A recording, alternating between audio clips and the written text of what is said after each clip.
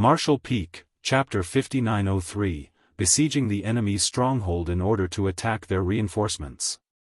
Sensing this powerful yet familiar aura, Mo Na Yi was first overjoyed, but was immediately taken aback. What made him happy was that Yang Kai had finally appeared.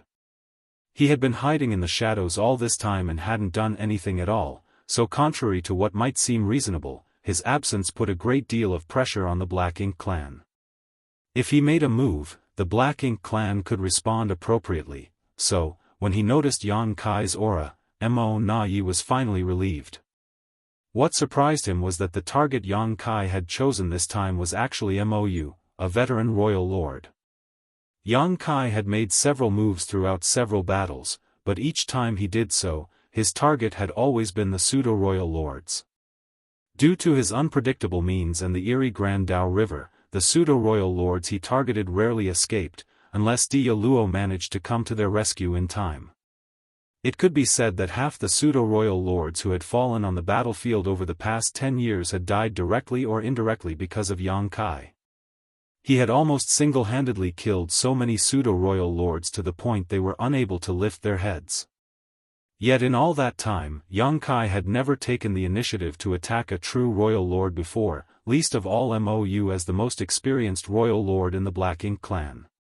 The corners of Mo Na Yi's brow immediately twitched as he felt that Yang Kai had gone crazy to make such a crazy move. He thus immediately shouted, "Dia Luo." There was no verbal response, but the moment Yang Kai appeared, Dia Luo led a dozen pseudo-royal lords towards him at astonishing speed. Dia Luo had already become quite familiar with rushing to the rescue. In every battle, he would lead a dozen pseudo-royal lords to pin down Yang Kai, so there was no need for Mo Na Yi to give him any detailed instructions. On the other side, Mou was obviously taken aback by the sudden ambush. Just now, he had been fighting Luo Tinghe alone. This was the third Ninth Order master he had fought in the past 10 years. Unlike Xianxia's relentless onslaught or Wei Junyang's boldness, Enyang Cave Heaven's Luo Tinghe's attacking style was more calculated and meticulous. She would execute exquisite secret techniques in a seemingly endlessly chain, making her like a never-ending storm, leaving Mou extremely frustrated. Even though his foundation was better than Luo Tinghe's, it was difficult for him to gain the upper hand. From the beginning of their fight until now, they were evenly matched.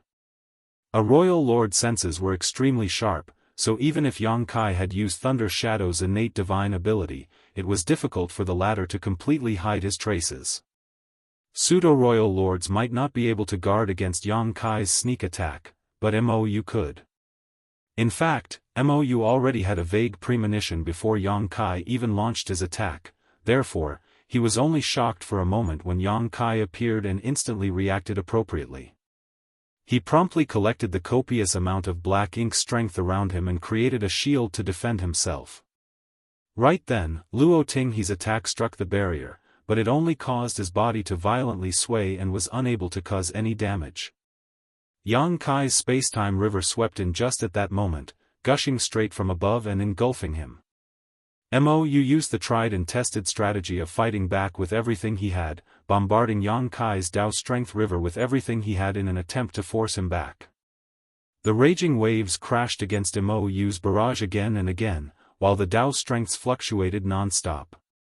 At the same time, Luo Tinghe unleashed her strength. The combined assault of two Ninth Order masters proved too much, however, and quickly caused Mou to sink into the space-time river. The undercurrents inside the river instantly started surging. Surprisingly, it was Mou who was using his own strength to stir up trouble and bombard Yang Kai's Dao strengths. The best way to deal with this situation was naturally for Yang Kai to enter the space-time river and use the environment to his advantage to engage in a fierce battle with Mou. With his current strength, it wouldn't be difficult for him to kill the trapped Mou. But he didn't do this. If he wanted to kill a royal lord, he would have already done so 10 years ago, but killing a royal lord would not have done any good to the overall situation. The key masters in the Black Ink clan right now were still the pseudo-royal lords.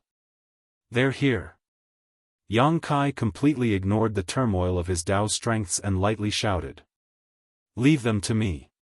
"Luo Ting," he replied as she gently pointed her finger towards the void. The next moment, Yin-Yang Dao strength rapidly filled the surroundings before an enormous Yin-Yang fish manifested, enveloping Dia Luo and the dozen pseudo-royal lords who were rushing over to help Mou. The Yin-Yang fish slowly started rotating, like it had a life of its own.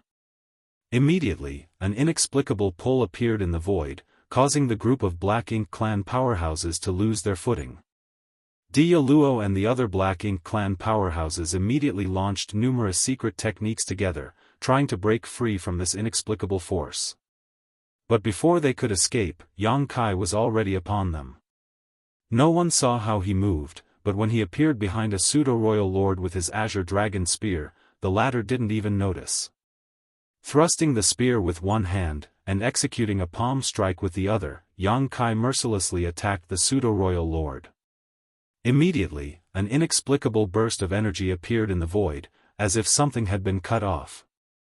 This pseudo-royal lord's expression immediately changed, because the moment Yang Kai threw out his palm, his aura connection with the other two pseudo-royal lords in his battle formation was severed.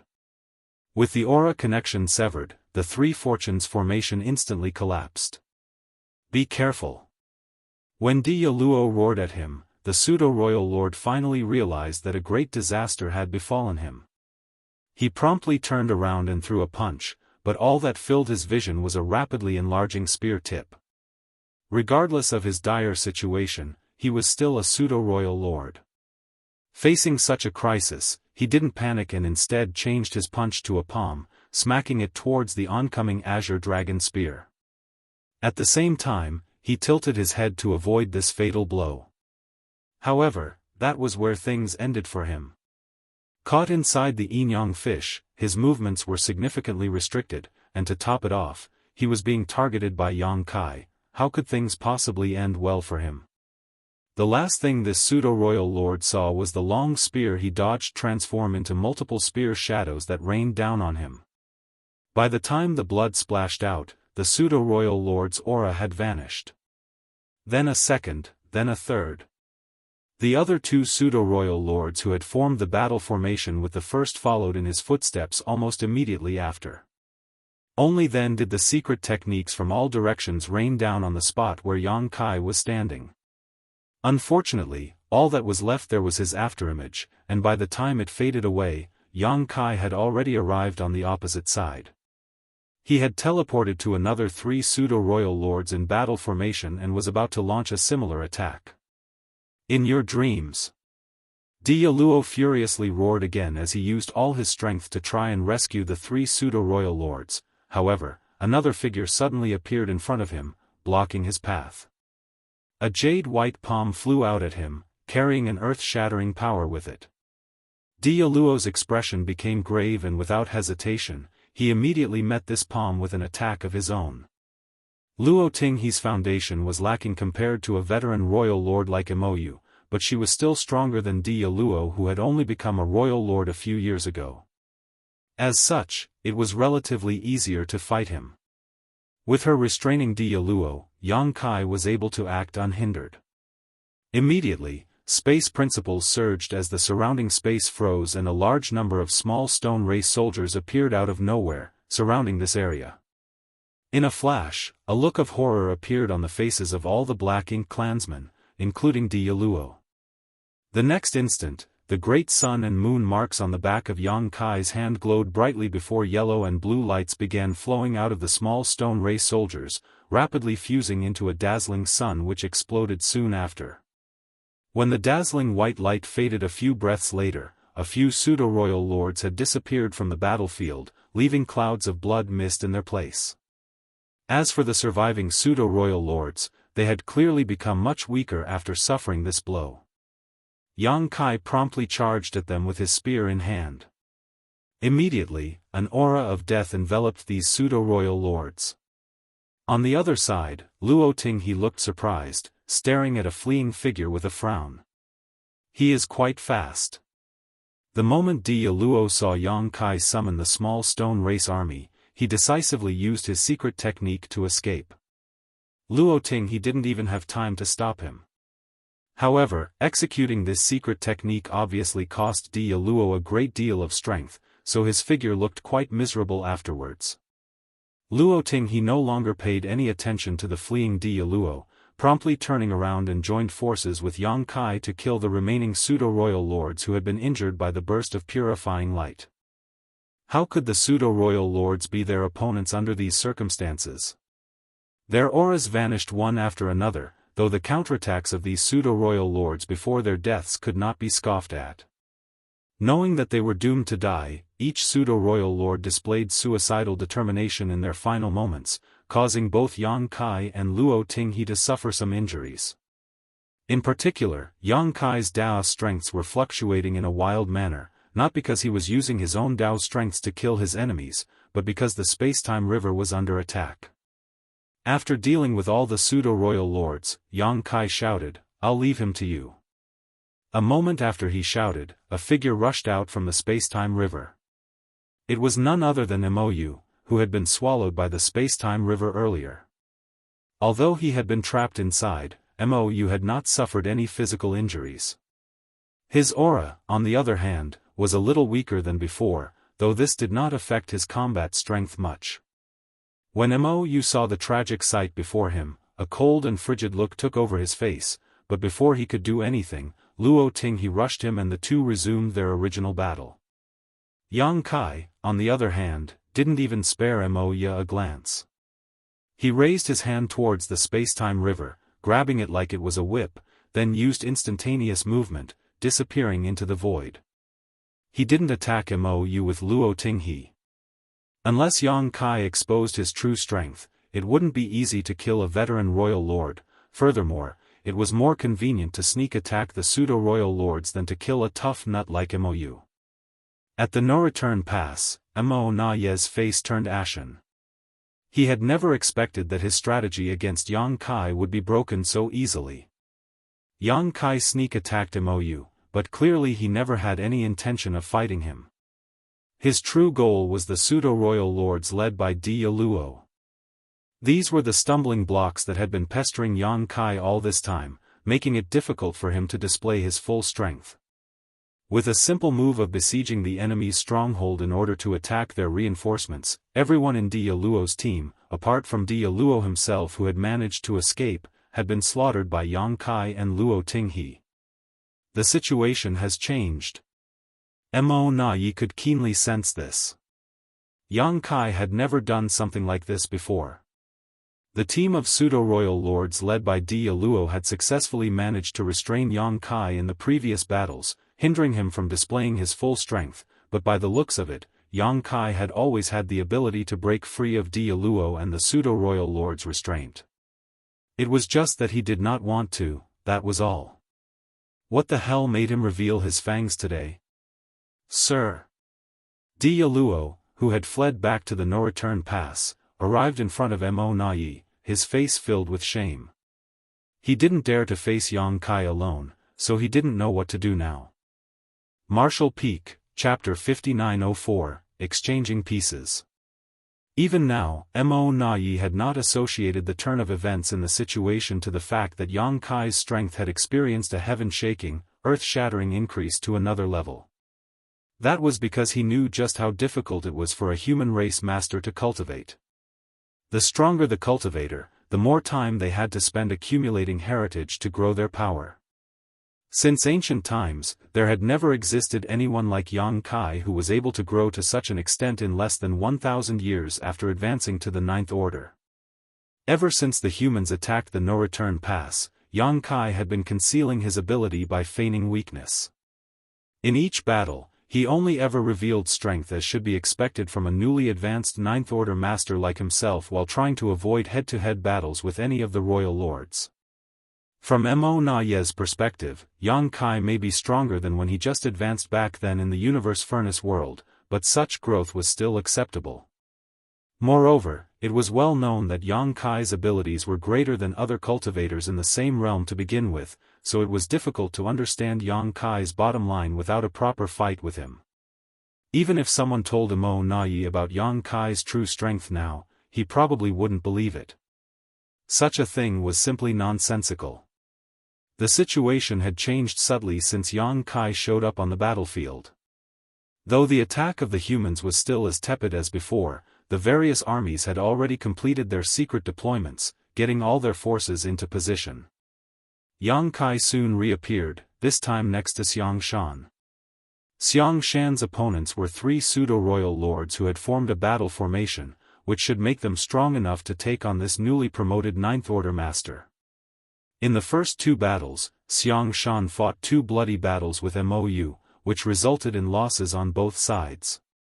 Mou had a unique method of healing, so he could recover quickly through the sacrifice of a pseudo-royal lord, but Xianxia could not recover as easily.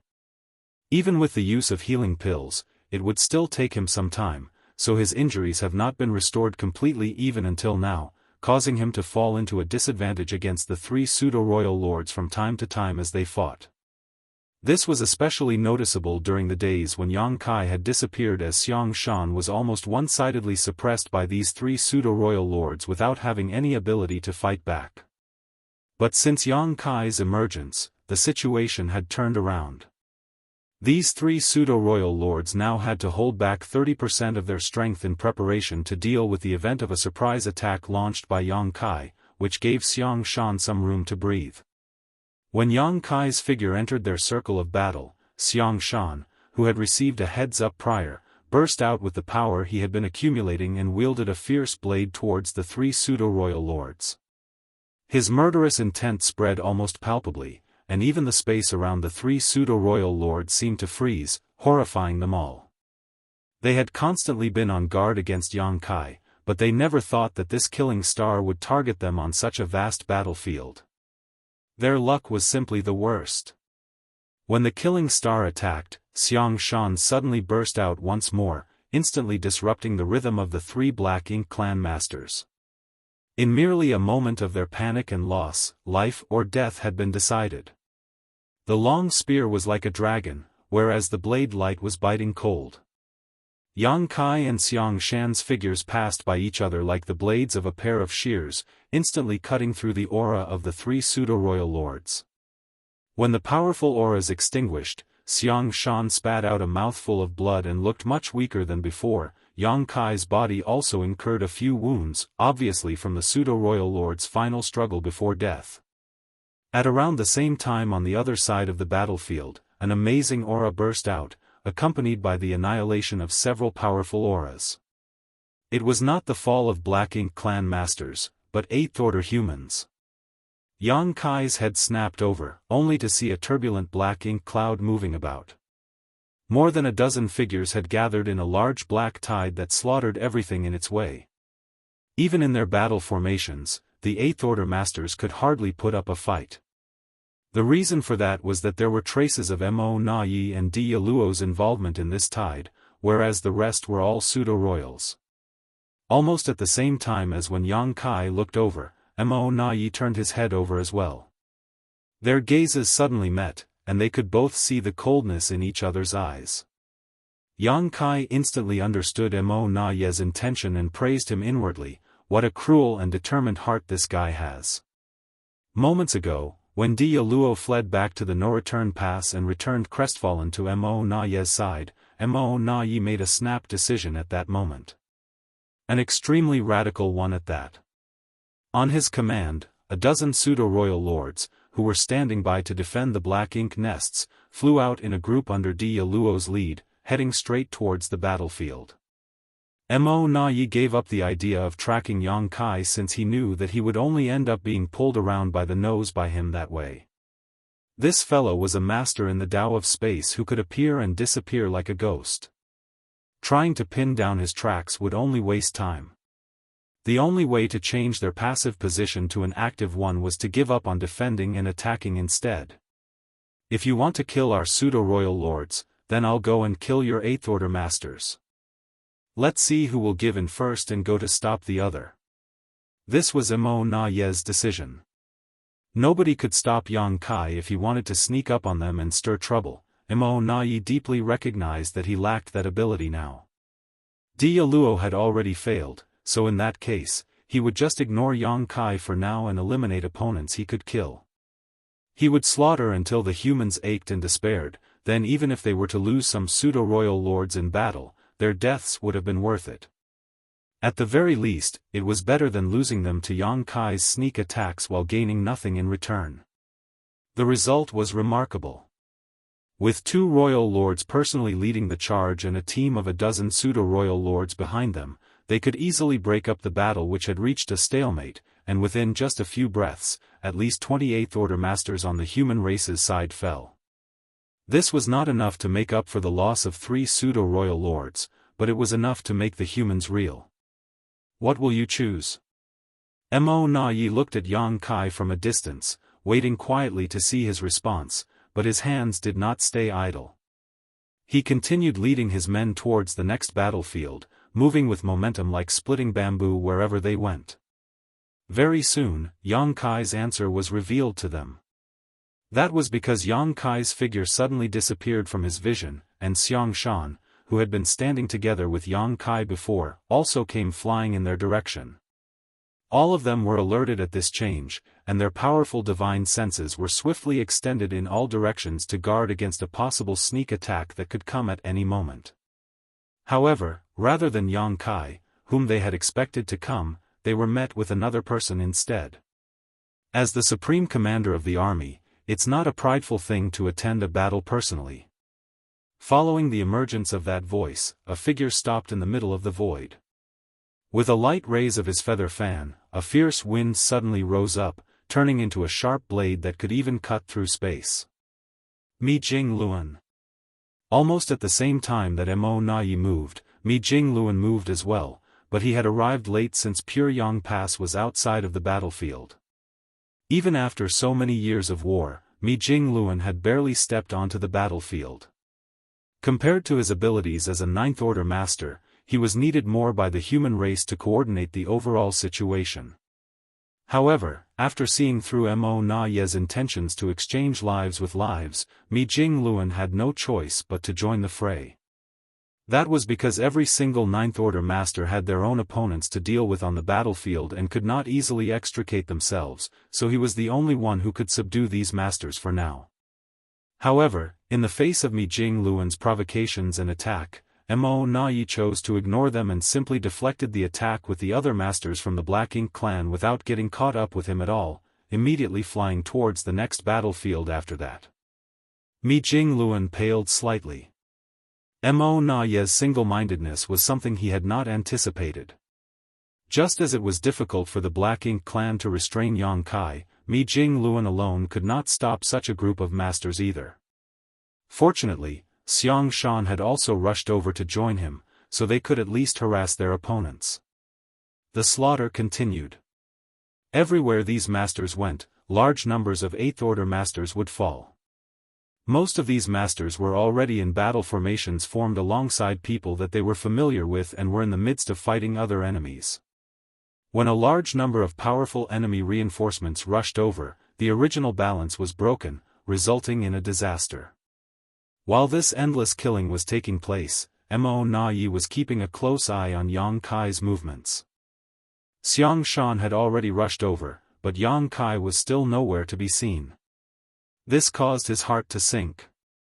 Despite culling so many Eighth Order Masters, he found it difficult to feel happy about this situation. Instead, he was starting to feel worse and worse. Under normal circumstances, Yang Kai should have come out to stop them, but now he seemed happy to continue showing off his strength even if it meant continuing this exchange of lives, which was undoubtedly a worrying issue. As expected, Yang Kai's aura appeared on another side of the battlefield, followed by 3 pseudo-royal lords' auras extinguishing. Has it come to this? Mo Na Yi's heart ran cold. He was even beginning to wonder whether the humans had sensed something. But, if not, how could Yang Kai have made this choice? How could they have possibly noticed? This makes no sense at all. In the void, Yang Kai pursed his lips, his body constantly flickering, cutting through one battlefield after another. When his space-time river came out, one by one the pseudo-royal lords fell, freeing up one Ninth Order Master after another, without daring to delay for even a heartbeat. In such a situation, various Eighth Order Masters would fall for every breath that passed. The only way to stop Mo Na Yi was to free up more Ninth Order Masters so that they could go forth and contain the group of enemy Masters led by Mo Na Yi. Of course, Yang Kai could have taken on the task himself, but without revealing his true strength, using Thunder Shadow's innate divine ability to launch sneak attacks from the shadows was simply more efficient. Yang Kai could clearly feel the fall of the Eighth Order Masters. Each one of them was a rare talent of the human race, and each of them had gone through at least thousands of years of cultivation to reach such heights, but on this cruel battlefield, their fall would become nothing more than a cold statistic in the records of history. Has Mo Na Yi noticed something? Otherwise, why would he have joined the battlefield himself? Before the battle, Yang Kai and Mi Jingluan had expected great losses on their side, but seeing it happen with their own eyes still left their hearts bleeding. Yang Kai tried his best to suppress the urge to stop Mo Na Yi and turned all his resentment and pent-up displeasure into powerful attacks, unleashing them from the spear in his hand. Kill. I need to kill more. Kill them all. Martial Peak, Chapter 5905, Decisive Battle. The originally uneventful battle suddenly heated up into a tragic scene following the sudden appearance of Yang Kai and the movements of Mo Na Yi, Dia Luo, and the pseudo-royal lords. At this point, even lower-level officers on both sides had noticed that the situation had changed. The top masters on both sides seemed to be competing on who could kill faster and who could kill more. All over the battlefield, the fall of pseudo-royal lords and Eighth Order Masters could be felt. In terms of killing efficacy, the Black Ink clan was undoubtedly better. A killing squad led by 2 royal lords with a dozen pseudo-royal lords in tow was extremely powerful. The battle formations that the Eighth Order Masters had were simply incapable of defending against such a lineup. As soon as their battle formations were broken, the Eighth Order Masters would quickly be killed. And, no matter how fast Yang Kai was, the most he could deal with was 3 pseudo-royal lords at a time.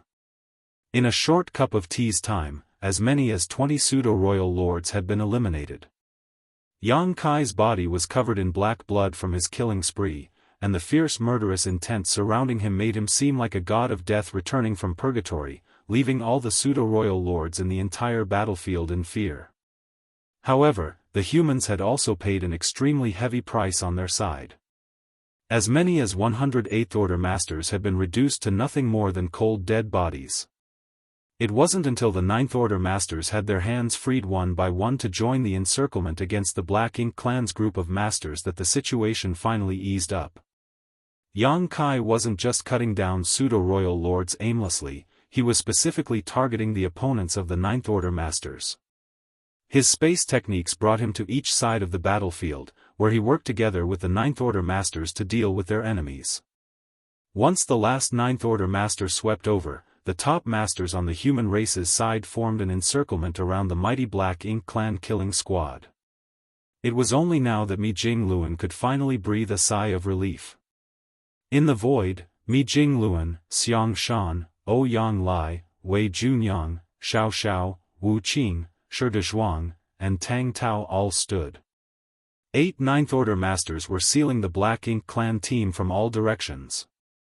It could be said that all Ninth Order Masters, excluding Yang Kai, who was roaming around and picking off enemies, Luo Tinghe, who was facing off against Mou alone, as well as Yang Shui and Wu Kuang, who were all the way over at the Primordial Heaven Source Grand Restriction, had all come together.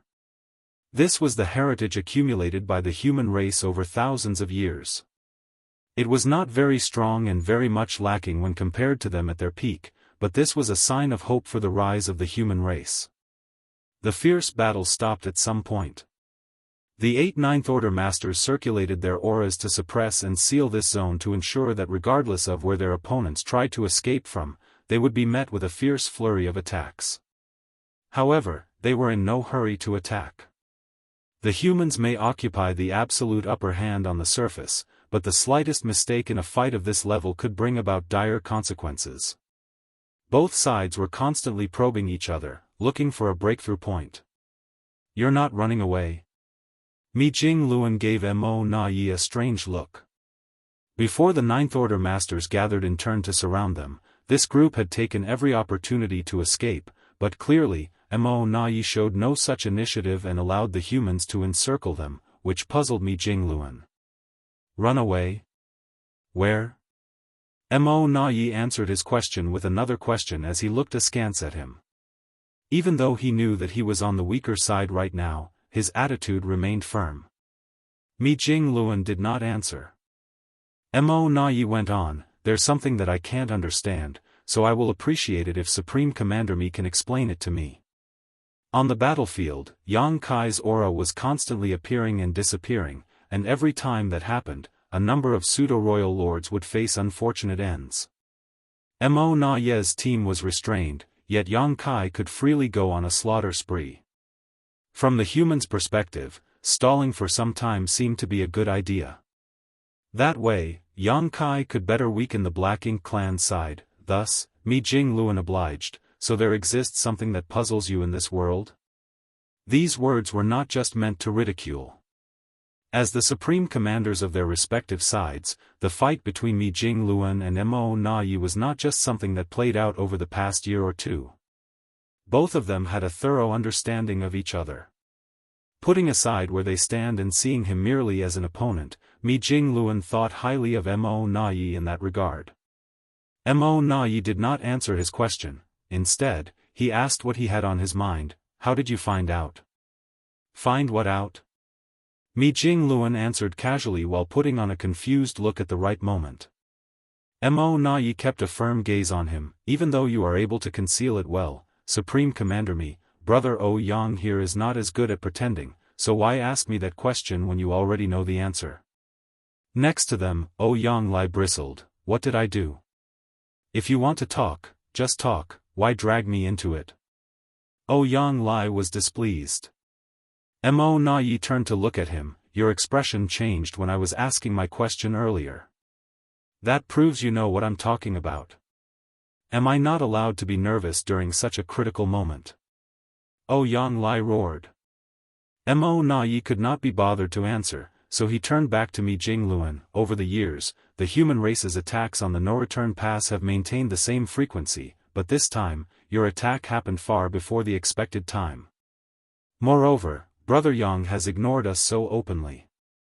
He could have saved those Eighth Order Masters, yet he continued culling our pseudo-royal lords instead. Even though you can clearly achieve the same goal with minimal cost if you had spent a dozen years more, you chose the risky method instead. It's as if you're all in a hurry to reclaim the no-return pass." Meanwhile, everything that was said was just flying over the heads of Dia Luo and the many pseudo-royal lords. None of them had any idea what Mo Nai was talking about. All they knew was that things were likely to be disastrous this time. The Black Ink clan had 2 royal lords and a dozen pseudo-royal lords in this group, but the humans had 8 Ninth Order Masters. In terms of true strength, the Black Ink clan was at a complete disadvantage. They were curious to know the answer to Mi Jingluan's earlier question. Why didn't they run away when they could have? As a result, they were now surrounded in this place. Each one of them was feeling uneasy about this situation, and it was inevitable that a sense of dissatisfaction arose against Mo Nai. "Why is that?" Mo Nai spoke, but he did not mean it as a question. He answered, "There's only one possibility, and it is that you humans have found out about it. That's why, you're in a hurry to end the battle at the no-return pass, and you'd rather pay a heavy price now to make that happen. Am I right, Supreme Commander Mi?" Mi Jingluan shook his head. "I don't know what you're talking about." Mo Nai sighed. "So be it. If Supreme Commander Mi does not wish to answer, then I will refrain from asking. This should be the deciding battle, right? I admit this came as quite a surprise, and our side is not prepared yet, but it seems you are not either. Heh, who would have thought that this battle would end up this way? But Supreme Commander Mi, even though my Black Ink clan is in decline right now, claiming the no-return pass won't be that easy. I hope that the losses incurred on your side are within your comfort zone at the end of this battle." O Yang Lai was impatient. "What are you blabbering on for? Your funeral is already here, Mo Nai. Mo Na Yi turned to him with an icy look in his eyes. The casual look from before was gone, and he spoke in a stern voice, "Are you really so sure that you've defeated me?" Almost at the same time as those words were spoken, dozens of powerful auras that shook the void rose up within the no-return pass and swept out. It was the pseudo-royal lords who had remained in the no-return pass all this while, guarding the high-rank black ink nests. These pseudo-royal lords had been stationed in the no-return pass since the humans began attacking it, but there was no helping it. It was mainly because they had to guard against the annoying Yang Kai. This fiend was constantly appearing out of nowhere, always coming out of the barren territory every battle. Without these pseudo-royal lords to protect the black ink nests, Yang Kai would long have destroyed them all, and without them, the Black Ink clan will have no way to replenish their forces or heal from their injuries. And, during Yang Kai's repeated fights with the pseudo-royal lord team led by Di Yaluo, it was they who fended against the fallout from their battle to keep the high-rank Black Ink nest safe. These pseudo-royal lords had never left the no-return pass since the humans began their attack. However, all of them had left at this moment without a single one remaining behind. Without their protection, the no-return pass was practically defenseless at this moment. Even though there were still two Black Ink giant spirit gods standing on either side of the no-return pass, if Yang Kai had wanted to, he could easily take advantage of this opportunity to charge in and destroy all the Black Ink nests. If the two Black Ink giant spirit gods were to attack him at that point, it would only speed up the destruction of the Black Ink nests. Noticing the unusual movement from the no-return pass, the Ninth Order Masters all looked astonished. Mo Na Yi grinned at Mi Jingluan, "Since it's the final battle, I won't be standing on ceremony." The humans were willing to pay a huge price if it meant taking the no-return pass, so how could the Black Ink clan hold back? If this battle was lost, would there still be any Black Ink nests left? In such a situation, there was no longer any need to guard the no-return pass. In a fight with their lives on the line, the winner would be the king, and the loser would be the villain. Kill! Mo Na Yi suddenly shouted as he led his team towards Wei Junyang, which caught the latter off guard. Even with the other Ninth Order Masters responding promptly, he was still immediately forced back. Like Xianxia, Wei Junyang was also wounded and was obviously seen as a breakthrough point by Mo Na Yi, which made him very angry. But fortunately, the Ninth Order Masters were all top masters and soon stabilized the situation. As Mi Jingluan's divine sense surged, 3 of the 8 Ninth Order Masters left to confront the pseudo-royal lords who had come charging out of the no-return pass, while the remaining 5 teamed up to fight Mo Na Yi and his team in an evenly matched situation. However, how could 3 Ninth Order Masters stop the charge of several dozen pseudo-royal lords? The pseudo-royal lords have formed their own battle formations, and a single 3 Fortunes formation was enough to hold back a single Ninth Order Master. In an instant, the advantage gained from Yang Kai killing off a large number of pseudo-royal lords was leveled, and the damage which the humans were able to stem began to snowball. At that moment, a huge Great Pass entered the battlefield. Pure Yang Pass, which had always remained outside of the conflict zone, finally joined the fight. The huge Great Pass slowly rotated, and the many large artifacts set up on it were constantly releasing rays of light that were as dazzling as a thunder dragon, striking the enemy lines and clearing out large areas of the void with each attack. The Black Ink clan's defense line, which was targeted by Pure Yang Pass, instantly fell into a shaky situation. Martial Peak, Chapter 5906, Great Sun Explosion. Pure Yang Pass was the only great pass of the human race left. It was currently the command center of their grand army. Its symbolic and strategic significance was greater than its role as a weapon. Other than the first battle for the no-return pass, where the majestic, impregnable Great Pass battled the Black Ink clan army, it had always stayed outside of the battlefield during the fights happening over the years. It wasn't until now that the Great Pass rushed over and the lights coming from its various artifacts were released, bombarding indiscriminately into the Black Ink clan's defense line. Its fierce and unceasing attack quickly tore a gap into the defense line, and the Azure Sun army nearby immediately took advantage of the situation to charge in.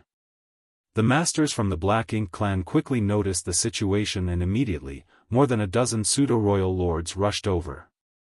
At the same time, over 100 figures flew out from Pure Yang Pass to meet them. These were the 8th Order masters who were responsible for standing by on Pure Yang Pass and maintaining it all this while. 100 8th Order masters definitely would not be able to stop this number of pseudo-royal lords alone, but they had Pure Yang Pass behind them to act as reliable support. Holding back and delaying their enemies was still something they could manage. The exchange between both sides soon began and the light of both the secret techniques and artifacts blossomed incessantly. On one side of the huge battlefield, the front the Burning Moon army was in charge of, both sides were constantly exchanging blows. However, the Burning Moon army were unable to break through the tight defense line of their opponent from beginning to end, so it did not matter how intense the fight became. Only by ripping a gap in that tight line of defense could the humans gain some ground and charge in and slaughter more of their enemy. In the fierce exchange, the Black Ink clan managed to repel the attacking humans time and time again, and both sides were suffering great casualties. At a certain point, the Black Ink clan on this front suddenly noticed that the human race's attack had inexplicably become much weaker, and while they were confused, they saw the dense forces of the human race army suddenly split up, moving to the left and right while a dozen warships that were clearly different from the usual ones came forward. Moreover, there was a giant warship following right behind them. A purifying Black Ink battleship. The masters from the Black Ink clan on this front instantly recognized the warship as one of the purifying Black Ink battleships created by the humans. Their eyes showed puzzlement at this move as they had never seen a purifying Black Ink battleship on the front lines of a battlefield in all the times they battled each other. After all, this warship itself was not meant for charging into battles, it was a support craft used as a fallback point. What was the purpose of the humans bringing in this purifying Black Ink battleship? The next moment, those from the Black Ink clan seemed to have thought of something and a look of great horror emerged on their faces. Divine sense surging, as someone roared, "Don't let them get close. Sink them." A heavy barrage of attacks that covered the sky rained down on the warships, and even though the defensive arrays of the dozen warships in front of the purifying Black Ink battleship were activated to their limits, they were still destroyed in a very short time with the warships being blasted to pieces as well, alongside the members of their squads. Even more attacks came towards the purifying Black Ink battleship. The defensive arrays glowed brightly, but it quickly dimmed down and was shattered. In the next moment, the massive purifying Black Ink battleship was also completely destroyed. However, there was no hint of joy in the face of those from the Black Ink clan, especially from the one who was commanding the battle. Instead, he appeared greatly shocked and hurried to pull back almost as soon as the purifying Black Ink battleship exploded. Like a great sun shining in all directions, the purifying Black Ink battleship exploded, its dazzling light illuminating the void like daylight. The light gradually dissipated, and a large circular area in the battlefield, which was originally filled with Black Ink strength, was now presented clearly in everyone's vision. All of the Black Ink strength there had been purified, and the Black Ink clansmen struck by the light were all howling in pain. Some of the weaker ones had even died on the spot. Even those who quickly retreated earlier still failed to escape being struck by the purifying light in the end, and now the rich Black Ink strength their bodies was leaking out uncontrollably as if they had been tossed into a wok of hot oil. The pain was so intense that their expressions became distorted. Even more to their horror was the fact that their strength was dropping sharply as their Black Ink strength leaked out. When the Black Ink clan commander turned his head and looked back, he saw the human race's army charging in and his heart went cold. He knew that this defense line was as good as gone. The same scene of a great sun exploding was playing out in every corner of the battlefield. The continuous bursts of light were the greatest nightmare of all Black Ink clansmen.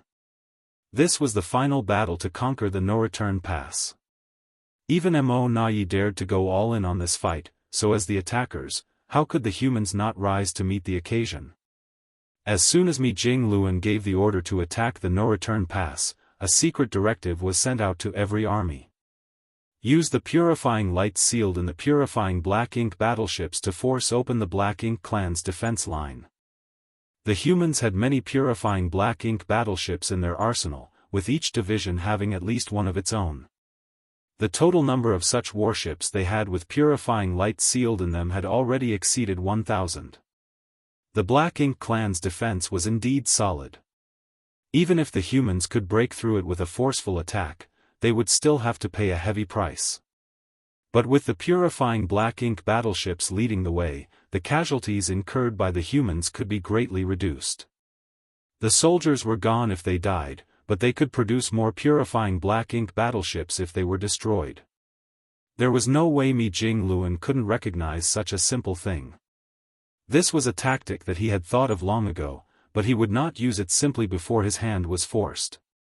Building 1,000 purifying black ink battleships was not exactly an easy task. However, if they wanted to launch an attack on the no-return pass when they had not made full preparations, this was the only method they could employ. Over 1,000 purifying black ink battleships exploded in less than a half cup of tea's time, each one purifying a vast area. No matter how strong the Black Ink clan's defenses were, they were helpless against this power that perfectly restrained them. The once tight defense line was now filled with wide gaps, and the various armies of the humans, who had long been preparing for this moment, rushed forward at the opportune moment. They fortified their positions, increased their troops, expanded their advantage, and slaughtered their enemies. In less than half an hour, the Black Ink clan was in clear decline. It was practically a miracle that they were able to achieve such immense results in such a vast battlefield, and within only a short time, but time was running out for the humans now. The explosion of such a large number of purifying black ink battleships meant that the humans can no longer rely on the purifying light sealed within those battleships to disperse black ink strength that invaded their bodies. Now, the soldiers could only rely on the purifying black ink pills they brought in advance to protect their small universes. But the purifying black ink pills had limited medicinal efficacies, so this battle had to be fought and won quickly. Many factors could affect the outcome in war, including the determination of the soldiers on both sides and the strength of their forces. However, the most significant determining factor was still the top masters of both sides, the giant spirit gods and black ink giant spirit gods. Even if the humans could wipe out the Black Ink clan army entirely, it would be useless if they could not take down the black ink giant spirit gods. A creation of Mo was a threat to the humans that the pseudo-royal lords could not compare with. Yang Kai continued his endless slaughter on the battlefield, his figure swift and elusive.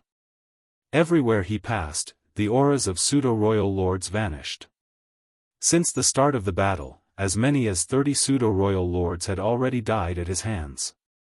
This was the battle where he killed the most pseudo-royal lords. The high-intensity battle left his body covered in blood and his aura unstable. The final struggle made by the pseudo-royal lords before their deaths was not something that could be ignored. However, his efforts were able to reduce the casualties for his people by a great margin.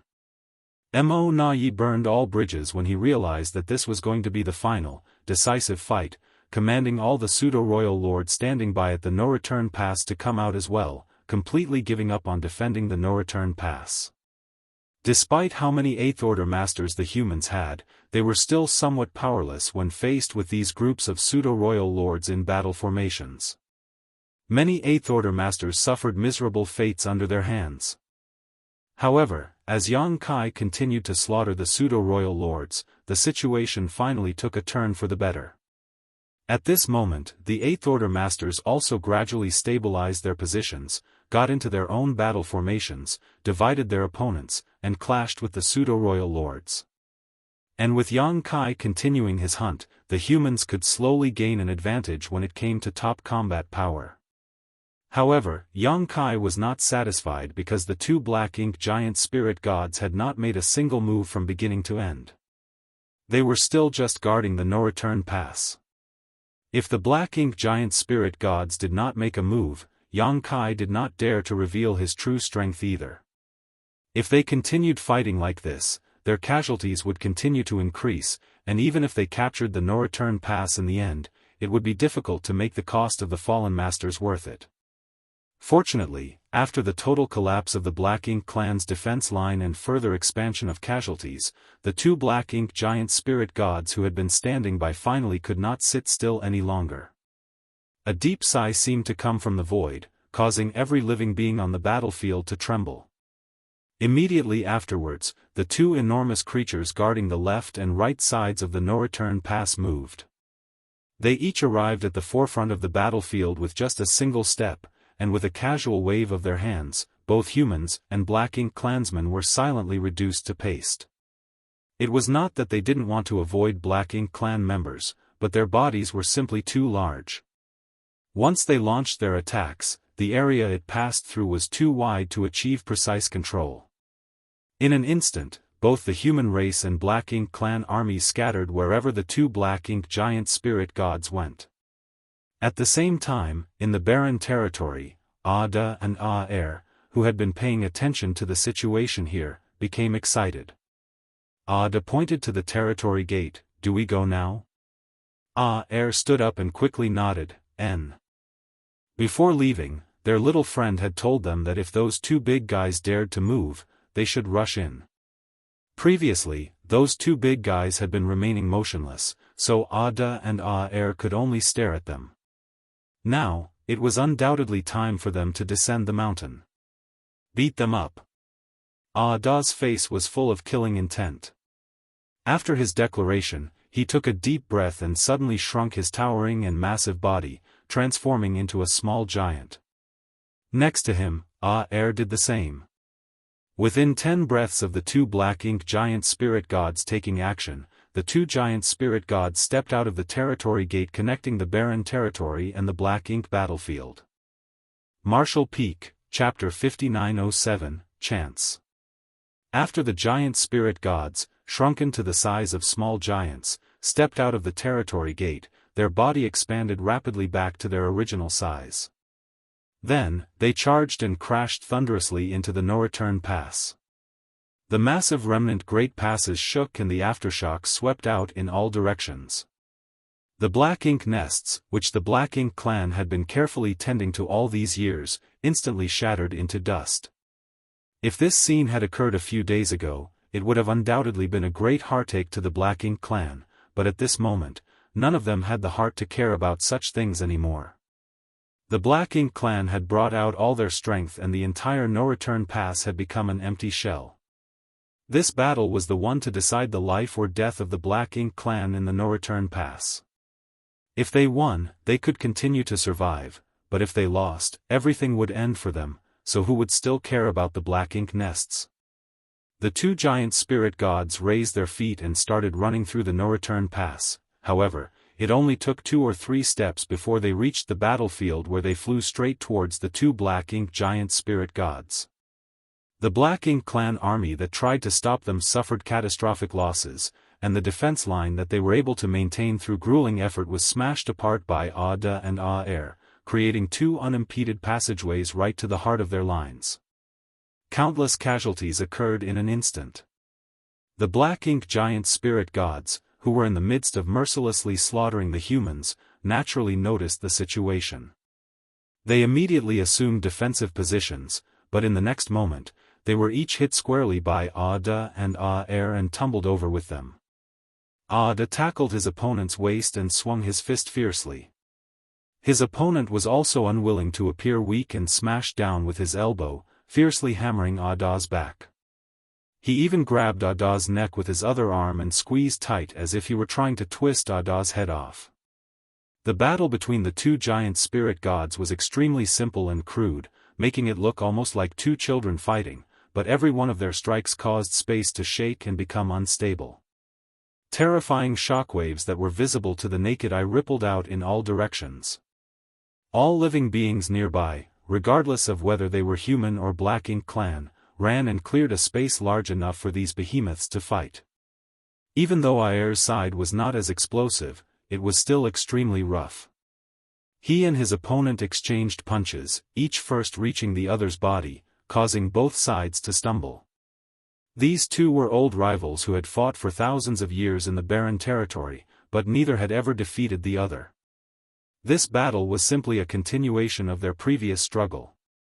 If nothing out of the ordinary happened, it was unlikely that there would be a clear winner in the fights between the giant spirit gods. The masters from either side could not interfere with a fight of this level. More than that, simply being caught in between these four would have dire consequences. Only Yang Kai waited in the shadows as he watched on from the sidelines, waiting for the right moment to strike. The black ink giant spirit gods were finally moving, something which he had been eagerly anticipating. Ada and Air also arrived promptly to restrain them, so there was no need to worry about them posing a threat to the human race army. Now, all Yang Kai had to do was look for a suitable opportunity to strike. However, when this opportunity would rear its head, or if it would even arise to begin with, was uncertain. Even though Yang Kai had carefully instructed Ada and Air beforehand, giant spirit gods were simple-minded, so there was no guarantee they would do as they were asked. Rather than getting between the giant spirit gods' fight, Yang Kai continued to roam the battlefield while keeping an eye on them. With Thunder Shadow's innate divine ability, the pseudo-royal lords could hardly even sense his presence before he launched an attack on them. By the time they did notice, danger was already upon their heads. After reaching this point in the battle, Yang Kai was not content to just kill pseudo-royal lords. If the opportunity presented itself, territory lords were not spared either. Several dozen pseudo-royal lords had died at his hand, and there were likely more than 1,000 territory lords dead even as a conservative estimate, and that was because they were killed merely out of convenience. Yang Kai hadn't deliberately targeted them. Thanks to the gap in the defenses created by Ada and Air's charge, the Wolf Fang army and Twin Instrument army had already breached the Black Ink clan's main forces. The two human armies cooperated smoothly as they constantly expanded the gap in the defense line. Although the Black Ink clan tried their best to retreat and regroup, they were unable to do so. Victory seemed to be within grasping range for the human race. In this chaotic and brutal battlefield, despite the constant reaping of lives, the soldiers did not stop throwing themselves in. To Yang Kai's surprise, the opportunity he was waiting for came quickly. From the battlefield, a roar suddenly erupted. It was Ada's shout mixed with a hint of excitement, "Little friend, come quick, I've got him." Almost at the same time he shouted these words, Yang Kai, who had been keeping an eye on their movements, had already arrived at Ada's side. At this moment, Ada had managed to pin his opponent in the void. Ada's arms had constricted one of his opponent's arms, stopping it from moving. His legs were also like ropes, wrapped around one of his opponent's thighs. In this posture, two of the opponent's limbs were completely immobilized and unable to break free. However, this situation was extremely unfavorable for Ada because in order to tightly restrain his opponent, all four of his limbs were tied up, whereas his opponent still had one arm and one leg free for his use. When Yang Kai arrived, the Black Ink giant spirit god was punching and kicking Ada viciously. The force of each attack sent shockwaves through Ada's body, and rubble-like pieces were constantly smashed from his body, each piece the size of an ordinary city. Since he had been keeping a close eye on the four giant spirit gods, Yang Kai witnessed everything clearly. After Ada rushed out of the barren territory, he directly grappled his opponent and went all out to restrain him. After some wrestling, they finally reached the current situation. This was something he had repeatedly instructed Ada and Air on before the battle. No matter what, they had to find a way to restrain the Black Ink giant spirit gods. Yang Kai originally thought that Air would do a better job at this since Air had clearly shown more intelligence than Ada throughout the many years of Yang Kai knowing them. Therefore, when Yang Kai instructed them on this matter, he focused more on Air and also placed his hopes on him. But in fact, it was Ada who achieved it first. This was something Yang Kai did not expect, but it still made some sense when he thought about it. Due to his lower intelligence, his thoughts were simpler, so he just did everything within his power to do what he was told. It was not the first time that a giant spirit god and Black Ink giant spirit god had wrestled like this before. Previously, when Air was fighting his opponent in the barren territory, a similar scene had appeared. Yang Kai had seen them entangled like this many times when he passed by the barren territory. In the end, this struggle had developed into a stalemate, so the Black Ink Giant Spirit God did not feel the need to act defensive against Ada's actions. After being restrained, it instead rained attacks down on Ada as it pleased. Unlike the Giant Spirit God, which lacked sentience, the Black Ink Giant Spirit God was Mo's soul clone with a clear cleverness to it. Ada's actions were seen as foolish in its heart. Even though it was caught off guard for a moment, the one at a loss here was not itself. That was why it had no fear. That was until Yang Kai suddenly showed up. The Black Ink Giant Spirit God who was punching and kicking Ada instantly realized something and stared fiercely at the ant-like figure in front of it. Well done! Yang Kai shouted and instantly opened the portal of his small universe while surging his space principles to the fullest at the same time. Countless residual images appeared at once as if countless Yang Kais had appeared in that instant. In just a short 3 breaths, the residual images dissipated and Yang Kai returned to his original position. However, where the residual images were located, stone giants with powerful auras appeared. They were the small stone race, and from the powerful aura that was flowing out of them, each one was comparable to an 8th Order master. The Black Ink Giant God who was being firmly restrained by Ada finally paled at this sight. It had previously eaten a similar loss before when it was restrained by Xiao and Wuxia in the barren territory. So, when these small stone races masters appeared, it knew that something terrible was about to happen. But what puzzled it was where Yang Kai had amassed so many powerful small stone race masters from. Not only had Yang Kai taken in a massive army of hundreds of millions of them from the chaotic dead territory, a large number of them were even in the 8th Order. Even though he gave some 8th Order small stone race masters to the other humans, their numbers were not many. He had kept most of them for himself. In all these years of war, Yang Kai had never used these 8th Order ones, and that was because they were the trump card he was saving to use against the Black Ink Giant Spirit God. He could not easily reveal them. Now, at this moment, that trump card was finally going to be played. As many as 2,000 8th Order small stone race masters suddenly appeared on the battlefield, which shocked all those who were fighting here.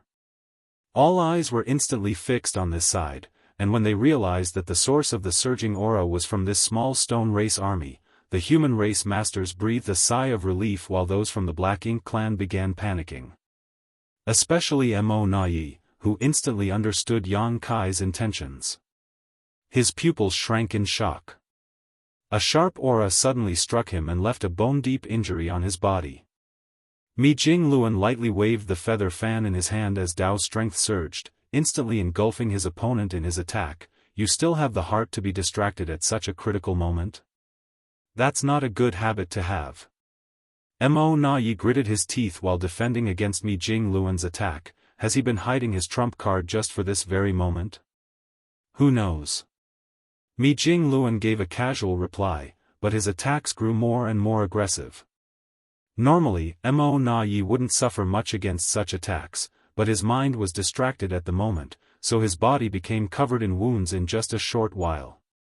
Mo Nai thought at first that even if they lost this fight and subsequently the no-return pass, they would still be able to deal a heavy blow to the humans.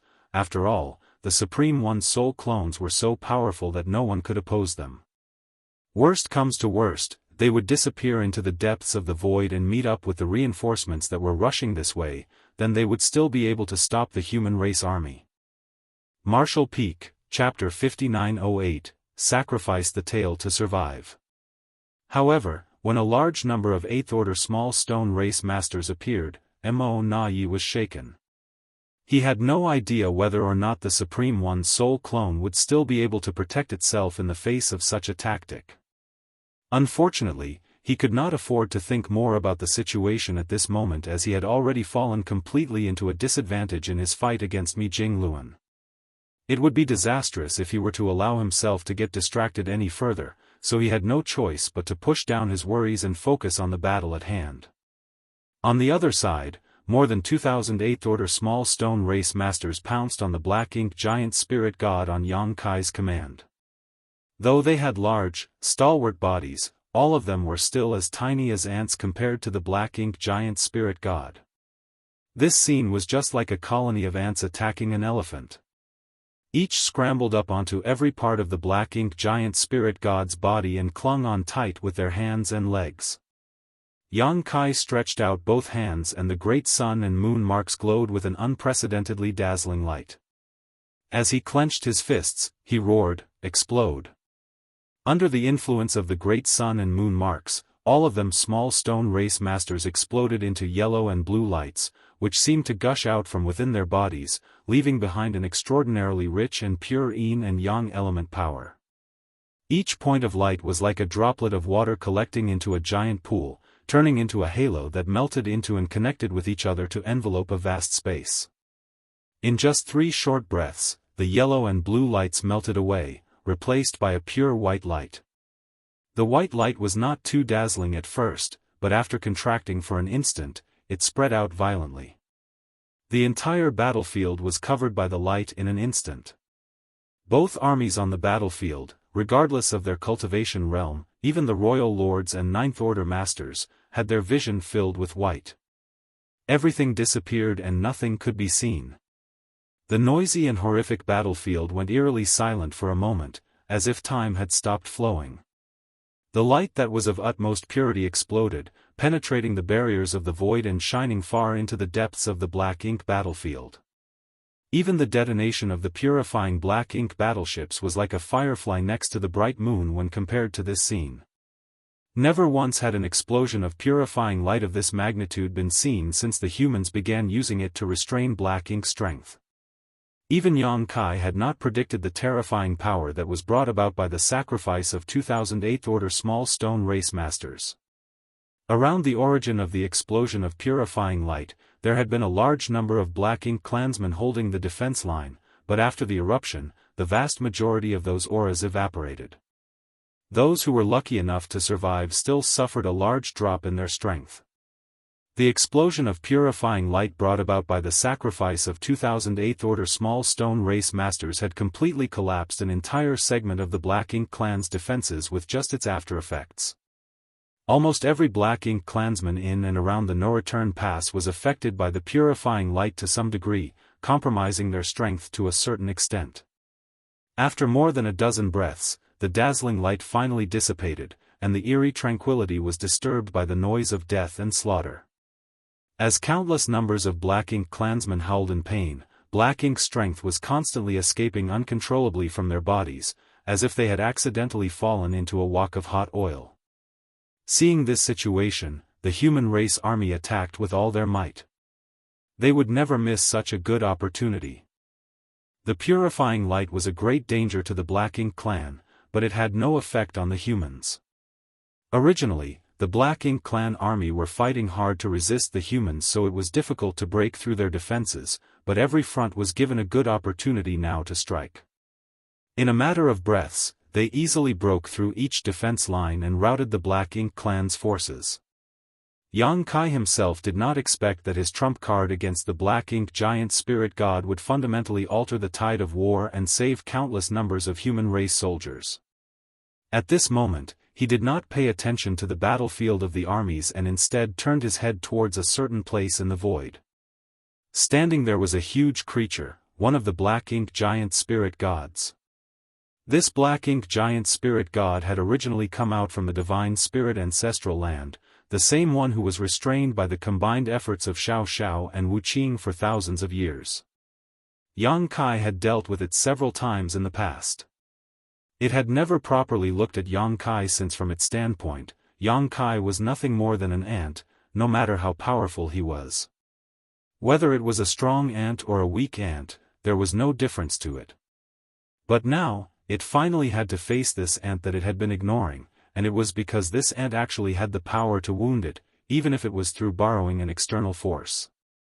Xianxia's gaze swept over the Black Ink giant spirit god's figure, especially the 2 stumps where its arm and leg had been torn off from. Thick, viscous black blood spurted out of the huge wounds like 2 black fountains. It was a spectacular sight to behold. The arm that he lost was in Ada's arms while the missing leg was wrapped between Ada's 2 legs. The moment when the purifying light erupted, the black ink giant spirit god had decided to act like a lizard and sacrifice its tail to save its body. Yang Kai's brows knitted into a frown. From the wounds on the black ink giant spirit god's arm and leg, it was evident that they were severed voluntarily. Unable to break free from Ada's grip, it had no other choice but to regain its freedom through such a decisive method. Yang Kai was glad that he made the small stone race masters cling to the giant spirit god's body when he summoned them, otherwise, it might have actually been able to evade a direct hit from the purifying light. Even though Yang Kai wasn't able to fully unleash the purifying light's might against his foe, the black ink giant spirit god still lost an arm and a leg. Moreover, Yang Kai could clearly sense that its aura had weakened significantly. It managed to break free from Ada's grip by sacrificing an arm and leg, but the purifying light still played a significant role, which could be seen from the black ink strength leaking endlessly from its body. This black ink giant spirit god was no longer the same master that inspired fear and despair in people's hearts from before. Yang Kai raised his hand and summoned his azure dragon spear. Dao strength shook and the space-time river manifested. The long river coiled around the spear, giving the azure dragon spear an indescribable sense of spirituality. Ada, let's go! Yang Kai shouted. Lifting his spear, his aura rose steadily. After feigning weakness for so many years, he could finally unleash his full power without any restraint. Yang Kai was cheering in joy inwardly. It felt like he had finally broken free of the shackles that bound him and regained his freedom. Yeah. Ada responded with a resounding voice. Immediately, Ada grabbed the arm and leg that his opponent discarded and began using them as weapons, swinging and smashing them fiercely, creating violent shockwaves and displaying his imposing power. Yang Kai turned his head with difficulty and saw Ada getting further and further away, causing his battle aura, which had risen to a peak, to nearly collapse. Where is it? I can't see it. Ada's thunderous voice shook the void, his vision still completely white. Though being enveloped by the purifying light at such a close range did not cause any real damage to Ada, it temporarily blinded him, so how could he still see where his opponent was? Before Yang Kai could call out to him, he was already engulfed in a sense of great crisis. When Yang Kai turned around, he saw that the black ink giant spirit god had already raised its remaining hand and swung it down in the direction where he was located. The hand that covered the void appeared slow, but it was actually extremely fast. The moment when this giant hand was about to smash him, Yang Kai could even feel space solidifying around him. The power of this attack was absolutely terrifying and Yang Kai could clearly see the void shattering wherever it passed. With no way to escape, Yang Kai let out a roar and thrust his spear out. Around his spear, the space-time river shook and myriad Dao strengths burst forth, breaking through the confines of space. Yang Kai became one with his spear, transforming into a stream of light and rushing straight towards the approaching hand. Before he even truly collided with the palm, Yang Kai was met with an overwhelming force. Yang Kai felt like he had run into an invisible blockade that was as sturdy as any metal. His body shook violently as he blocked the thunderous attack, coughing up golden blood in the process. In the next instant, the large hand that covered his whole vision suddenly closed, seemingly trying to squash him to death. The palm closed into a fist, but a stream of light emerged from between the cracks of its fingers. It was Yang Kai who was able to escape in time before disaster struck. World force surged and Dao strength shook. Yang Kai turned into a thunderbolt, sweeping upwards along his opponent's extended arm like a thunder dragon. Yang Kai had not exerted his full power since cultivating with the help of the star boundary and myriad monster world. He had been hiding his true power all this while so as to keep Mo Nai from catching any clues about him. Thus, even he himself had no idea just what would happen if he were to use his full power. Today, the world would bear witness. Facing off against a black ink giant spirit god alone, Yang Kai no longer held any reservations. From his small universe, a majestic power began pouring out endlessly. The rise in cultivation seemed to make it even easier for him to manipulate his Dao strengths, and he had never felt such a powerful force before. This power even gave him the illusion that if Mo was standing in front of him, he would still be able to punch its body full of holes. Xianxia was fast, so fast that it was hard to say just how fast it was.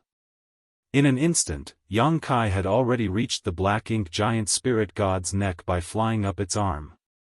After a moment of hesitation between deciding on transforming into his dragon form or remaining in his current state, Xianxia chose the latter. Thrusting out the spear in his hand, a towering spear shadow came down on the black ink giant spirit god's neck. An angry howl erupted and the pain in the black ink giant spirit god's eyes grew even more intense. It was already in great agony from being wounded by the purifying light and sacrificing its arm and leg. To receive Xianxia's frenzied attack now made it even more unbearable. When the spear shadow dispersed, the black ink giant spirit god's neck was covered in countless wounds. Black blood was flowing out of each wound and its flesh was completely flayed. Dao strengths even lingered in its wounds, making it a miserable sight to watch. However, Xianxia could not help but click his tongue. His attack was in no way weak. Any royal lord would likely have been killed on the spot if they were to receive such a blow, but for a behemoth like the black ink giant spirit god, it was simply not enough. Martial Peak, Chapter 5909, The End Has Come. There were pros and cons to having a large body. First of all, there was the difficulty in moving around in a fight and the lack of dexterity, but a large size also allowed one to take much more damage without being critically wounded. Fatal attacks could often become just mere scratches from the size difference alone.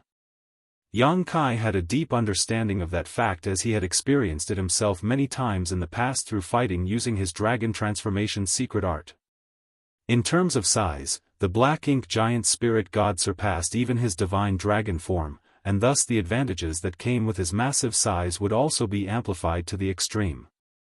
The flayed wounds on its neck that were spouting black blood may look horrific, but in truth, it was nothing much for a black ink giant spirit god. Despite its strength being greatly weakened by the purifying light, the black ink giant spirit god was still undoubtedly worthy of being the so-called Supreme One's soul clone.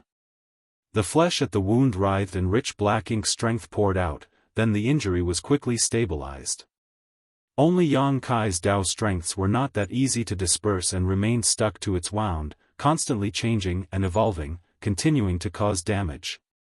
Seeing this, Xianxia made an instant decision to retrieve his spear and escape. Before the black ink giant spirit god could swing its palm over again, Xianxia stuck to its shoulder and rushed in the opposite direction. In the blink of an eye, Xianxia reached the stump of its severed arm, which was still losing thick black blood, but in just a short moment, the terrifying wound was greatly relieved. It would likely take no more than a couple dozen more breaths for the severed arm to scab over just like its neck, leaving only a closed wound behind without black blood oozing out anymore. Its regenerative abilities were truly shocking. Xianxia raised his spear, and as world force surged, his body moved with his weapon, turning into a spiral that drilled into the wound at his arm. The black ink giant spirit god was instantly overtaken by an immense pain that caused it to hiss in shock and anger. "What are you doing?" Xianxia did not answer. He had brought out his full strength and merged with his spear, turning into an unstoppable blade that broke through the thick blockade of black ink strength, trying to penetrate into the black ink giant spirit god's body from its wound.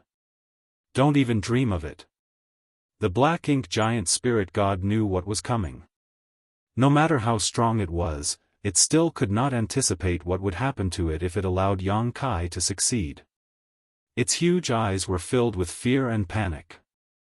It never thought that it would fall into such a situation in such a short amount of time since the fight began. As soon as it finished speaking, it raised its hand and slapped it down at Xianxia, as if swatting at a mosquito that was biting it. If that palm connected, then Xianxia would die even if he were to transform into his divine dragon form. At the same time, it also exerted all of its power to form a viscous yet sturdy defense around the wound to stop Xianxia's invasion. As long as it could swat its opponent to death before he had a chance to invade its body, then the crisis would be easily resolved. Yang Kai felt an unprecedented crisis fall upon him, and as the black ink giant spirit god's palm descended, he could keenly feel death enveloping his body and mind, causing him to feel suffocated. Not a single part of him, both inside and outside, was not trembling in fear. Even though he had encountered many life-or-death crises throughout his cultivation journey, he had never encountered one as strong as this one. Death was so certain that it almost gave him the illusion that he had already died. The defense that was formed out of black ink strength at the wound was extremely sturdy. Even though Yang Kai attacked with full force, he was not able to break through it instantly. Moreover, his opponent did not just lay out a single defense, instead, it was constantly repairing and strengthening it.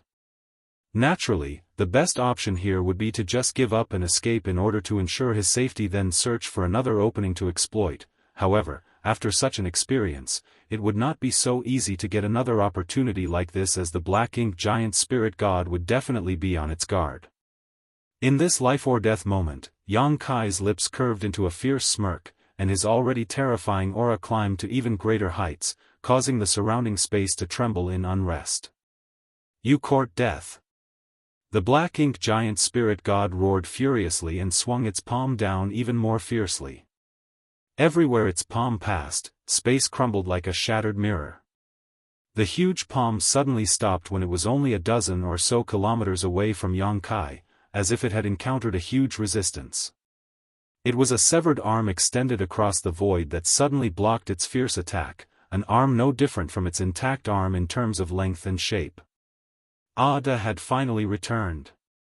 He had blocked the fatal blow for Yang Kai at this most critical moment. Yang Kai had also seen Ada rushing over from the corner of his eye, which was what made him put his all into this decisive move. Holding a severed arm in one hand and a severed leg in the other, Ada was furious, almost face to face with the black ink giant spirit god, and shouted fiercely, "What do you think you're doing to my little friend?" In this era of endless black ink strength, as members of the giant spirit god clan, it was difficult to even find food to eat. Their little friend was now his and A's only source of food. If their little friend were killed, wouldn't they have to starve in the future? The simple-minded Ada had long realized that only his little friend could provide them with delicious food, so no matter what happened, he would not allow his little friend to be harmed in any way. Anyone who dared to hurt his little friend must die. Faced with Ada's fury, the black ink giant spirit god could only respond with a pained howl. Because the moment when its attack was blocked by Ada, a violent shockwave hit Yang Kai's back like an invisible wall. In that instant, the bones in Yang Kai's body could be heard cracking, but it was also that force that allowed him to break through the blockade of black ink strength. Body and spear united as one as he plunged into the black ink giant spirit god's severed arm. All light disappeared and boundless darkness engulfed him. Yang Kai felt like he had fallen into a pitch-black ocean, but he moved forward without hesitation, breaking through layers of physical barriers and diving straight into the black ink giant spirit god's body. As his spear traveled through the body of the black ink giant spirit god, it encountered significant resistance at first, but in a few breaths, the resistance suddenly weakened. Ada, who had launched a fierce flurry of attacks on the black ink giant spirit god, forcibly diverted its attention to protecting itself, which naturally meant that it could not fully focus on Yang Kai, who had invaded its body. In the vast void, the battle between the two giant spirit gods was extremely brutal, but Ada clearly had the upper hand. Wielding the severed limbs of his opponent as weapons, every blow caused the injured black ink giant spirit god to stagger and stumble in a pitiful state. When the other black ink giant spirit god saw what was happening, it tried to come over and support its ally, but how could allow him to do so? With everything he had, he kept it firmly tied down. On a different battlefield, Missouri Naye's eyes trembled violently, his face filled with disbelief. In fact, when Yang Kai unleashed his full strength, Naye had already sensed that something was amiss, and an unlikely scenario sprang in his heart. His intelligence made him doubt this thought, but now it seemed that his unbelievable suspicions were confirmed. He has been hiding his strength all this time? Mo Na asked while defending against Mi Jingluan's furious attacks. What do you think? Mi Jingluan replied casually while searching for his opponent's weakness. Naturally, he would not be kind enough to answer his enemy's question. However, this response only made Mo Na more certain of his own judgment. Why? He muttered in disbelief. Yang Kai had been concealing a massive army of 8th Order small stone race masters. He must have possessed them for many years, yet hid them all so he could use them against the Black Ink Giant Spirit God, which was understandable since they could not be exposed easily as it would alert the Black Ink clan, then it would be difficult for them to play their part as a hidden weapon. But why would Yang Kai also conceal his true strength? Judging from the aura erupting from Yang Kai earlier, his true strength was absolutely terrifying.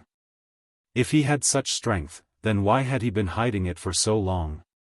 If he revealed his true strength during the previous 10-year war, how many pseudo-royal lords would have suffered? Even he, a royal lord, might not have survived. Why do you think?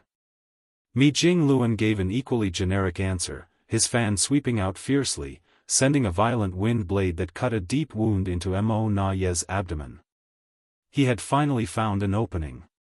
Perhaps it was because Yang Kai's performance distracted Mo Na, but the royal lord had truly lost his bearings at this moment. Mo Na reeled back as black blood spurted out, but Mi Jingluan's unending attacks followed him closely. Suddenly, Mo Na gave a weary scoff. I understand now.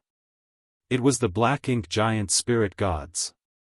Yang Kai concealed his strength and hid his 8th Order small stone race army all so he could use it against the Black Ink Giant Spirit Gods. Because whether it be the 2 giant spirit gods of the human race or the 2 Black Ink Giant Spirit Gods of the Black Ink clan, they were the key to determining the outcome of the war. Only by finding a way to deal with the opponent's strongest masters could they truly bring this war to an end. Mo Na had seen through that fact even before this war even began, so how could Yang Kai not be aware of it? Moreover, his attempt to conceal his ability by feigning weakness was indeed effective. The Black Ink Giant Spirit Gods had not paid any attention to Yang Kai, only considering the true Giant Spirit Gods as opponents. As old rivals who had fought each other for thousands of years, they knew each other's strengths and weaknesses, but they never would have expected to suffer such a big loss at Yang Kai's hands. Defeat was now inevitable, and Mo Na's heart was filled with sadness. He could not figure out just how Yang Kai gained such power in such a short amount of time. Only about 700 years had passed since he ascended to the 9th Order in the Universe Furnace world, a paltry number that hardly amounted to anything in the eyes of 9th Order masters. 700 years was barely enough time for a new 9th Order master to consolidate their cultivation and make a little bit of progress. But the momentum that Yang Kai displayed at this moment was basically no different from the strongest 9th Order masters that Mo Na had witnessed all those years ago. If he considered that the abilities that Yang Kai showed had always been far superior to his peers to begin with, perhaps even the most senior and experienced veteran 9th Order masters from back then would be inferior to him in terms of combat effectiveness. When the human race was at its peak, the 9th Order masters struggled to deal with the Black Ink Giant Spirit Gods even though there were 100 of them. There was only a single time where they managed to kill a Black Ink Giant Spirit God, but that was only with Aer's help and at great cost. But now, with only Yang Kai and a single giant spirit god, the humans were able to force a soul clone of the Supreme One into a desperate situation. Martial Peak, Chapter 5910, Universe covered in black ink. Fierce battles were taking place everywhere on the vast battlefield, but the most intense and shocking one was undoubtedly the fight between the giant spirit gods and the Black Ink Giant Spirit Gods. Aer and his opponent were fully entangled, their powerful clashes causing space itself to shatter. Void cracks appeared one after another and clung onto their large bodies like spider webs, and from those cracks, an extremely strong aura of chaos and nihility was spilling out. Only 2 fates awaited ordinary creatures in such an environment. One was to fall in and become lost in the void. If they were very lucky, they might find a way out, but if not, they would be forever trapped. The second outcome was to simply be sliced to pieces and die. Each void crack was a tear in space, so it naturally possessed immense power. Nothing good could come to those who came into contact with these torn and displaced cracks. However, the two massive beings confronting each other in this dangerous environment at this very moment were not ordinary by any definition. The void cracks, which would normally be a death sentence, merely left slight scratches on their skin, barely able to cut them at all. Looking from afar, these two supreme masters were surrounded by endless cracks, making it look as if they were fighting in another space-time. On the other hand, Ada's battle with the second black ink giant spirit god was a completely different situation. Thanks to Yang Kai's sudden attack and the sacrifice of 2000 8th Order small stone race masters, this black ink giant spirit god had only battled Ada for a short time before losing an arm and a leg, which could be said to have greatly damaged its foundation. Now, with Yang Kai wreaking havoc inside its body, the black ink giant spirit god had to divert some of his attention to defend against him, so it had completely fallen into a disadvantage in the face of Ada's furious beating. With each strike that landed, the black ink giant spirit god staggered and was sent flying back, whereas Ada only became stronger as the fight went on. Though the severed limbs of the opponent didn't possess any kind of divine power, they were incredibly tough and displayed tremendous power in Ada's hands. In no more than a few dozen breaths, the black ink giant spirit god was in a miserable state covered in black blood, the panic in its eyes gradually deepened. At this moment it was facing not only Ada's flurry of attacks, but also what Yang Kai was doing inside its body, which was the true source of its fear. It could keenly feel that as Yang Kai moved within its enormous body, the auras of countless life forms were being left behind. Even though it had no time to examine what was happening, it knew very clearly just what those living creatures were. Realizing that its death was inevitable if it did not act, the black ink giant spirit god roared and forcibly blocked Ada's ferocious attacks before suddenly, its body shook and it snarled, "The universe shall be covered in black ink." As soon as those words were spoken, the black ink strength lingering outside its body, which was like a dense fog, solidified for a moment before being drawn into its body by an invisible force.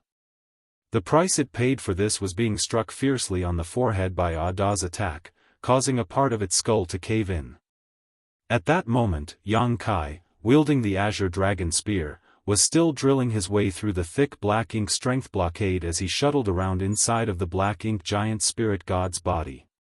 The portal to his small universe had been opened, and as he swam about, a massive number of small stone race soldiers poured out of his small universe and took up positions inside of the black ink giant spirit god. Yang Kai had brought some 400 million small stone race soldiers from the chaotic dead territory and handed quite a large percentage of them to the Ninth Order Masters to distribute to the human army in order to enhance its forces. However, he still left some behind as reserves.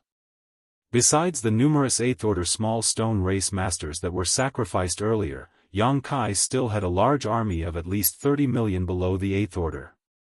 These small stone race soldiers were constantly charging out of his small universe and invading the black ink giant spirit god's body. When the black ink giant spirit god finished speaking though, Yang Kai clearly felt the boundless darkness in this place become even darker. It was a very strange feeling as there was supposedly no way a darkness where an ordinary person could not even see their fingers in front of them could get even darker, but that kind of feeling did arise in Yang Kai. In the next instant, he realized that his small universe was shaking violently, and the open portal also closed involuntarily.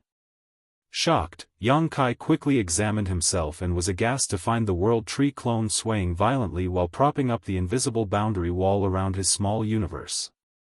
Outside of the boundary wall was black ink strength of a purity he had never seen before, and it was trying to break into his small universe. With the World Tree clone to isolate and protect his small universe, it remained flawless and undamaged for thousands of years, invulnerable to external forces. It had a similar effect to the 4 universe pillars, but even stronger. Since obtaining the World Tree clone, Yang Kai had never been worried that his small universe would be stained by black ink strength. That was because black ink strength could not break his small universe's boundary wall nor corrupt his small universe with the World Tree clone shielding it. Currently, the Black Ink Strength's attack and the World Tree Clone's protection were like a spear and a shield. If the protective shield was strong enough, it could ignore the attack of the sharp spear. In the past, the protective shield of the World Tree Clone could easily block the corruption of Black Ink Strength regardless of its source. Yang Kai had never felt affected by it before, and he could even recklessly enter environments full of Black Ink Strength.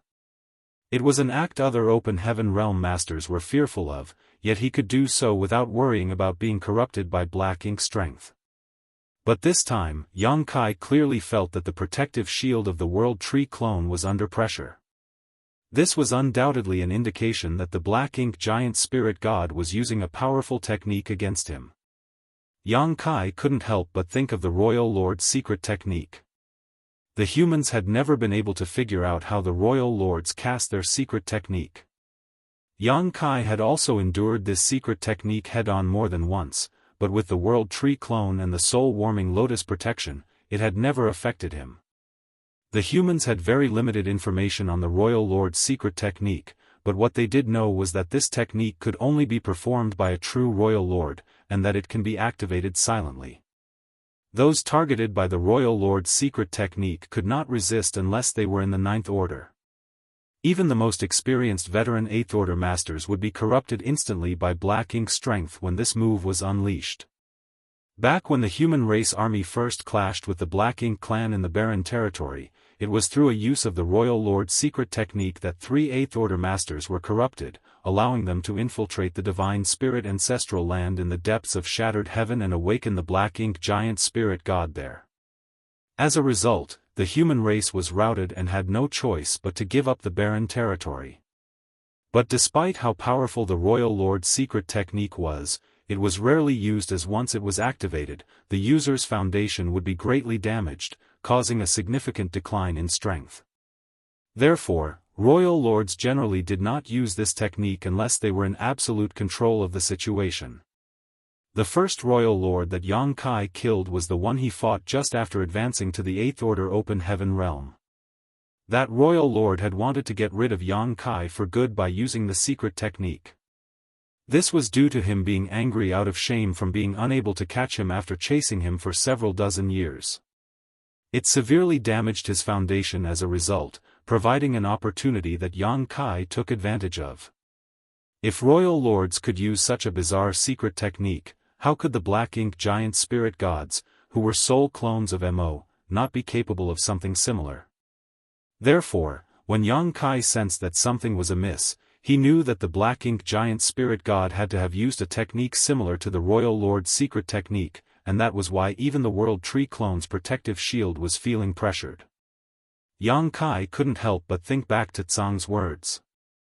Despite knowing he had a World Tree Clone to isolate and protect his small universe, Tsang had specifically warned him to be wary of Mo.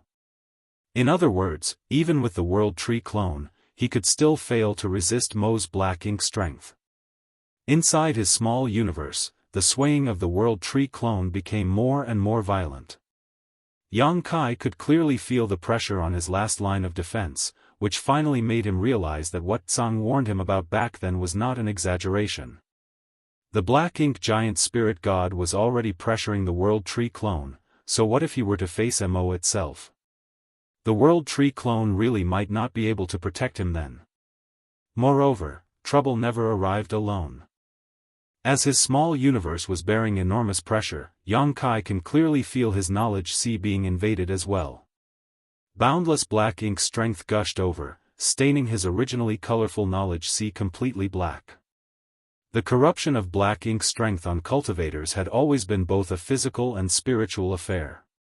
Inside Yang Kai's knowledge sea, on the small 7-colored island formed by the soul-warming lotus, 2 figures sat idly across each other, playing chess. One of them had a humanoid form while the other had a beast form.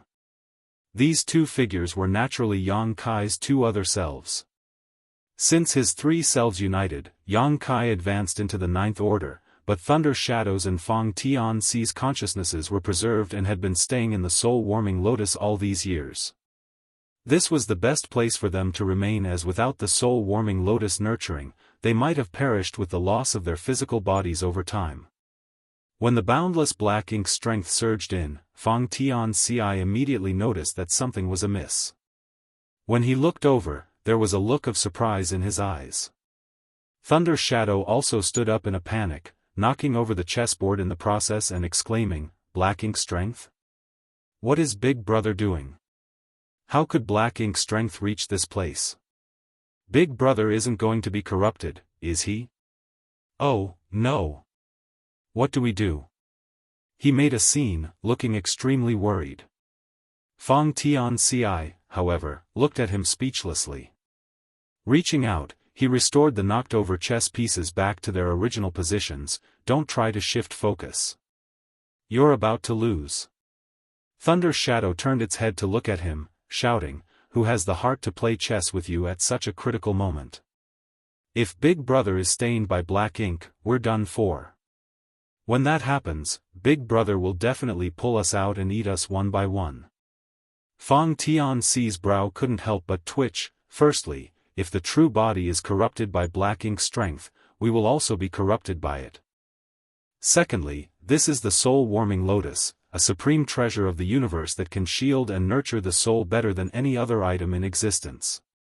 With the soul-warming lotus, even if black ink strength were to invade the true body, Big Brother would still be able to hold on to a trace of clarity and will not be completely corrupted by black ink strength. Is that so? Thunder Shadow sat down with a clueless expression on its face. Fang Tianxia couldn't endure it any longer, dropped the pretentious act. "You're not a sore loser, are you?"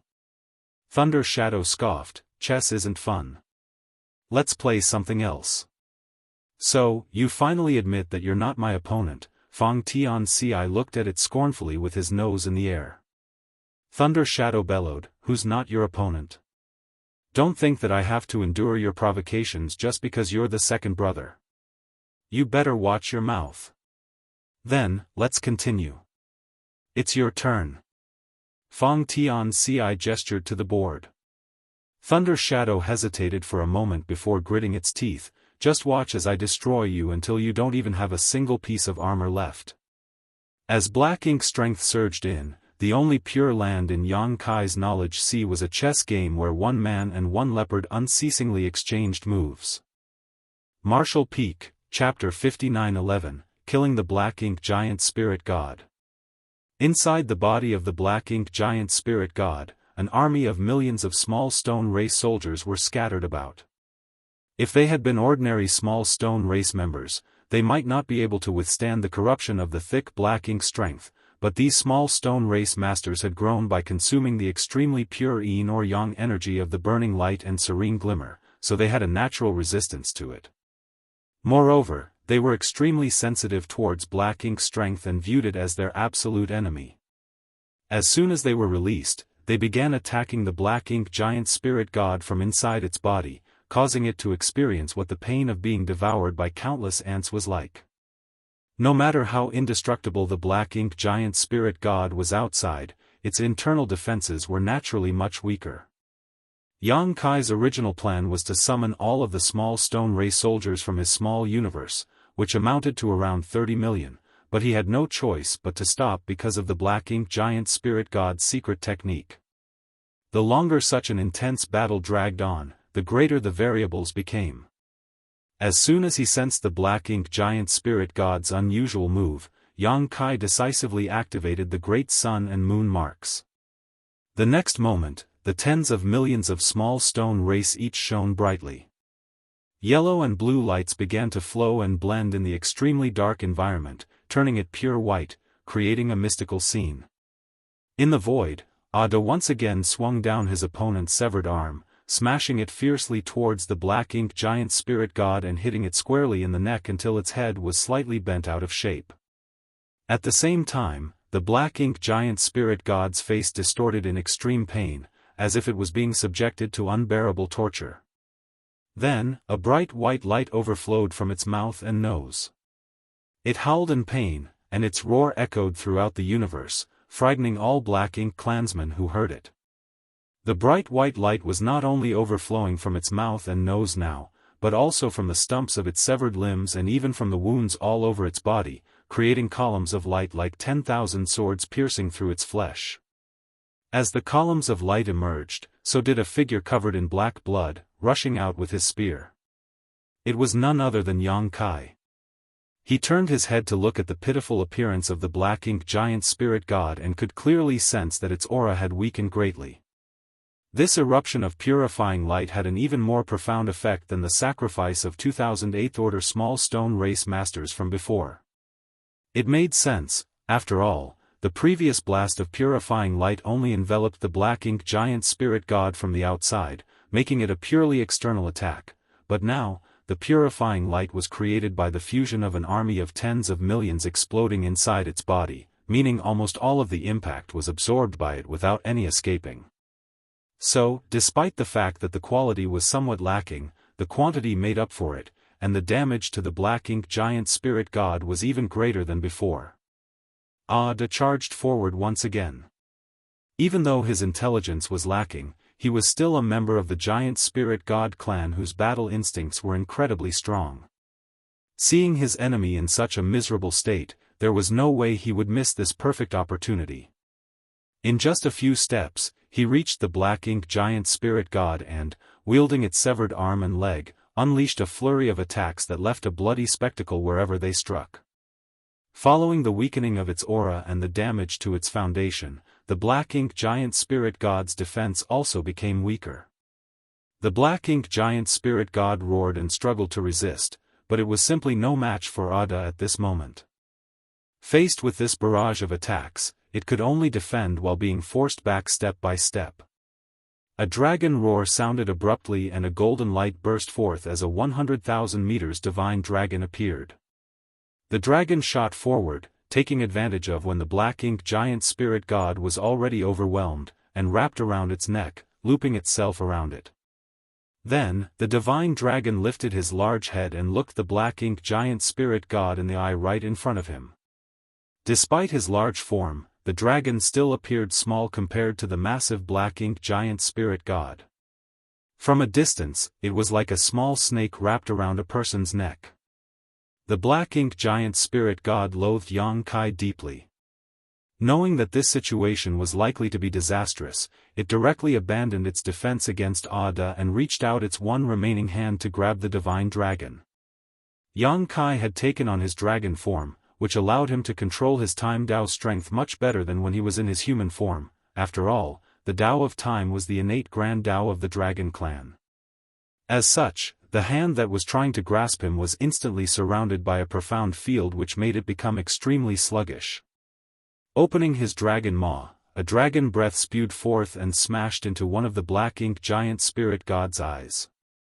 In the next instant, the giant eye burst apart. Repeating the same thing on the other side, Xianxia quickly destroyed the black-inked giant spirit god's other eye as well. With both eyes gone, the black-inked giant spirit god let out another miserable cry before unleashing all its power, breaking through the time principle blockade, allowing its stalled hand to regain its freedom. However, its attack was interrupted by a fierce blow from Ada before it could reach Xianxia. Xianxia took advantage of this opportunity to unleash one dragon clan's secret technique after another, bombarding the black-inked giant spirit god's face at close range. Every secret technique was as powerful as an all-out attack of a peak 9th Order master, and in just a short amount of time, the face of the black-inked giant spirit god had been turned into a bloody mess. Despite that, the black-inked giant spirit god still refused to die, displaying a tenacious vitality that Xianxia couldn't help but marvel at. Since the war between humans and black-inked clan began, the humans had only managed to kill a single black-inked giant spirit god, which happened during the battle in the barren territory several thousand years ago. However, they also paid a huge price for that success with more than a dozen 9th Order masters dying in battle. Furthermore, Air was there to provide assistance and that black-inked giant spirit god was already injured and had been prepared to be sacrificed. It could be said that the reason why the black-inked giant spirit god was killed in that battle was partly because the black-inked clan was willing to pay any price to breach the barren territory and invade the 3,000 worlds. Nevertheless, the humans had also paid a high price to slowly wear down their opponent and kill it.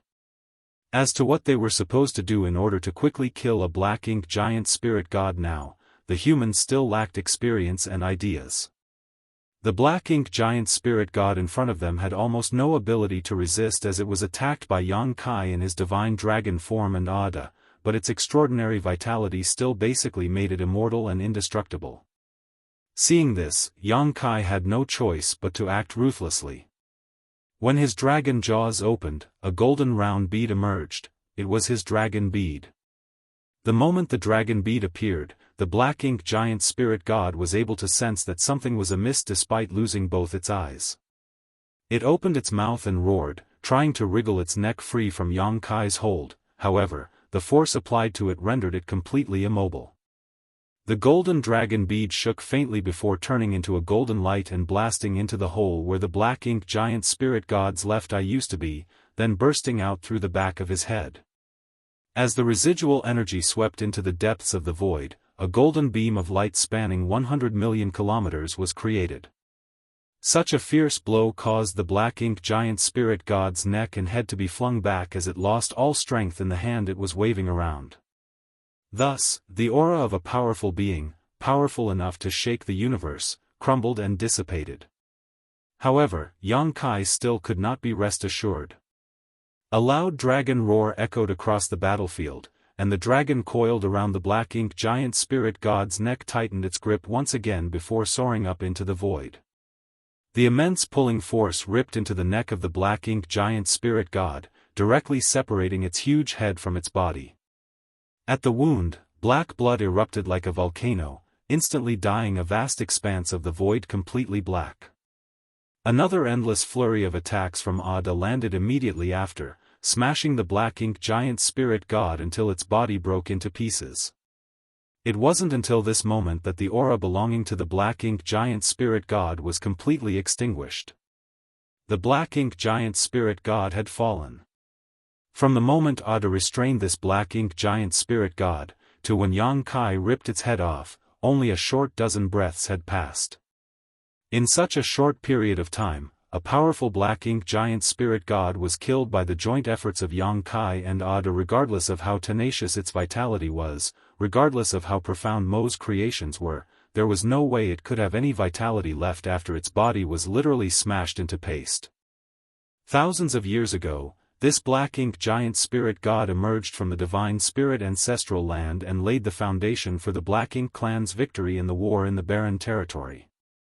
Its strength had been looming over the hearts of all the humans all that time, almost like a towering mountain pressing down on their heads.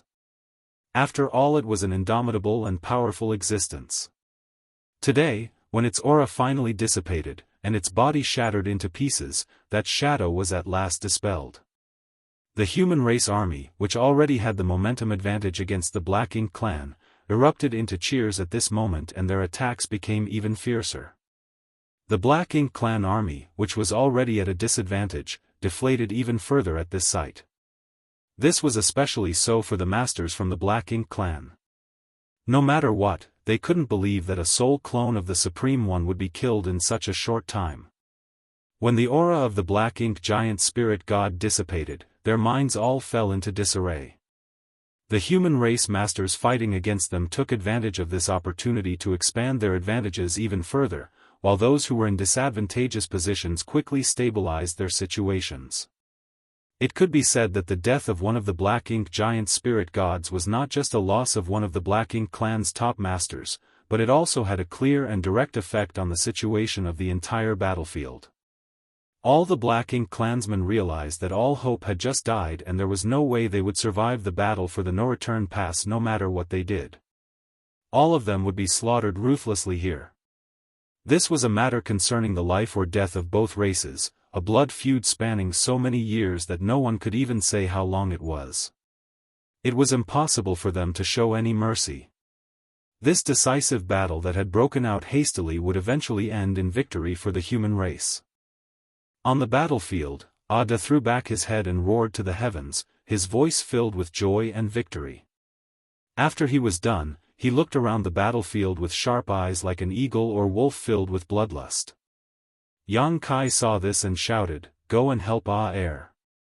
After receiving the message, Ada rushed over to the other side of the battlefield with the severed arm and leg still in hand. Air was fighting on equal grounds with his opponent there, but when his enemy naturally saw its peer being killed and immediately tried to escape. There was not much Air could do against a black ink giant spirit god intent on escaping. Nevertheless, he did his best to keep it pinned as long as possible. Fortunately, Ada arrived quickly, and with the united strength of two giant spirit gods, they instantly trapped their opponent, making it all but impossible for it to flee. Martial Peak, Chapter 59-12, Dead End. To have killed a black ink giant spirit god while hardly sustaining any injuries was a feat that nobody could achieve, not just for the people of today, but even their ancestors of the past eras. It had to be known that when a single black ink giant spirit god invaded the divine spirit's ancestral land in the early ancient era, countless powerful divine spirits had inhabited those lands, but even then, the Dragon Emperor and Phoenix Empress of the time still had to use the 16 sacred treasures of the strongest clans and sacrifice themselves to lay a grand array just to suppress and seal it. It was only after hundreds of thousands, if not millions of years of erosion from the ancestral land's ancestral strength that the black ink giant spirit god's vitality was finally ground down. Such a huge price was paid, yet they were only able to trap their foe, not directly kill them. In comparison to that, today's fight was an astonishing feat unequaled before in history. Of course, it was mainly thanks to the two explosions of purifying light that greatly damaged the black ink giant spirit god's foundation. Even though the ancestral strength in the divine spirit ancestral land provided some suppressive power against black ink strength, it was far less potent than purifying light. Even though he did not sustain much damage, Xianxia expended a lot of his strength, especially when he summoned his dragon bead at the end, so he was basically a dry oil lamp right now. The dragon bead was the culmination of a dragon's cultivation. Just like a monster beast's monster core, one would never summon it unless it was absolutely necessary, for once it was brought out, either one's enemy died or the owner perished. It was a desperate final move. Since he became a grand dragon and obtained his own dragon bead, Xianxia had summoned this final weapon a few times in the past, and it was exhausting each time he did. This time was no different. It was hard for Xianxia to even maintain his dragon form after using his dragon bead to attack, so he quickly transformed back into his human form. Not only was his face extremely pale, he looked completely deflated. That was especially true for his dragon vein. Usually, he could circulate the might in his dragon vein without issue even in his human form, but now, the power in his dragon vein was almost still. Looking inside himself, Xianxia could see that even his dragon bead was dim and gray, not bright and golden as before. It seemed like he would need to recuperate for a long time before his dragon vein and bead could be restored. Before then, it would be difficult to even use any techniques related to the dragon clan. After directing Ada to help Air, Xianxia stuffed some recovery pills into his mouth and swallowed them before turning back and rushing over to the no-return pass. The defense line of the Black Ink clan had long been riddled with holes, and humans had the advantage in most of the positions across the battlefield. As they were enveloped by the dazzling lights of both secret techniques and artifacts, the Black Ink clansmen were being wiped out in great numbers every breath. The human race's victory here was set. All that was lacking to resolve this war now was time. In an instant, Xianxia had passed over the defense line where the human race and the Black Ink clan armies were fighting and went straight into the no-return pass.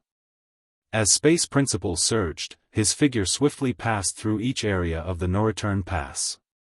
Everywhere he went, large numbers of Black Ink nests were destroyed. When Ada and Air were first rushing over from the barren territory, they had already caused significant damage to the Black Ink nests in the no-return pass, but due to how many Black Ink nests there were to begin with, many still remained. With Xianxia to clean up the rest, all the surviving Black Ink nests would soon be destroyed. If the pseudo-royal lords were still guarding this place, they might have been able to hinder him somewhat, but all of them had left of the inner region of the no-return pass to fight under Mo Na Ye's order, so how could there be any masters left to stop Xianxia? Within an incense stick of time, the no-return pass became a chaotic mess. All of the Black Ink nests, whether they were high rank, mid-rank, or low rank, were all destroyed without exception. Even the Black Ink clansmen that had escaped back to the pass for shelter, suffered heavy casualties. Without pause, Yang Kai disappeared in a flash. Somewhere in the battlefield, Missouri Na-Yi and Mi Jingluan's fight was still going on, with the situation being extremely disadvantageous for the former. It was reasonable to say that since Mo Na-Yi had become a royal lord a few hundred years earlier than Mi Jingluan had advanced to the Ninth Order, he should have a stronger heritage, yet in reality, he was completely suppressed by Mi Jingluan. Naturally, such a situation arose because of the various changes that happened on the battlefield, causing Mo Na-Yi's thoughts to be disrupted. This was especially so with Yang Kai's sudden surge in strength and the death of a Black Ink giant spirit god, which had an immense impact on him. The shrewd and cunning Mi Jingluan naturally seized this opportunity to expand his advantage bit by bit until they reached the current state of affairs. Of course, with Mi Jingluan's current cultivation, killing Mo Na-Yi would be difficult even with such an advantage, as he had to be extremely cautious against a final counterattack. In a fight between masters like them, the slightest carelessness could drastically change the outcome. That was why Mi Jingluan did not dare to be careless in the slightest and kept a steady hand from the beginning, never taking risks in a rush for success. But at a certain point, his attacks grew more violent. At the same time, Mo Na-Yi keenly caught onto an opening in his defense and, after a moment of hesitation, his originally retreating figure suddenly rushed forward, taking advantage of the gap in Mi Jingluan's secret techniques to throw a punch-out. Mi Jingluan's face immediately showed an expression of panic, and he instinctively tried to block it, but it was too late. As Mo Na-Yi's fist was about to hit Mi Jingluan's head though, Mo Na-Yi's body suddenly shook as if he had been hit by a binding technique, freezing in place. His fist was less than a forearm's length away from Mi Jingluan, and the violent force from it caused the opponent's clothes to flutter. In the face of imminent death, the panic in Mi Jingluan's eyes disappeared and was instead replaced by an indifferent gaze. As expected. Mo Na-Yi laughed bitterly at Mi Jingluan, but those words weren't meant for him. Behind Mo Na-Yi, Yang Kai's figure had appeared at some point, and the azure dragon spear pierced through Mo Na-Yi's chest. Dao strengths lingered on Yang Kai's spear as space principles surged, solidifying the surrounding space. Even someone as strong as Mo Na-Yi was unable to break free for a time. The three masters were arranged in a straight line in the void, with Yang Kai at the back, Mo Na-Yi in the center, and Mi Jingluan in the front. For a while, nobody spoke. The silence went on for a time before Mi Jingluan finally said, "You realized that I was baiting you." It was not a question, he was just stating a fact. When Yang Kai rushed over from the no-return pass, he sent a message to Mi Jingluan, which was why he suddenly revealed an opening. It was to lure Mo Na-Yi into attacking him and creating a favorable opportunity for Yang Kai's ambush. Everything went smoothly and Yang Kai's ambush was extremely successful. So what if I saw through it? A bitter smile appeared at the corners of Mo Na-Yi's lips. Mi Jingluan's eyes flickered, and he nodded lightly, "You had no choice but to take it." Even if he did see through the plan to lure the enemy out, Mo Na-Yi could only make his move, hoping to severely injure or even kill Mi Jingluan before being hit by Yang Kai. That way, it wouldn't be a loss even if he died. Of course, he could also choose to evade Yang Kai's ambush, but all that would follow would be a joint attack from both Yang Kai and Mi Jingluan together, which would still be difficult for him to resist. So, he didn't have a choice at all from the start. Yang Kai tilted his head, his gaze passing Mo Na-Yi by to look at Mi Jingluan as he commented, "Senior brother, that was too dangerous." He had communicated with Mi Jingluan to coordinate their actions, but he never expected the latter to use such a dangerous method. Even Yang Kai's heart was racing with fear for a moment. If he had moved just a bit slower, Mi Jingluan would have undoubtedly suffered serious injuries. Mi Jingluan responded indifferently, "Fortune favors the bold." Yang Kai sighed, not knowing what to say in reply. He had no doubt that Mi Jingluan trusted him, but he had no idea that Yang Kai had already exhausted too much of his strength in the previous battle. Even though he recovered some of it while destroying the black ink nests, the time was too short and he couldn't recover much of his strength. For example, Yang Kai could only use the same set of secret techniques he just used twice more before all his energy ran out again. If Mo Na Yi really managed to avoid his surprise attack, things would have become difficult. "Brother Yang, I have a question to ask before I die." Mo Na Yi spoke to Yang Kai behind him as he stood still, showing no intention to resist. Yang Kai raised a brow. "You may ask, but I may not necessarily answer." Mo Na Yi laughed bitterly. "You humans. How did you discover reinforcements were coming?" Mo Na Yi had speculated the reason the humans were so eager to take down the no-return pass, even at the cost of greater sacrifices, was because they must have discovered reinforcements were rushing over from the primordial heaven source grand restriction. Unfortunately, he still couldn't figure out how they managed to learn about them. It had to be known that the reinforcements were still more than 10 years away at best, a distance so great that it would have been difficult for the Black Ink clan to even contact them without the help of the Black Ink giant spirit god's divine ability and the Black Ink nests.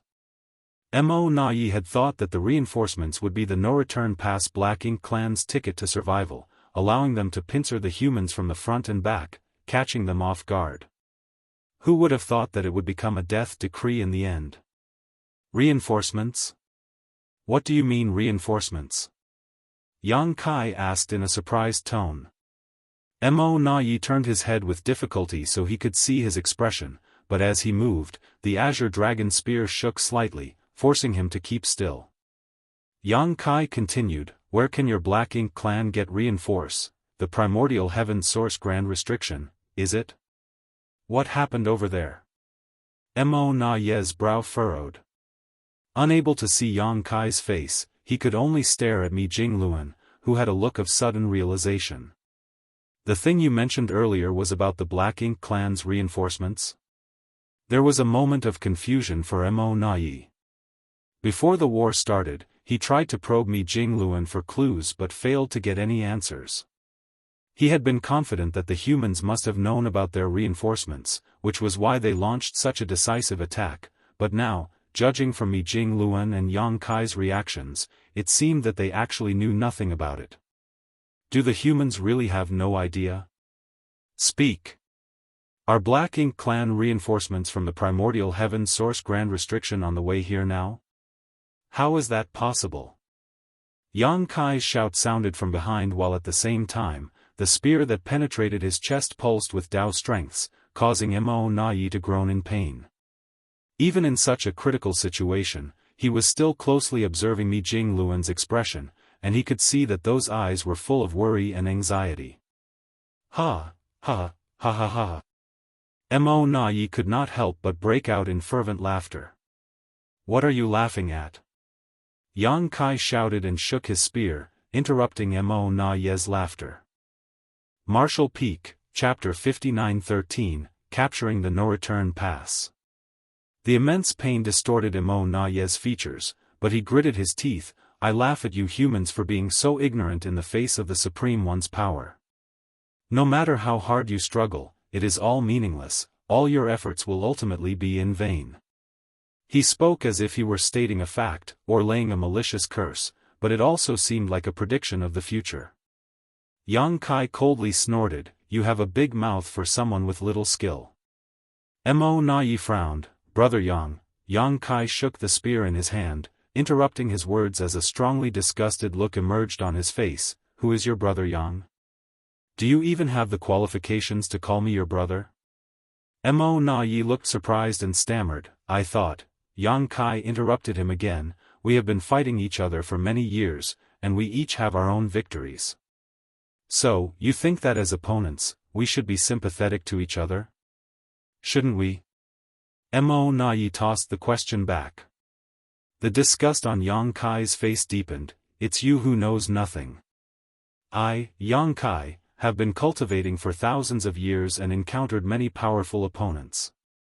Indeed, there are some worth sympathizing with, because it was the pressure they gave me that enabled me to forge ahead step by step until this day, but that does not include you or any other Black Ink clansman. We are mortal enemies. Only by killing you can we humans find peace. Mo Na Yi was silent for a moment before suddenly realizing, only opponents are sympathetic to each other, not enemies. It seems you understand now. So answer me, where did the Black Ink clan's reinforcements come from? Did something happen at the primordial heaven source grand restriction? You only have one chance to tell me the truth. Yang Kai's icy words were biting like the cold chills of winter. Smirking, Mo Na Yi looked at Mi Jingluan across from him, Black Ink eternal. A violent force suddenly erupted from Mo Na Yi's chest. Yang Kai's 10,000 Dao strength surged. This royal lord, who had been commanding the situation in the Black Ink clan for thousands of years, was blasted into pieces with blood and severed limbs flying everywhere. Mo Na Yi had fallen. Yang Kai gave him only one chance to speak, but he had no intention of revealing any valuable information. Yang Kai naturally would not show mercy, and regardless of what answer Mo Na Yi gave, he still would not escape death today. Yang Kai would never give him another chance to escape. 700 years ago, he failed to kill Mo Na Yi when the universe furnace appeared, which had been a source of regret for him. Later, when the universe furnace closed, he thought he would have another chance to kill Mo Na Yi, but unexpectedly, he was brought to the edge of the universe by the universe furnace, allowing this guy to escape by some stroke of luck. Mo Na Yi knew it well, and Yang Kai had also expected this. All along, Mo Na Yi's biggest threat to the human race was not his strength, but his superior intellect that far surpassed all his other clansmen. If he hadn't been the commander of the Black Ink clan's war effort, this battle at the No-Return Pass would not have been as hard-fought. Almost 30% of the human race's casualties in the war could be attributed to Mo Na Yi alone. Now, this royal lord had finally reached the end of his fate. Mi Jingluan reached out and grabbed a severed arm, the limb left behind by Mo Na Yi after his death. He pried open the large, tightly clenched fist and took out an unhatched Black Ink nest from his palm. Glancing over at Yang Kai, he asked, "So this is the reason you tricked him?" With the help of the Void Guard's investigation, the humans learned of the Black Ink clan's reinforcements, which was why they launched this battle so decisively.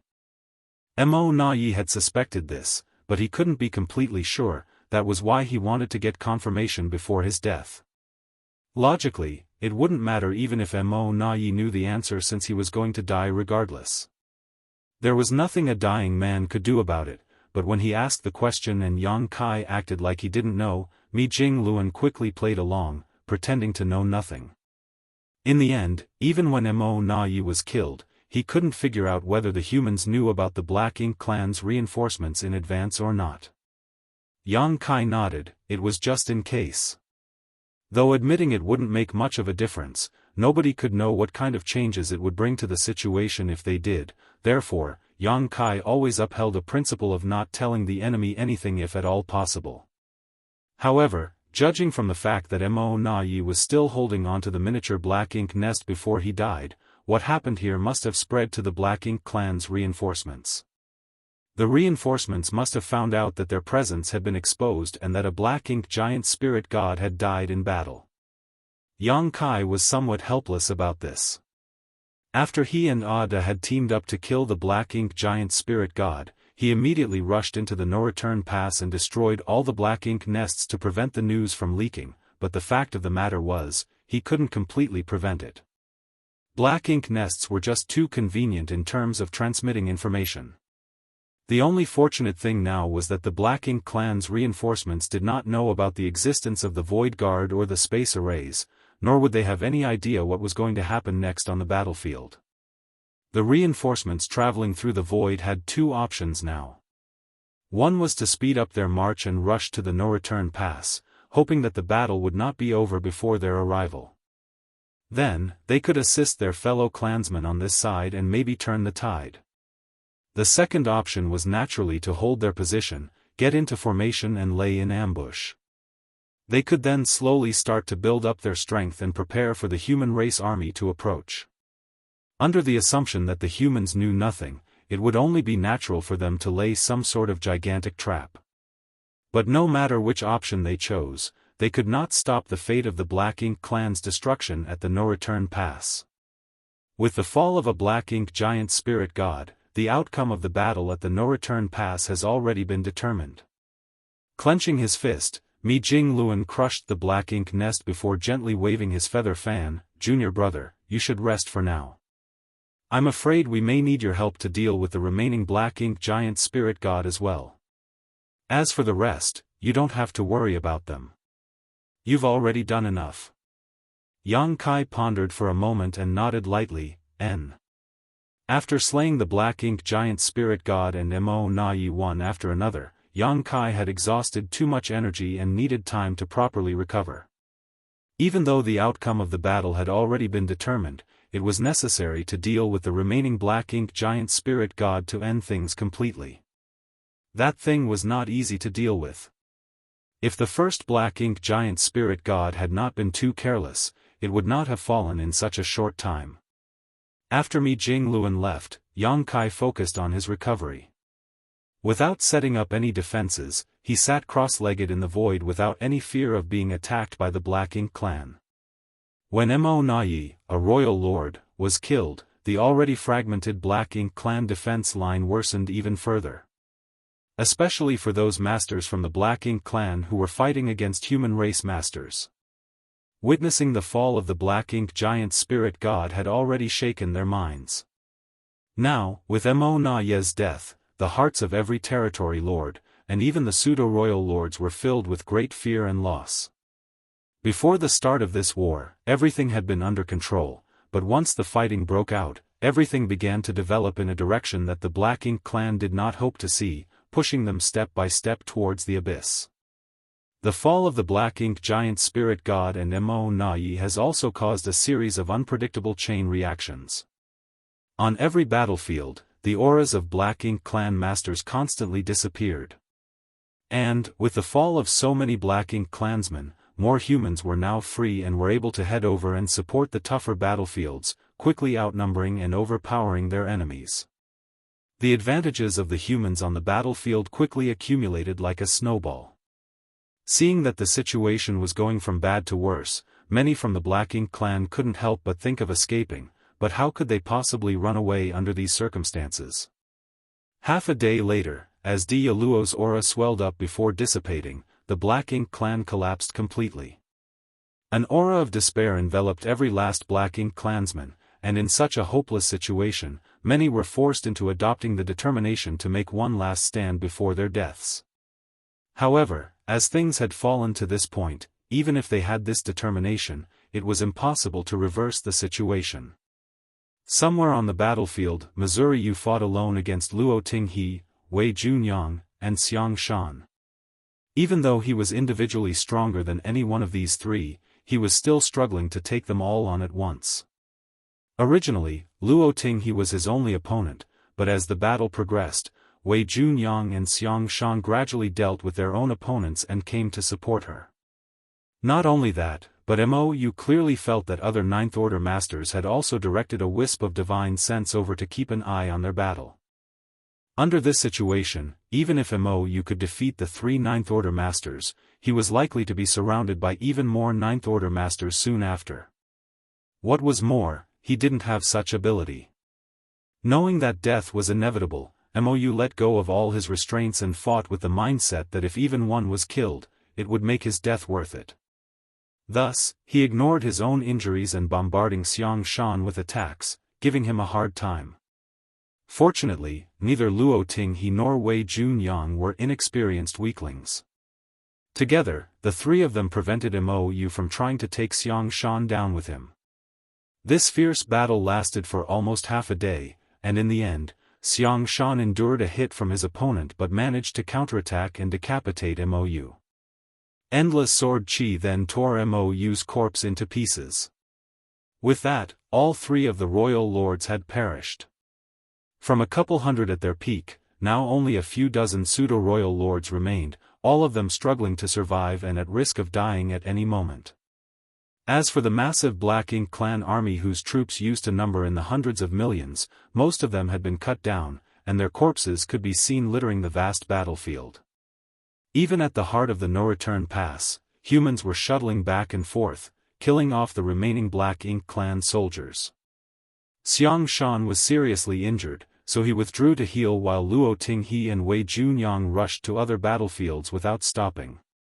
With the royal lords all wiped out, how could the remaining pseudo-royal lords withstand the slaughter of the human race's top masters? One by one, the auras of the pseudo-royal lords began to disappear. When the last one had his body burst apart with black blood splattering everywhere, the fiery-haired Ouyang Lai took a deep breath and clenched his fist. A peaceful silence washed over the vast battlefield. The chaotic war had long since stopped and the soldiers were looking around at each other, smiling. In the next moment, thunderous cheers erupted, the sound shaking the vast void itself. The humans had won. Sylvan, finally. Man Mo Nayi is so far the longest focal enemy of Yang Kai. I actually kinda like him as a character. Not sure about you guys. He was like a roach. But, not horrendously written. Wish we got to know him more than just fights and schemes. Martial Peak, Chapter 59-14, Human Race Great Victory. Around 4,000 years ago, the Black Ink clan army swept through and captured the No-Return Pass, then the fight moved to the Barren Territory, which they used as a springboard to invade the 3,000 worlds. This was the prelude to the fall. Since then, the original inhabitants of the 3,000 worlds, the human race, had been trapped in a corner. Enveloped in despair and darkness, the only human race's dogged determination allowed them to survive and develop over the past several thousand years. Countless had fallen in the unceasing battles until today when they finally reclaimed the No-Return Pass. In this battle, practically all the Black Ink clansmen in the No-Return Pass were ruthlessly killed. This battle also signified that the human race had regained the ability to fight back against the Black Ink clan. It was a battle worthy of being recorded in history to be admired by all future generations. The humiliation and oppression of many years had been fermenting in the hearts of every member of the human race, so when the final Black Ink clansman fell, the warriors could no longer suppress the joy in their hearts, tearing the void apart with the sounds of their cheers. However, the fight was not completely over yet. One last Black Ink giant spirit god was still stubbornly resisting. But anyone could see that it was on its last legs. With Ada and Air of the giant spirit god clan to restrain it, this Black Ink giant spirit god couldn't escape. After this, the humans need only cooperate with the giant spirit gods to take down the Black Ink giant spirit god. The human race army, despite having just achieved a great victory, did not delay for long. They did not even have time to tally their losses before their soldiers marched on with their weary bodies under orders from the Supreme Headquarters. The 12 armies of the human race were like 12 unstoppable torrents, blockading the void in all directions around the battlefield of the two giant spirit gods and the Black Ink giant spirit god.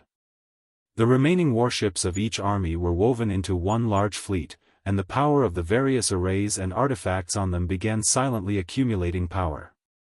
Their target was the Black Ink giant spirit god. Under this situation, even a being as strong as the Black Ink giant spirit god would not be able to help itself from feeling depressed as if it had come to the end of its life. It knew that nothing it could do would help it survive today. In fact, it had already felt the urge to run away immediately after Yang Kai and Ada killed the first Black Ink giant spirit god together. However, Air kept on getting in its way and it couldn't get away in time. In the short window Air bought, Ada rushed over to provide support, sealing its fate. Currently, the human race army has formed a siege with tens of millions of soldiers. This was the entire military strength that they could mobilize at present. If this was still not enough to deal with a single, cornered Black Ink giant spirit god, then what was the point of even talking about a grander crusade? On Pure Yang Pass, Mi Jingluan and the other Ninth Order masters were waiting silently. Ripples suddenly emerged in the void, and Yang Kai's figure appeared.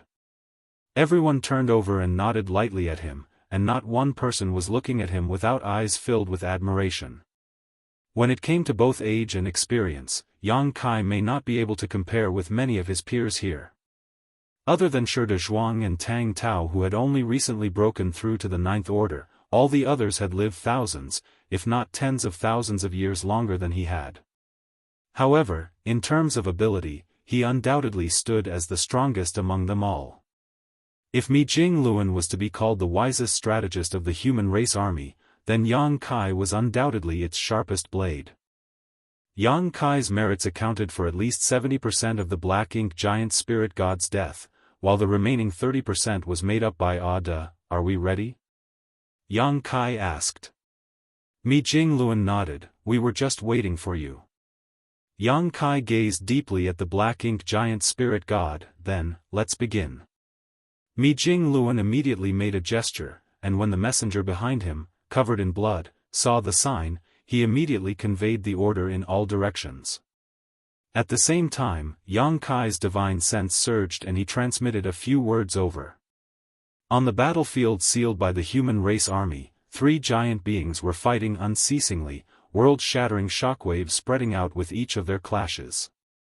Ada and Air held the advantage, fighting 2 against 1, leaving the Black Ink Giant Spirit God into a sorry state, covered in wounds all over its body. One of its legs even looked twisted, most likely from a broken bone. The Giant Spirit Gods and Black Ink Giant Spirit Gods hardly differed in strength, so in a one-on-one fight, it was basically impossible for either side to gain an advantage over the other. This was evident from all the clashes these Supreme Masters had fought in the past. Air and his opponent had literally fought non-stop for thousands of years in the barren territory, but let alone deciding a victor, even who had the upper hand was never determined. However, in such an even conflict, if another master of the same level was to join in, it would form an absolute advantage for the side with greater numbers. Even so, wanting to kill their opponent wouldn't be easy. Even Ada and Air had to be cautious when facing the final struggle of such a powerful opponent. Fortunately, they had reinforcements from the human race to help them. Ada was slightly taken aback for a moment when Yang Kai's voice was transmitted over, but Air reacted immediately and shouted at his brother, "Go!" Saying so, he kicked the Black Ink Giant Spirit God in the chest. That kick sent the Black Ink Giant Spirit God tumbling, and Air used the momentum of the kick to back away. Even though Ada was a bit slower to react, he had 2 good things going for him. Firstly, he listened to his brother. Secondly, he listened to Yang Kai. At this moment, he naturally followed suit and quickly retreated while the Black Ink Giant Spirit God was staggering. After the 2 giant spirit gods had created enough distance between them, the void suddenly trembled and countless powerful auras rose up. In the next instant, tens of millions of streams of light swept over from all directions, covering the massive body of the Black Ink Giant Spirit God like a storm, their multicolored lights interweaving to form a blinding tapestry. At this moment, the power of the arrays and artifacts on the warships was activated, and the secret techniques and divine abilities of the masters were also being fully unleashed. They continuously bombard the Black Ink Giant Spirit God without end. At the center where their attacks were focused, the angry roar of the Black Ink Giant Spirit God rang out. For a powerful being like a Black Ink Giant Spirit God, ordinary attacks had little to no effect on it. Even the divine abilities of the Ninth Order Masters wouldn't deal much damage to it. However, when the number of these attacks reached a certain threshold and all struck at the same time, the accumulated power was something that no living being could ignore. With numbers, even ants could kill an elephant, let alone the elite soldiers of the human race who have survived countless life-and-death battles. The burst of light lasted for a long time, and before it even faded, a second volley arrived. The roars of the Black Ink Giant Spirit God stopped abruptly, and at the same time, everyone felt a strong aura suddenly flare up in the center of the interwoven lights before it faded away. On Pure Yang Pass, all the Ninth Order Masters had looks of astonishment on their faces. Even Yang Kai was surprised. After being taken aback for a moment, Mi Jingluan raised his hand. With the signal given, the attacks of the human race army quickly subsided. Even though the attacks stopped, the dazzling lights persisted for several dozen breaths before gradually dissipating. All eyes were locked on the space in front of them, and what they saw was not the black ink giant spirit god's figure, but only large and dense black ink clouds and remnants of a broken corpse. Yang Kai couldn't help but raise his brow. This second one died just like that? Just 2 rounds of concentrated attacks from the army were enough to kill it? After a moment of silence, Mi Jingluan said, "It seems we overestimated its strength." The plan was originally to weaken the black ink giant spirit god's power first before slowly grinding it down. After all, the 12 armies had already tightly sealed the entire region of the void, while the 2 giant spirit gods and the Ninth Order masters were also standing by. There was no escaping for the black ink giant spirit god here. Death was the only fate awaiting it. Who would have thought that before all their follow-up arrangements could come into play, the second black ink giant spirit god would be smashed to pieces? It made it seem as if they had made a big fuss over nothing. The pale-faced Xianxia commented from the side, "There's nothing wrong with being careful." It was not that the human race had overestimated the black ink giant spirit god's strength, just that such a good opportunity to set up and concentrate their attacks on it had never existed before. This was an attack powered by every master below the Ninth Order in the entire human race. The fact that the black ink giant spirit god could withstand the first volley without dying alone was enough to show its astonishing strength. The battlefield fell into an eerie silence once again. This sudden change left everyone feeling incredulous. Until Mi Jingluan's voice rang through the entire battlefield, "Today, we have won a great victory for the human race." After a few breaths of silence, cheers that were even louder than before spread out like waves. Slaughtering the Black Ink clan and taking back the no-return pass essentially secured their victory, but there was still the last Black Ink giant spirit god to be dealt with, so the battle hadn't ended at that point. It wasn't until this moment, when the second Black Ink giant spirit god was defeated, that victory truly belonged to the human race. From this moment on, the humans had fully regained control of the no-return pass and once again secured the 3,000 worlds. No longer would they have to worry about the Black Ink clan invading. Feelings of joy and exhilaration were transmitted among all the soldiers. Many of the survivors wept, not because they were happy to survive, but because they had to mourn those who died in battle and could not see the glory of the human race's victory. The soldiers expressed their emotions freely. Yang Kai suddenly turned in a certain direction with joy in his eyes. In that direction, among the soldiers cheering in excitement, one person's aura was fluctuating violently. As his aura shook, his momentum soared rapidly. That person clearly realized what was about to happen and looked up towards Pure Yang Pass. Beside him, all the soldiers noticed the situation, and many showed envy in their eyes. Oh, Yang Lai laughed heartily, "That's Jianghu of my profound nether army. I'll go and give him some pointers."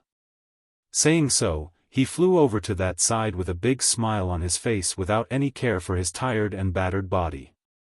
This couldn't be helped. The person named Jianghu was showing signs of breaking through his peak 8th Order bottleneck, which meant that he was about to advance to the 9th Order Open Heaven realm. It was exciting news for everyone. Since about 30 years ago, when Shi Zhuang and Tang Tao successively broke through into the 9th Order, there had been no new 9th Order masters among their people. But, everyone knew that Shi Zhuang and Tang Tao's breakthroughs were just the beginning. After them, more 9th Order masters were sure to be born, and it was bound to be an endless process because the World Tree clone's feedback in the Open Heaven realm cradles was just about to demonstrate its greatest effect. There had been a continuous stream of promising seedlings that had advanced directly to the 7th Order over the past few thousand years, thus, it was only a matter of time before these seedlings reached their final destination, the 9th Order. Martial Peak, Chapter 59-15, Heavens bless the human race. As the first rising star to advance to the 9th Order, Shi Zhuang's advancement could be seen as a sign that the humans had finally passed through the difficult times of stagnation where new masters were lacking to replace the old. Now, more 9th Order masters would undoubtedly be born in the future. However, after Shi Zhuang and Tang Tao broke through into the 9th Order, no new breakthroughs existed. Until this moment, when the second Black Ink giant spirit god fell and the humans recaptured the no-return pass, becoming the final victors of this war, Jianghu, an 8th Order master, finally showed signs of a breakthrough. They can finally vent the feelings of oppression that have long been brewing within them. As their moods surged for the better, and their aura stirred, coupled with sufficient accumulation of heritage, breaking through their bottlenecks is a matter of course as the conditions are ripe, Mi Jingluan spoke softly as he looked in that direction. Yang Kai was thoughtful. If that's the case, more than one person may break through this time. In terms of time, many rising stars were qualified to break through to the 9th Order and had already reached their current limits in the 8th Order. However, breaking through was not that easy. Oftentimes, it depended on opportunities, which could be an epiphany or a sudden event, or maybe even a journey that comes by chance. Among these opportunities, any one of them would trigger one's heart to be moved and then stir up their aura into a state of making a breakthrough. It was thanks to the great victory they gained in this battle that Jianghu could touch upon this opportunity. If he could do it, then the other good seedlings with sufficient heritage accumulated could do it as well. That was what Yang Kai thought. As if to confirm his guess, similar aura fluctuations came from another direction just as soon as he finished speaking. A second 8th Order master who sensed an opportunity for a breakthrough appeared. Luo Ting he looked over in that direction and said happily, "It's from the Red Flame Army. Please excuse me." Breaking through from the 8th Order to the 9th Order was a hurdle that once crossed, would give one the qualification to stand at the peak of their martial Dao and overlook all others. However, crossing that hurdle wasn't easy. At this time, the guidance of elders was very important. Therefore, when Jianghu's aura surged, Ouyang Lai rushed over in a hurry. As the profound Nether Army's commander, this was his responsibility. Meanwhile, the Red Flame Army never had a 9th Order master among their members, so Luo Ting he took the initiative to take on this responsibility. But that was not the end yet. During the next incense stick of time, various movements continued to appear among the 12 armies, all of them indicating that 8th Order masters were about to break through. This final battle with the Black Ink clan at the No-Return Pass was like a miraculous medicine for them, bringing opportunities for breakthroughs to those rising stars with the victory that they had won. Yang Kai and 9 other 9th Order masters shuttled back and forth, each of them taking responsibility for several 8th Order masters, imparting their experiences of breaking through and pointing out the things they had to pay attention to. All of their charges naturally took note of what they said. This moment could be said to be the most important moment in their lives, and nobody dared to be careless. Even though all of them had expended a lot of energy in the previous battle, it was fortunate that all of them had made sufficient preparations for this moment, so as long as they recovered slightly, they could give their all in breaking through. After a while, on Pure Yang Pass, the 9th Order masters gathered once again, looking towards various directions in the void with solemn expressions. In every direction was an 8th Order master who was about to make a breakthrough at their own designated position to ensure they wouldn't disturb others or be disturbed themselves. Everything was ready, so whether they could successfully advance to 9th Order or not was up to them now. Breaking through to the 9th Order was no easy task and many of their ancestors had stopped at this juncture throughout history. The fact that there were only over 100 9th Order masters at the peak of the human race was proof of that. In these past 100,000 years or so, there couldn't have only been that many humans who had the qualifications to break through. However, not everyone qualified to advance to the 9th Order could break through successfully. But compared to their ancestors, these rising stars had advantages that their predecessors never had, such as the feedback from the World Tree clones, the profound powers of which greatly improved their aptitude and strengthened their small universes. Thus, the risks of breaking through also became smaller for them. In recent years, there had been no instance of an 8th Order master failing to break through to the 9th Order. Without mentioning Xianxia and Ouyang Lai, who had broken through with the help of supreme-grade open heaven pills, Wei Junyang and Luo Ting he had both broken through by themselves while Shi Dezhuang and Tang Tao's breakthroughs also happened smoothly. 23. Mi Jingluan's face was glowing despite his exhaustion, and his eyes were filled with excitement. The heavens have truly blessed the human race. Originally, recapturing the No-Return Pass, slaughtering the Black Ink clan, and killing 2 black ink giant spirit gods was already the best consolation for all the soldiers who died in battle over the past few thousand years, but no one could have expected that as many as 23 Eighth Order Masters would sense an opportunity to break through to the Ninth Order at the end of this battle. This would in turn raise the overall strength of the human race significantly, which would be of great help to them in the upcoming crusade. Overall, the human race was not weak by any definition, but the number of Ninth Order Masters they had was relatively small. However, now it seemed that this disadvantage could also be compensated for.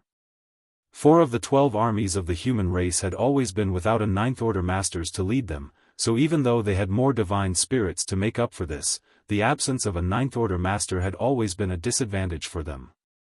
Now, once these Eighth Order Masters broke through to the Ninth Order, each army would have at least 3 Ninth Order Masters assuming command. The strength of each army would then usher in a burst of explosive growth. Mi Jingluan was even considering whether to split the 12 armies up. After all, the number of soldiers in each army was indeed quite large and a little bloated. If they were split, then they could better utilize the strength of the soldiers. Of course, that was just an idea that sprang up. It would require the Ninth Order Masters to discuss and decide if they wanted to put such a plan into action before changes could be made. During the war, Mi Jingluan was able to command the entire army with a single word, but he would not act alone on important matters that might affect the future of the human race when they were not actively in combat. "I hope everything goes smoothly," Ouyang Lai, who was standing nearby, muttered. For so many Ninth Order Masters to break through at once was something that had never happened even in the late ancient era, when the humans first grasped the essence of the open heaven realm method. There would inevitably be failures today, and the only possible outcome of failure here was death. Therefore, while everyone is celebrating, Ouyang Lai was somewhat worried. Every one of these 23 people was an elite among elites, so it would be heartbreaking to lose any of them.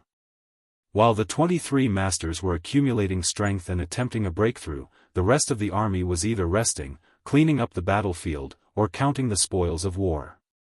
Over the years of fighting, the humans had basically used up every resource they gathered, spending every material as soon as it was collected.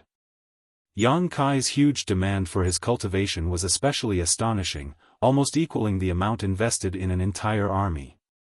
So, even with 3 million cultivators scattered throughout the Black Ink battlefield, mining resources, they did not have much surplus on hand. It was fortunate that they captured the no-return pass where the Black Ink clan must have some reserves.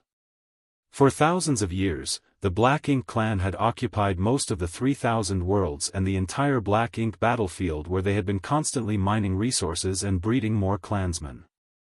Despite the immense expenditures, they should still have a large amount of resources in reserve. Soon, news was coming in from each direction. Mi Jingluan investigated the extent of the damages first. Even though he had a rough idea about it already, he couldn't help but breathe a sigh of relief when he saw the results. The army's losses were much lower than he expected. Originally, when Yang Kai returned from the depths of the Black Ink battlefield and they decided to launch the final battle, they had mentally prepared themselves to face severe damage to the human race army's foundation. This was unavoidable though.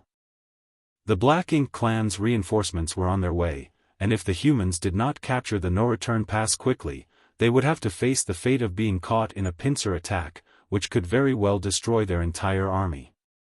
But when the fight was actually done and over with, the extent of the damage was still within an acceptable range, and their losses were not as severe as had been expected. The greatest reason for that was because the battle had not dragged on too long. The critical moment was the fall of the first Black Ink giant spirit god. Together, Yang Kai and Ada were able to kill him in just a few dozen breaths, which greatly shook the morale of the Black Ink clan. Following that, Mo Na Ye's fall dropped the morale of the Black Ink clan even further, while also greatly disrupting their ability to coordinate and organize themselves. As they acted decisively and were able to settle the fight quickly, the losses to the human race army were naturally kept to a minimum. Of course, the purifying light that erupted from the sacrifice of the 2008th Order Small Stone Race Masters was also indispensable. At that time, the purifying light not only severely damaged the Black Ink giant spirit god, but almost instantly wiped out a large swath of Black Ink clansmen, while all the Black Ink clansmen over the entire battlefield were affected by it somewhat, lowering their strength to a certain extent. All these unexpected events laid the foundations for their grand victory. After looking through the battle report, Mi Jingluan handed it over to Yang Kai, who couldn't help but breathe a sigh of relief as he swept his divine sense over it. The losses were not small, but weren't too large either. They still had the strength necessary to continue their crusade. If the casualties of this battle had exceeded 30%, they may have lost that ability. It should be noted that there were still the Black Ink clan reinforcements waiting for them, which was another difficult hurdle they had to jump through. All they had to do now was wait for the 23 Eighth Order Masters to break through and stabilize their cultivation. After the armies were reorganized, they could finally embark on the final crusade. Yang Kai looked out into the depths of the void with deep worry creasing his brows. Even now, he had no idea what had happened at the Primordial Heaven Source Grand Restriction nor what the situation was with the suppressing Black Ink army. His family and disciples were all over there, and it would be a lie to say that he wasn't worried about them. If he could, he would have rushed to the Primordial Heaven Source Grand Restriction as soon as he found out about the movements of the Black Ink clan's reinforcements. But he couldn't go earlier or even now. As the strongest Ninth Order Master, the battle at the No-Return Pass would not have ended so easily if he wasn't here. Between family and the survival of the entire human race, a choice had to be made. The only thing Yang Kai could be sure of now was that even if something did happen at the Primordial Heaven Source Grand Restriction, it was still in progress, otherwise, it would be impossible for there to not be a single true Royal Lord in the reinforcements. Though it was partly wishful thinking, this conclusion was the only comfort Yang Kai had in his heart. As time passed, the auras of the 23 people in the void continued to fluctuate, and each of them had an illusory phantom of their own small universe appear behind them. As their auras continued to fluctuate and their momentums rose continuously, their bottlenecks were gradually broken, and the boundary walls of their small universes that had reached their limit began expanding again. Martial Peak, Chapter 59:16, Tao Lord, please save me. In the midst of the grueling wait, an aura belonging uniquely to masters in the Ninth Order rippled out, and as their small universe burst out in expansion, everyone knew that the first successful Ninth Order Master had appeared. It was not Jianghu, but instead another rising star from the Burning Moon Army. Everyone who was watching the situation closely couldn't help but reveal joyful expressions. The birth of the first Ninth Order Master seemed to trigger a chain reaction. Within the coming half-day, a second and a third success appeared. After the day was over, the number had grown to as many as 7. By the next day, there were 11. By the third day, 14. The fourth day, 17. The success rates of the rising stars who have received feedback from the World Tree clones and possessed unparalleled talent were incredibly high.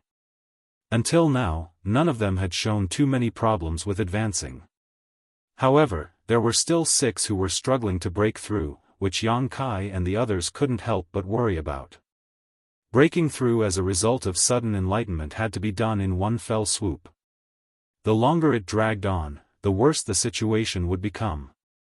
4 days have already passed. Those who were able to break through successfully had already broken through. The remaining 6 would likely experience some setbacks, which made the others worry and also feel helpless at the same time. Nobody could help another person break through, everything depended on their own hard work and accumulations. If their accumulation was enough and their luck was not bad, then they would naturally be able to succeed, just like the 17 before them, but fate was a tricky thing that nobody could perfectly predict. Yang Kai suddenly turned his gaze towards a certain direction. There, a person was pushing their aura hard. The illusory phantom of their small universe was constantly expanding and contracting behind them as if it were a living being that was breathing. If everything went smoothly, then once the illusory phantom of the small universe expanded to its limit, it would break through and expand greatly. However, Yang Kai clearly sensed that this cultivator was somewhat lacking in strength, and he couldn't help but sigh, knowing that it would be difficult for them to succeed with their current heritage. This was inevitable. Throughout history, the path from the 8th order to the 9th order had always been full of obstacles. If there existed those who succeeded, then it was only natural for some to fail as well. At a certain moment, when the illusory phantom of the small universe expanded again, there was an obvious sound of something breaking. This caused the expressions of all the 9th order masters who were paying attention to this person to change, and the cultivator who was trying to break through also had a panicked look on his face. He then opened his eyes with a bitter expression. The cracking sounds grew more and more intense, and the illusory phantom of his small universe was becoming difficult to maintain. His small universe seemed to be on the brink of rupturing. The person turned their head to Xianxia, and after a moment of anxiety, his expression calmed down. He smiled, ready to accept his final fate. The next moment, his vision suddenly blurred, and Xianxia, who had been observing from a distance, appeared in front of him and raised his hand to touch the top of his head. A river flowed and waves roared. The space-time river enveloped everything, and space-time strength suppressed and sealed the local space. Everything seemed to turn still, including the rupturing of the small universe. The man looked up at Xianxia in surprise and asked, "Dao Lord?" Xianxia lowered his head to look at him and smiled, "Are you in such a hurry to die?" The man felt a little ashamed and lowered his head, unable to meet Xianxia's gaze directly. "I did my best, but I still failed to live up to Dao Lord's expectations." Xianxia was silent for a moment before he spoke in a commanding voice, "Look at me, Wang Chang." The man raised his head abruptly, feeling extremely surprised. "Dao Lord remembers me?" Even though he was born in the Void Dao Temple, he never interacted much with Xianxia after being brought out of the Void Dao Temple and meeting him for the first time. He was proficient in neither the Dao of time nor the Dao of space, but cultivated the Spear Dao instead. He was also not qualified to be selected to be a Void Guard, and over the years, he had never received any more attention or care from Xianxia. He thought that someone as great as the Dao Lord, the one who shouldered the fate of his people, would only be concerned about the survival of the human race. Even though he came from the Void Dao Temple, the only connection they had was in name. The Dao Lord had also never given special treatment to any of the disciples who came from the Void Dao Temple. He never thought that he would be called out by the Dao Lord by name today. "I remember every one of you," Xianxia began. "The survival of the 3,000 worlds was not really your concern to begin with, yet I brought you out of the Void Dao Temple and threw you into this cruel and bloody battlefield to sacrifice yourselves for the survival of a group of humans you have never met before. If anyone should feel guilty, it should be me." Wang Chang was anxious to respond, "It is the honor of us disciples to serve you, Dao Lord." "Even so," Xianxia nodded gently, "you are all excellent, and have never let me down." Wang Chang's expression turned grim. "This disciple cannot break through to the 9th order, and my small universe is about to rupture, so what if you reach the 9th order? So what if you're in the 8th order? You slaughtered many of our enemies from the Black Ink clan. It is the same when you were in the 8th order. You still killed our enemies and pushed them back. You also protected your allies behind you. Your eldest senior brother Miao's aptitude is limited. Unless he can obtain a supreme-grade open heaven pill, he will never be able to reach the 9th order, but isn't he still living a fulfilling life? You didn't fail to break through because you have not worked hard enough. Destiny simply didn't favor you today, that is all," Xianxia reassured him. Turning the conversation around, Xianxia raised his voice, "I only ask you one thing. Even if you cannot reach the 9th order in this lifetime, can you still hold on to your original convictions and sacrifice yourself for the human race? Will you fight and slay our enemies to eradicate this evil?" Wang Chang answered meekly, "Naturally, I am willing, but Dao Lord, my small universe is about to rupture, can I still survive?" The small universe was the foundation of every open heaven realm master. If the small universe ruptures, the cultivator would perish. Xianxia grinned, "Are you dead now?" "Not yet." Wang Chang shook his head. Even he himself thought his answer was ridiculous after saying it. If you are willing to live, then you can live. If you are not willing, no one can save you. Wang Chang seemed to understand something and his dark eyes lit up again. Dao Lord, please save me. Yang Kai nodded lightly. Looking up at the small universe behind Wang Chang, he contemplated for a moment before extending a finger. At the same time, the space-time river that suppressed and sealed this space began to surge wildly. In the far-off void, Mi Jingluan and others were watching the situation attentively. Everyone was heartbroken. After 17 out of the 23 cultivators eligible to break through to the Ninth Order successfully advanced, a failure still appeared in the end. At such a critical moment, failure was equivalent to death. However, just as everyone was silently waiting for fate to carry out its judgment, the space-time river suddenly appeared, surrounded by the fluctuation of the space principles. It wasn't until this moment that everyone realized that Yang Kai had rushed over. No one knew why Yang Kai had gone over at this time, but before anyone could see what was happening, the space-time river suddenly disappeared. Following that, Yang Kai returned to his original position. It was as if he had never left. Only his face was slightly paler than before. Junior brother, you, Mi Jingluan was shocked. Huh? What just happened? Oh, Yang Lai suddenly exclaimed, scaring Mi Jingluan so much that he choked on his words. Following his gaze, all the Ninth Order masters were shocked by what they saw. The rupturing of Wang Chang's small universe had mysteriously been reversed, leaving the illusory phantom behind him completely intact. The only differences were there was no longer any sign of a breakthrough going on and Wang Chang's aura had become weaker, as if his foundation had been damaged. Many thoughts flashed through Mi Jingluan's mind as he turned to Yang Kai in astonishment. Junior brother, what did you do? Regardless of what Yang Kai did, they could tell from the results in front of them that Wang Chang, who was doomed to die, had been saved while his breakthrough had failed. Compared to dying and fading away, this was undoubtedly a good result.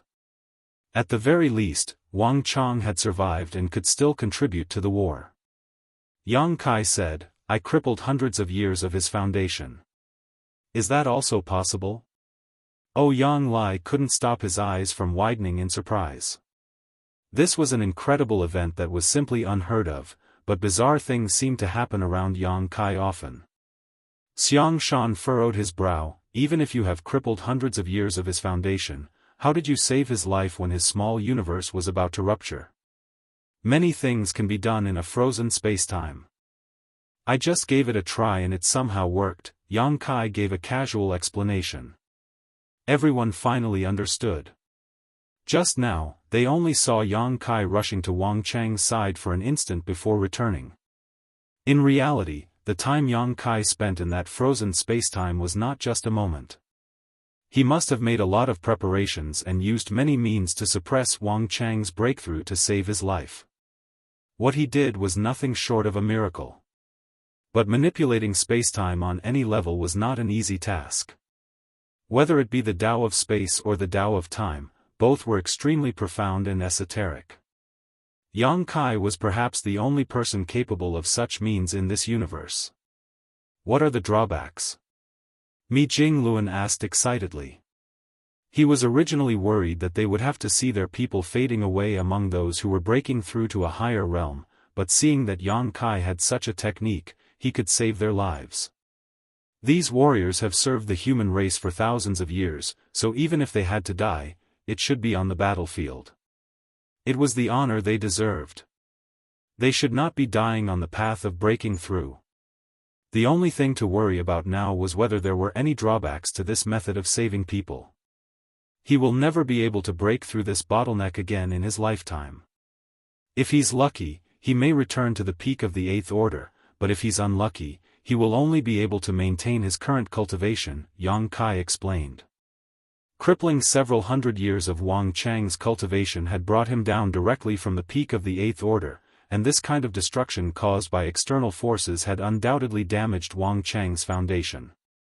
That was also the reason why Yang Kai had spoken so much with Wang Chang earlier. For a favored son of heaven who had the potential to stand at the pinnacle of martial Tao, lingering on and barely surviving might not be considered a blessing. The greatest pain and torment for a cultivator was to have one's martial Dao being cut off. If Wang Chang was unable to accept such a fate, he would still perish.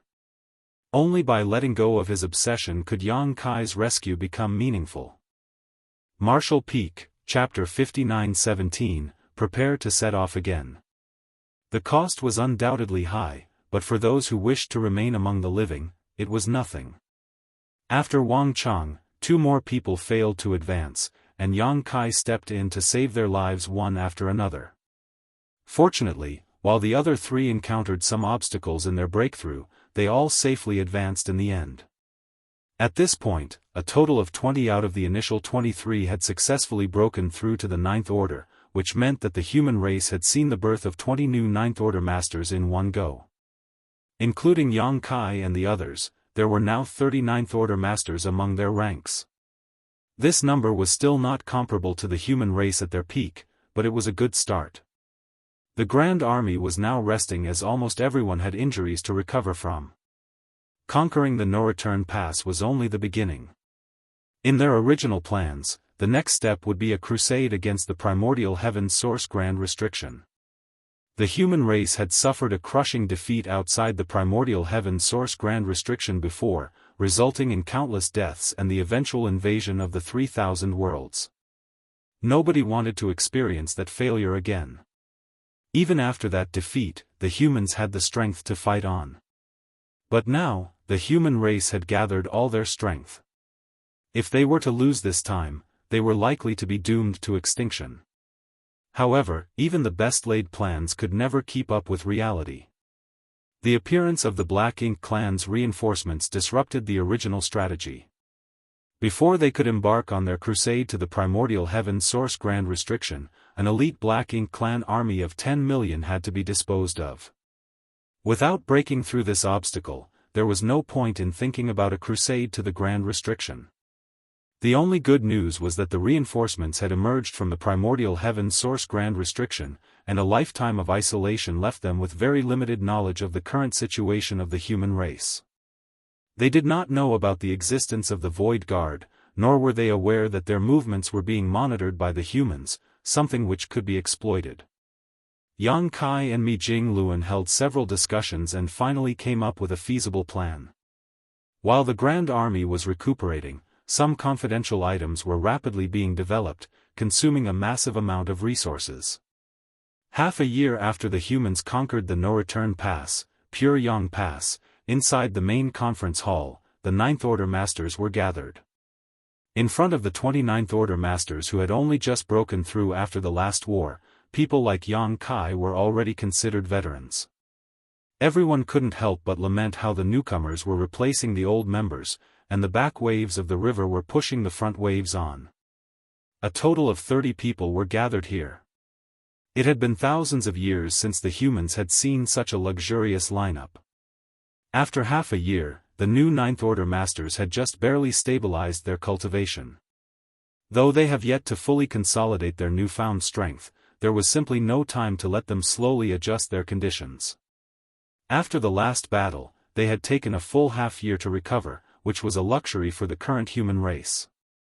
Mi Jingluan raised his hand, and jade slips flew out to everyone one by one.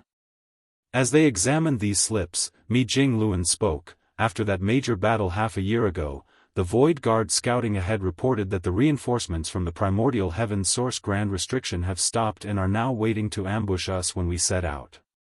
They are currently located around the junction of the Black Ink battlefield and the late Ancient Era battlefield, though much closer to the latter. Listening to his briefing, the Ninth Order Masters checked the jade slips and found this basic information was listed inside. Mi Jingluan continued, "From the intelligence we have now, the Black Ink clan reinforcements have found out about the war here at the No-Return Pass as well as the outcome of the battle. That's why they are lying in wait for our army to fall into their trap ourselves. This is good news. Since they have no idea that their actions have already been exposed, we can use their plan against them. Since they have chosen to ambush us, we can take advantage of their inaction to surround them and wipe them out in one fell swoop. If we are to go against the Black Ink clan at the Primordial Heaven Source Grand Restriction, these reinforcements must be eliminated first. While you were all recovering from your injuries, Junior Brother Yang and I have formulated a plan. Please look it over. If there are any issues, please speak up as soon as possible so that we can discuss and solve them together. The group silently looked through the jade slips. The newly advanced Ninth Order Masters remained silent, not because they felt that they lacked the qualifications to express their opinions, but because they felt that the plan was indeed feasible and there was nothing that had to be changed. They knew that while they were recovering and stabilizing their cultivation in retreat, Yang Kai and Mi Jingluan were still working hard. Xianxia on the other hand asked, other than the fact that they have no true royal lords among their ranks, the number of masters they have is not inferior to the no-return pass when it was at its peak. Can we confirm there are no true royal lords among them? Mi Jingluan looked at Yang Kai. Junior Brother Yang personally went to investigate and can confirm this. Of course, we will survey the area again to ensure that our intelligence is correct before we begin our operation. Xianxia nodded lightly, then there's no problem. Even though the forces of this reinforcement army were not much different in terms of strength from the forces the Black Ink clan had during their peak at the no-return pass, the situation they were facing now was quite different. At the very least, these reinforcements did not have any true royal lords or Black Ink giant spirit gods among them. Meanwhile, the humans had not only gained 20 more Ninth Order Masters, but they also had the support of Ada and Air. The advantages brought by the two giant spirit gods alone were immeasurable. Furthermore, there was a big difference between trying to siege a fortified position and conducting a field battle. Even if they had to face an army of millions of elites, the humans were confident that they could defeat the Black Ink clan with minimal losses as long as careful preparations were made.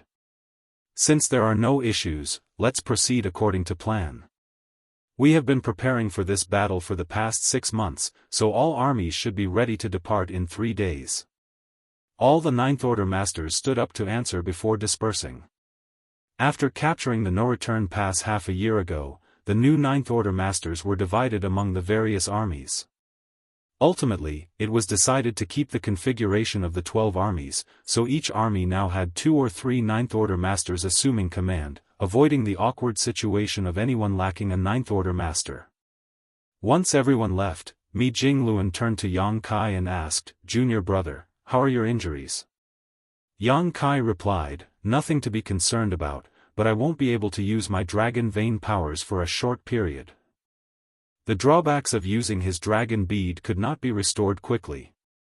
It would have to take at least a decade of uninterrupted rest for him to properly recover, something the humans could not afford right now. Mi Jingluan nodded, "We still need Junior Brother to work hard in the coming battles." "I know, it is my duty." Yang Kai nodded and stood up. "If Senior Brother has no other orders, I will go and cultivate now." Mi Jingluan laughed, "Go ahead." As soon as Yang Kai left the main hall, a face appeared in the void that blocked out the sky, revealing an ingratiating smile. Yang Kai was speechless and threw a world bead to Ada as he told him, "Eat less and don't fall asleep. We're going into battle soon." While chewing loudly on the world bead, Ada answered him casually.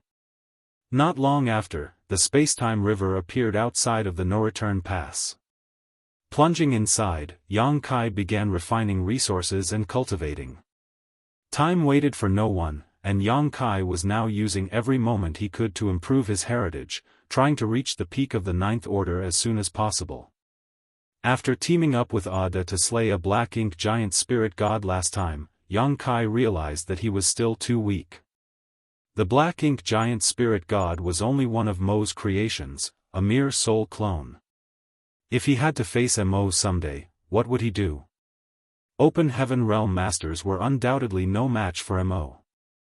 According to Tsang, Mo had already reached the legendary creation realm. However, with Yang Kai's increasing progress and enlightenment in his grand Daoist, in recent years, he faintly felt that something was off about the belief that Mo was in the creation realm. Of course, he had no idea what exactly the creation realm was, but he knew that he needed to cultivate hard to bring his own cultivation to its peak before he could gain the qualifications to explore the mysteries of the next realm. He was still lacking in many ways. Every moment of free time was extremely precious for Yang Kai in the current situation. 3 days passed in a flash. Outside Pure Yang Pass, the Grand Army were fully armed and ready to go. The mood was solemn, and killing intent filled the air. After preparing for half a year, the soldiers had still not lost their momentum or fighting spirit. All of them knew that taking the no-return pass was only the beginning, and winning a single battle did not mean the end of the war. Only when the human race conquered the primordial heaven source grand restriction and vanquished Mo could they truly call themselves victorious. In this situation, letting their guard down in any way would mean death. 12 universe fragments had already been prepared and lay across the outside of the no-return pass. These universe fragments were recently moved back from the depths of the void by the humans, and each one corresponded to an army. At a certain moment, following the commands of the army commanders, the soldiers gathered on these universe fragments. "Junior brother, it's up to you now." Inside the no-return pass, Mi Jingluan turned his head and said to Yang Kai. Yang Kai nodded and took a step forward, arriving at the closest universe fragment. Summoning his space-time river, Yang Kai quickly turned it into a torrent which wrapped around the universe fragment in front of him. Looking from afar, the surging river was just like a giant snake, coiling and enveloping the universe fragment. Dao strength surged, and with the shaking of the space-time river, a section of the void was stripped away and compressed while the universe fragment within shrank rapidly. In less than an hour, Yang Kai retrieved the river and reached out, grabbing a newly formed world bead. After a quick investigation, he tossed it to Xianxia, who was standing next to him. Even Xianxia, who was used to seeing the strong winds and waves, caught it in a panic as he cradled the world bead in his palms. There was no helping this as the entire Blood Flame army was currently inside this world bead. Heavens know what damage it would cause to the army if the bead was to shatter. At this moment, Xianxia could only sigh and marvel at the profundity of space secret techniques. He had never imagined that Yang Kai could do such a thing, refining an entire universe fragment where an army of millions of human masters were located into a single bead. If you had such a technique, why didn't you use it during the previous crusade? Xianxia couldn't help but ask. When the humans set out from Black Territory, they had to trek through a long and arduous journey. At that time, they used the method of taking low and mid-rank Open Heaven Realm Masters into the small universes of high-rank Open Heaven Realm Masters to reduce the cost and risk of transmission. Even though it was still considered convenient, it was far inferior to the current method Yang Kai was displaying. Martial Peak, Chapter 59-18, Turtle Hiding in Its Shell. In response to Xianxia's question, Yang Kai explained, "This technique requires a suitable vessel, so it wasn't possible for me to do so at the time. A universe fragment or universe world that had been refined into a world bead was one such suitable vessel.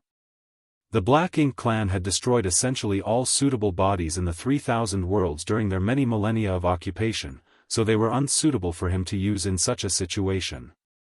He did have a few world beads from the myriad monsters' territory, but those were meant as rations for Ada and Air." Xianxia nodded in understanding as he carefully put away the world bead that contained the entire Blood Flame army. Yang Kai was already refining the second one and soon turned the various universe fragments, each with one of the 12 armies on it, into world beads and gave them to the appropriate Ninth Order Masters for safekeeping. Finally, Pure Yang Pass was the only object remaining outside the no-return pass. The Supreme Headquarters staff gathered in the central square with the 2 giant spirit gods who shrank themselves down. Once Yang Kai used his space-time river to envelope and refine Pure Yang Pass into a type of world bead, all that was left of the Grand Army was a group of Ninth Order Masters. Mi Jingluan turned around and gazed in the direction of the no-return pass as he called out, "Those of you who remain in the no-return pass must do your best to safeguard the entrance to the 3,000 worlds.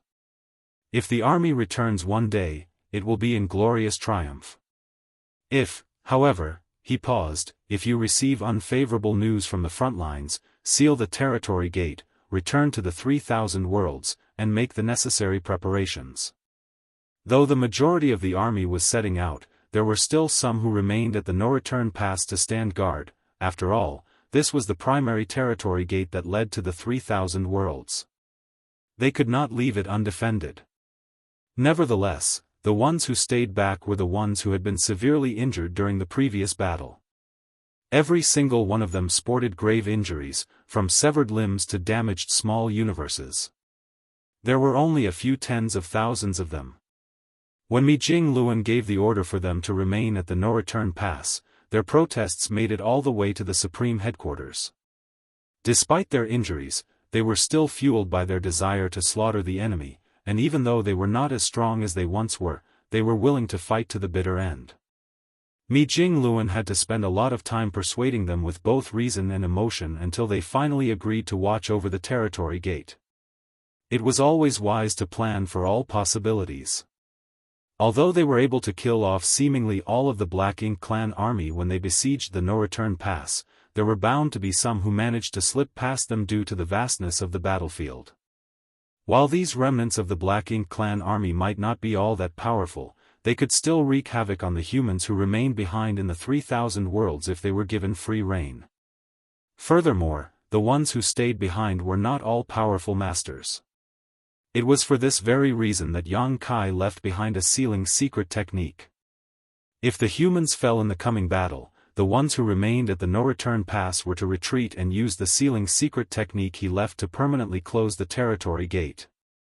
Once that was done, the 3,000 worlds would no longer be connected to the Black Ink battlefield.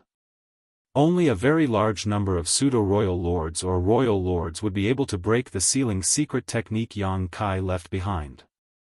If that many powerful masters from the Black Ink clan did return to the no-return pass, it meant that the human army had lost, which would also mean the end of the human race. Once Mijing Luan finished giving his instructions, those who were to remain behind cupped their fists and chorused, "Yes, sir." The Ninth Order masters took one last look at the no-return pass. Their eyes flitted over the territory gate that led back to the 3,000 worlds before they hardened their hearts and abandoned all wistfulness as they headed deeper into the void. No one knew how many of them would make it back alive. Behind them, a loud voice bellowed out from the no-return pass, "May your valiant efforts be rewarded and your return victorious." The other voices rang out in unison, "May your valiant efforts be rewarded and your return victorious." With the help of the universe temples and space arrays that the Void Guard had set up beforehand, the 39th Order Masters took only a few days to traverse across the vast void and arrive at the boundary between the Black Ink battlefield and the late Ancient Era battlefield. They had made their calculations beforehand and gathered at the last of the universe temples where they convened with the Void Guard who were standing guard here. They wanted to hear the reports regarding the situation further ahead. Soon, the Void Guard finished reporting everything they knew. After taking it all in, Yang Kai said, "That means the Black Ink clan's reinforcements plan on ambushing us on the late Ancient Era battlefield." The Void Guard who spoke nodded and added, "That seems to be their plan." During the final battle at the no-return pass half a year ago, the reinforcement army that had been rushing over suddenly stopped. We didn't know what happened at the time, but later on, we figured that they must have received word from the no-return pass. Mijing Luan nodded. Before Mo Nai died, he was still busy sending out dispatches. He must have been the one who arranged this. After Yang Kai killed Mo Nai with his spear, Mijing Luan retrieved a small black ink nest from Mo Nai's hand. It was clear that the latter had been using the power of the black ink nest to send messages to the reinforcements. It's all clear now. The Black Ink clan's reinforcements realized that their existence had been exposed and that the no-return pass had been seized, so in compliance with Mo Nai's arrangements, they found a suitable battlefield to lay in wait to attack us, but they would not have expected us to arrive this quickly. Considering the pace of a regular army, it would take the humans about a decade to cross such a distance, even if they left as soon as they emerged victorious at the no-return pass. By then, no matter how strong the human race Grand Army was, they would still be exhausted from traveling and caught off guard by the Black Ink clan's well-prepared ambush. However, the human race only spent half a year recuperating after taking back the no-return pass before reaching this place a couple of days later. It had indeed been a wise decision to form the Void Guard, as they managed to help the humans avoid a catastrophic situation. This was their chance to make use of the intel they had while their opponents remained in the dark. After mulling it over in silence, Xianxia raised his head and said, "Senior brother, all of you can rest here for now. I'll go on ahead and scout the situation." Mi Jingluan nodded. "We will have to trouble you with that, junior brother." A Void Guard swiftly stepped forward with a space beacon which Xianxia took and channeled his power into. Once the space beacon flashed, Xianxia disappeared. The next instant, he appeared somewhere in the void. There was a figure beside him. It was Li Wuyi, who was in charge of tracking the movements of the Black Ink clan reinforcements. This was the same way Xianxia dropped in on Li Wuyi the last time. Li Wuyi let out a small exhale of relief when he spotted Xianxia. He did feel rather pressured by his task of keeping an eye on things alone, but thanks to Xianxia's presence, he now felt as if some weight had been lifted off his shoulders. "Did we retake the no-return pass?" Li Wuyi asked. Even though Li Wuyi received the news about the results of the battle at the no-return pass, he could not resist checking anyway. "Indeed." Xianxia nodded. "That's good to hear." Li Wuyi smiled at the confirmation, but soon, his expression turned grim as he asked quietly, "The casualties? Not as bad as it could have been.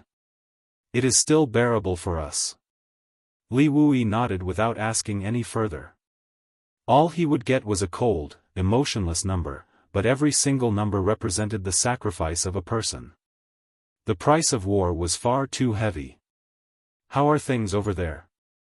Xianxia looked out in front of him, but to his puzzlement, he did not see any sign of the Black Ink clan's reinforcements.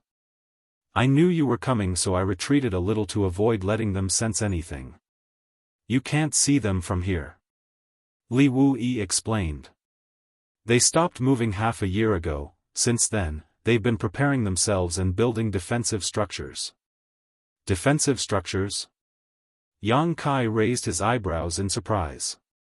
Li Wuyi nodded. "They dragged over many of the lifeless universe worlds and fragments to act as barriers. It seems to me that they intend to build up a base. It sounds as if they plan on having a full-on confrontation with us instead of ambushing us," Xianxia thoughtfully mused. "That's very much within their means." Li Wuyi's expression was grim. There were several hundred pseudo-royal lords and over 10 million high-rank or higher Black Ink clansmen. Even though they don't have any true royal lords or Black Ink giant spirit gods with them, they are still a force to be reckoned with. "It's undoubtedly Mo Na Ye's doing," Xianxia remarked in realization. "Their goal was never to stop our crusade, they simply hope to weaken us. As long as we've been weakened enough, continuing with the crusade will become meaningless. Thus, instead of trying to set up an ambush, they are better off fighting an all-out battle. They probably want us to discover their tracks." Li Wuyi gave it some thought before nodding in agreement. "That seems to be the case." "How vigilant are they?" Xianxia checked. "Only somewhat, I'd say," Li Wuyi replied. "They don't seem to expect us to arrive anytime soon, so they haven't sent out scouts or set up any strict patrols. Furthermore, the scouts they have deployed are only monitoring a small area. Still, it's enough to stop me from getting too close." 6 months ago, Li Wuyi had been able to observe the Black Ink clan army from up close, but ever since they began setting up their base, he had to stay further back to avoid detection. "I'll go and take a look," Xianxia said. After confirming the direction, he shot off into the void. Though he did not discover any true royal lords the last time he checked, there was no harm in being cautious. It was best to do a thorough check once more, as inaccurate information could very well lead to unnecessary casualties in battle. After traveling for a while, Xianxia caught sight of the Black Ink clan army. He used Thunder Shadow's innate divine ability to mask his figure and aura as he continued making his approach. It was just as Li Wuyi had said. The Black Ink clan army was building a base here. They dragged many universe worlds and fragments from all over the void to create barriers and barricades in an otherwise empty territory. This area was still a part of the Late Ancient Era battlefield. During the Late Ancient Era, the humans and the Black Ink clan fought fiercely on this vast expanse. Countless great experts died in battle, leaving behind numerous traps in the form of barriers, seals, and restrictions. There were even divine abilities and secret techniques that had yet to be used up. These were all things that the Black Ink clan could use to their advantage. Yang Kai scrutinized the surroundings as he made his way closer to the Black Ink clan's reinforcement army. Soon, he arrived at the nearest spot he could reach and began studying the Black Ink clan's reinforcement army closely. Once he was certain that they did not have any true royal lords amongst them, his worries eased. Though they were a sizable force, and powerful as well, their lack of military intelligence when compared to what the humans knew made them little more than turtles hiding in their shells. Martial Peak, Chapter 59-19, Without Warning. Around half a day later, Yang Kai returned to the Universe Temple and the Ninth Order Masters gathered around him to get an update. Once Yang Kai filled them in on everything he witnessed, Mi Jingluan nodded, "It's fairly similar to what we expected." "In that case, should we proceed according to plan?" Xianxia asked. Mi Jingluan turned to Yang Kai, "What do you think, junior brother?" "It won't be a problem," Yang Kai answered. Mi Jingluan's expression was serious as he declared, "Let's stick to the plan then." Soon, everyone left the Universe Temple, save for 2 void guards who remained behind to stand guard there. After a day's worth of traveling, they arrived in a part of the void that was neither too far nor too near the base of the Black Ink clan's reinforcements. Yang Kai held his hand out to Xianxia, who brought out the world bead he had been keeping with him the whole time. Space principles surged as Yang Kai's hands moved swiftly. He gently patted the world bead before tossing it into the void. Once the tiny world bead left Yang Kai's grasp, it started expanding at great speed. It looked as if a stone had been tossed into a calm lake, causing ripples to spread out in all directions. In just a few moments, the world bead had been restored to its original form, and on the lifeless universe fragment, the Blood Flame army was busy preparing themselves. "Senior brother Xiang, I'll leave things here to you and junior brother Sun," Yang Kai said. Xianxia nodded in response, as did Sun Ku, one of the new Ninth Order Masters. "You all will remain here as well and cooperate with me later when we strike," Yang Kai spoke to a few members of the Void Guard accompanying them. "Yes, sir," they quickly replied. "Let's go to the next spot," Yang Kai called out as he led the rest of the Ninth Order Masters and Void Guard onwards. Yang Kai kept releasing world beads at specific spots and leaving each of the human race armies there. This carried on for a couple of days until everything was in place. They were done with all their preparations. The last army to be released was the Profound Nether Army, which presently had 3 Ninth Order Masters among their ranks. One was Ouyang Lai, a more seasoned Ninth Order Master, while the other 2 were newly promoted with a lot of room for growth. The atmosphere was tense as the army stood ready for battle. Ouyang Lai was in the lead, his eyes closed. Approximately a quarter hour later, the time that had been agreed upon earlier arrived. Ouyang Lai whipped his eyes open, raised his hand, and shot off. The Profound Nether Army that had been waiting eagerly for this moment heard him roar, "Charge!" This scene played out in 12 different areas of the void as the 12 armies marched on the enemy from 12 different directions at the same time, heading straight towards the Black Ink clan reinforcements base. No sound was made, but their steely resolve and murderous intent permeated the void, causing space itself to shudder in their presence. Meanwhile, Yang Kai was hovering above the base with his eyes closed as he quietly counted down. The base was made up of over 100 universe fragments and worlds that had been gathered together. The Black Ink clan had gone through painstaking efforts to drag all of these over from the neighboring areas of the void to use as a defense line. Some of the pseudo-royal lords were gathered in a corner of the base, communicating via divine sense, their expressions grim as they were worried about the future. This could not be helped. 6 months ago, they suddenly received word from the no-return pass that the humans had launched a frenzied, all-out attack. Not only did they lose one of the Supreme One's soul clones in the battle, but the entire Black Ink clan army there had been routed and was at risk of being annihilated. They had no way of knowing the outcome of the battle as they stopped receiving updates from the no-return pass after the royal lord named Mo Nayi transmitted some final information to them. Nevertheless, they could hazard a guess that the Black Ink clan at the no-return pass must have met their doom and all the Black Ink nests were destroyed. If that was not the case, it was impossible for them to not get any further news. Initially, they stormed out of the Primordial Heaven Source Grand Restriction to help the Black Ink clan army at the no-return pass, but now that the humans had captured it, was there any point in heading over as reinforcements? In the end, they chose to follow Mo Naye's directions. They remained in place to await the arrival of the human race army with the intent to block their path. The human race army was so powerful that they could even slaughter a soul clone of the Supreme One, thus, the reinforcements knew they would surely lose any war they fought against them, but they had no choice. Fortunately, they were quite a distance away from the no-return pass and thus had sufficient time to prepare for the confrontation. Just as the pseudo-royal lords were in the middle of their discussion though, a feudal lord flew over and stood by the side as he greeted them. "What is it?" A pseudo-royal lord that looked like a giant spider turned to him and asked. It was an extremely peculiar sight as the spider-like pseudo-royal lord had a human face. However, the Black Ink clan came in all manner of strange and peculiar forms, so he was not unique by any means. "I have something to report, sirs," the feudal lord respectfully said. "Go on."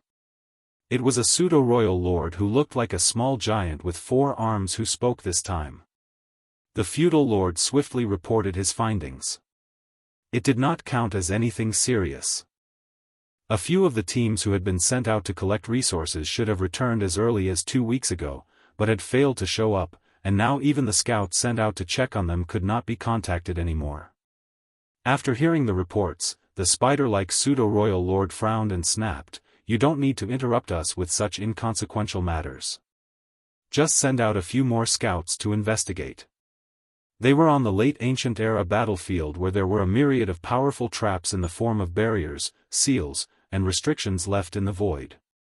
Many of their mining teams and scouts had already gone missing as well prior to this news, so the pseudo-royal lords did not pay much attention to these things.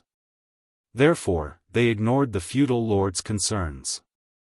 The feudal lord had more to say, but in the end, he feared the pseudo-royal lords too much to continue, so he respectfully took his leave.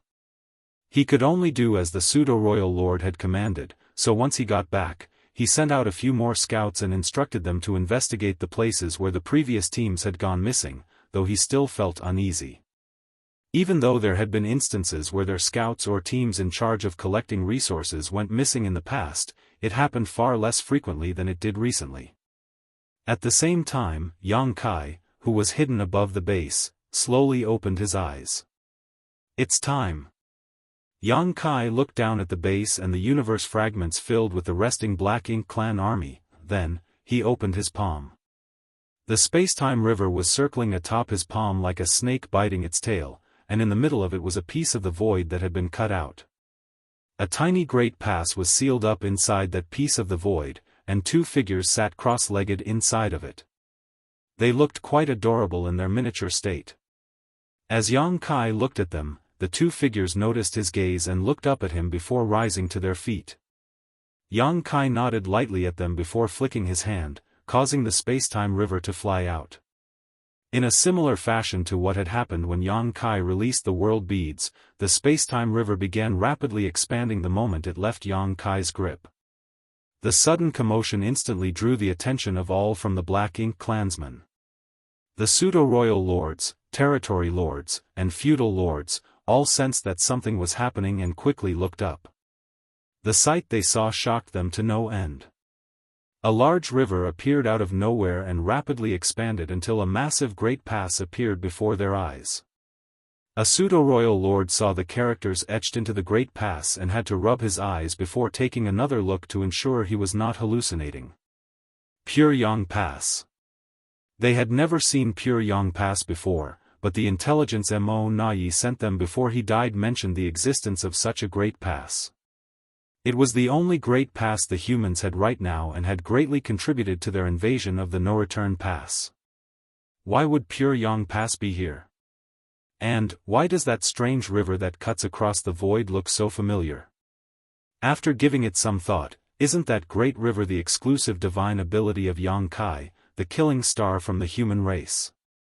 They were gobsmacked by the sudden turn of events and had not figured out what was happening, but there were always going to be smarter ones in their midst. As such, a voice soon roared so loudly that it echoed in the void. The humans have come. We're under attack.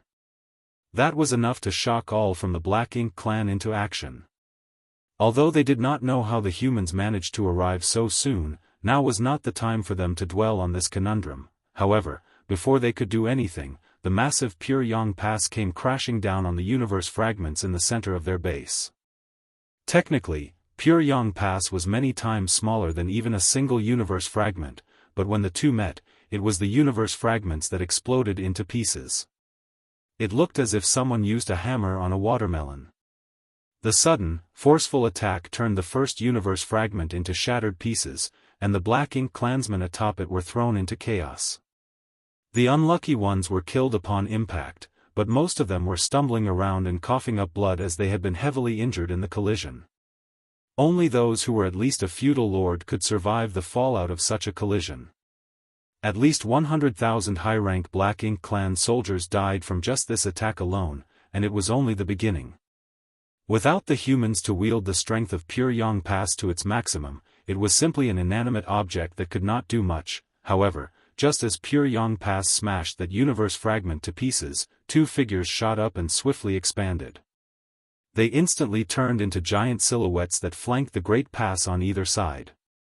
The immense pressure that emanated from the enormous figures made the Black Ink clan feel as if their souls were shaking and chills ran down their spines.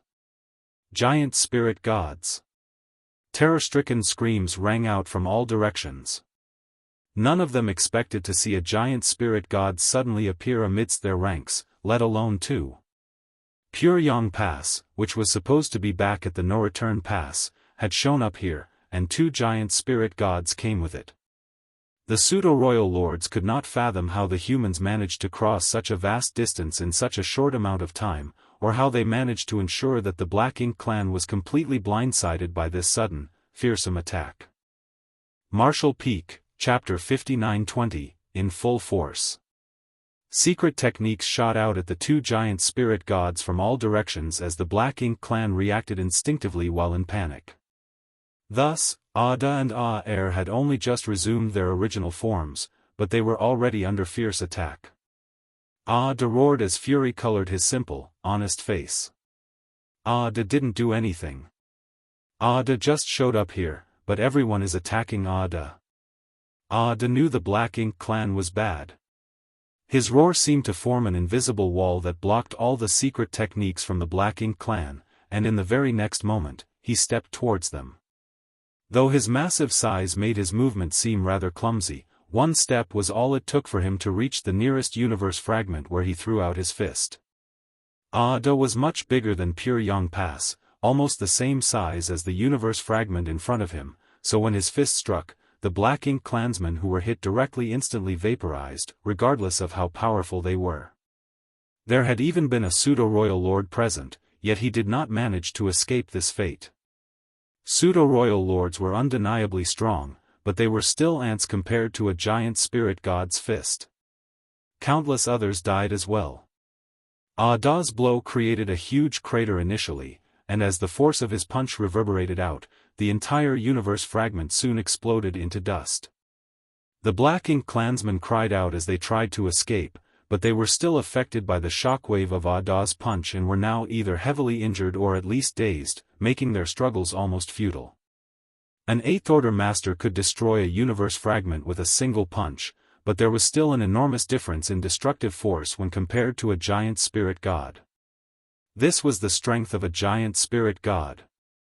Right now, apart from Mo, whose power remained enigmatic to all, the giant spirit god clan were the most powerful beings fighting in this war. Although they were not proficient in the use of secret techniques or divine abilities, and seemed to be of lower sentience in some ways, they had immense strength. While Ada was busy destroying that universe fragment, Aer did not stand around idle either. He charged at the defensive barrier the Black Ink clan had worked so hard to create, and with each kick or punch he landed, lands were destroyed and countless Black Ink clan soldiers died. In just a few breaths of time, the void was littered with broken universe fragments and Black Ink strength that had leaked out of the dead Black Ink clan soldiers. It was only then that the pseudo-royal lords managed to recover themselves and take action, ordering their armies to try and stop the two giant spirit gods. Soon, their attack started taking effect. Although giant spirit gods were terrifyingly powerful, there were only two of them and their enormous size made them easy targets. The Black Ink clan reinforcements numbered over 10 million, and as long as they properly coordinated, their combined strength could not be underestimated. The attacks poured in from all directions. Ada and Aer's silhouettes began to look a little unsteady and they could not move as freely either, but that only served to infuriate them even more. When the human race army attacked the no-return pass, they were able to kill the second Black Ink giant spirit god by gathering all their strength together. The Black Ink clan would probably be able to accomplish the same feat if they could group up and arrange themselves the way the humans had. Though it had to be said that the Black Ink giant spirit god the humans killed had already been through an intense battle with Ada and Aer, and thus was already seriously injured. Furthermore, its movement had been restricted as well and it could not dodge the combined assault from the human race army. Even a Black Ink giant spirit god could not withstand that level of bombardment. Ada and Aer's situation was a lot better than that Black Ink giant spirit god's. Though the Black Ink clan kept attacking from all directions, the two giant spirit gods would not be in any mortal danger if the Black Ink clan failed to unleash a combined assault that was strong enough to overpower them in one blow. However, considering the heritage of the Black Ink clan reinforcements, it was within their means to force Ada and Aer to retreat if they were willing to make some sacrifices. That would only be possible if nothing unexpected happened, however, and alas, it soon did. All of a sudden, those on the battlefield detected the fall of a pseudo-royal lord. An intense fight had broken out on the battlefield and the death of a pseudo-royal lord was not something surprising. The unluckiest of them all had died from the giant spirit god's first strike. However, what caught the Black Ink clan's attention was the fact that the pseudo-royal lord who just died did so a great distance away from the giant spirit gods at a place that did not seem to be under attack. Furthermore, even if the fallout from the giant spirit god's blows had managed to travel that far, how was it possible for a pseudo-royal lord to not be able to block that level of attack? Before the Black Ink clan managed to figure out what had just happened, the aura of yet another pseudo-royal lord vanished. A third and a fourth soon followed. At last, the pseudo-royal lords realized the situation they had on their hands. Apart from the two giant spirit gods, there was also a third master they did not know about who was lurking on the battlefield and assassinating the pseudo-royal lords. The pseudo-royal lords were alarmed. "It's Xianxia. He's here!" one of the smarter pseudo-royal lords roared.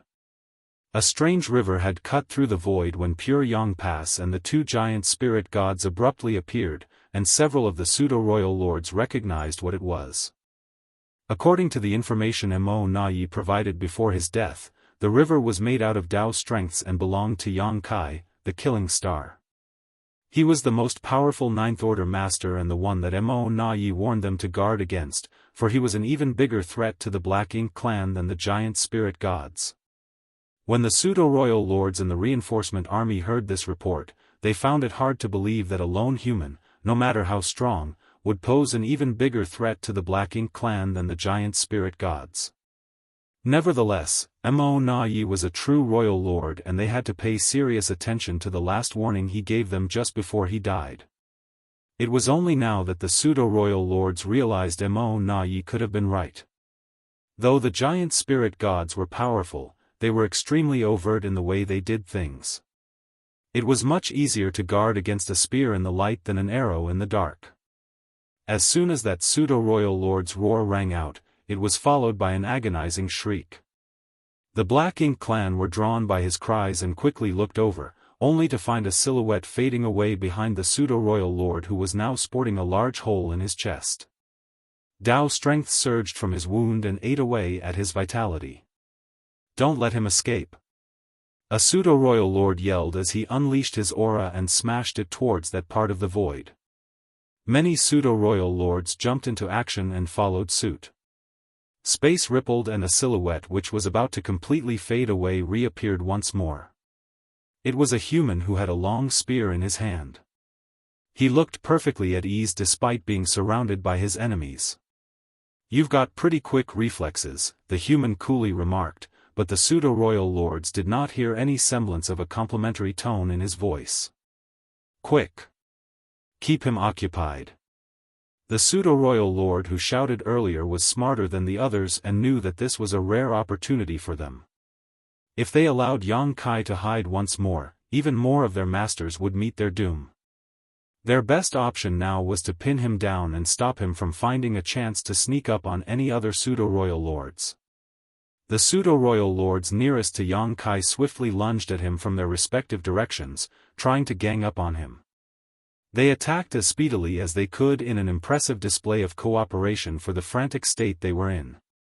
If it had been any other Ninth Order master, they would have been caught in a difficult battle. However, Yang Kai's expression remained indifferent as he made a grabbing motion and Dao strengths rippled in the air as the sound of water echoed. He summoned his space-time river, and it snaked around him like a whip. The pseudo-royal lords who were charging at him were taken by surprise and ended up plunging into the river, just like children who drowned by a sudden surge of water. They struggled on the surface of the river for a few moments before sinking in and disappearing. The river grew fierce as Dao's strength surged.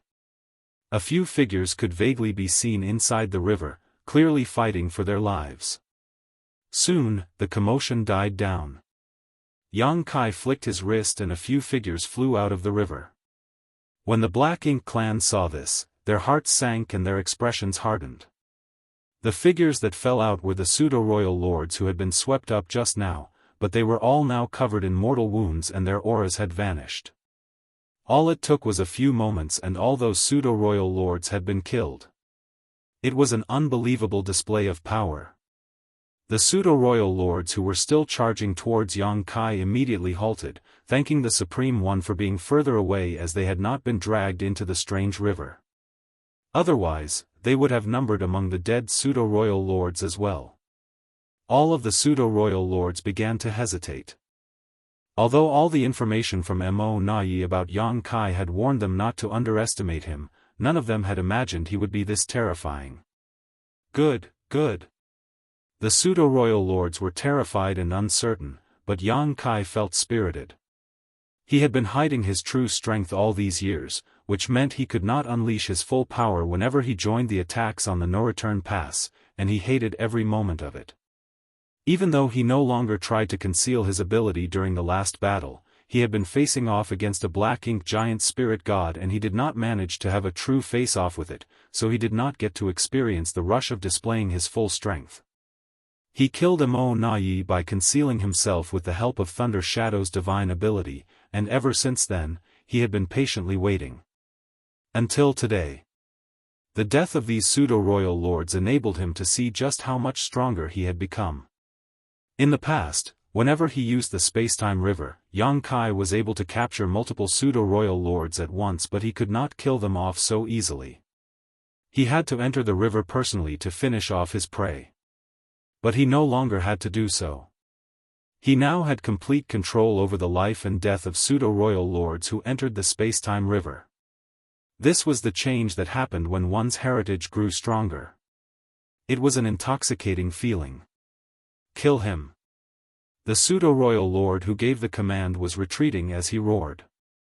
An endless stream of secret techniques shot out at Yang Kai, but they all hit nothing as his figure simply faded away.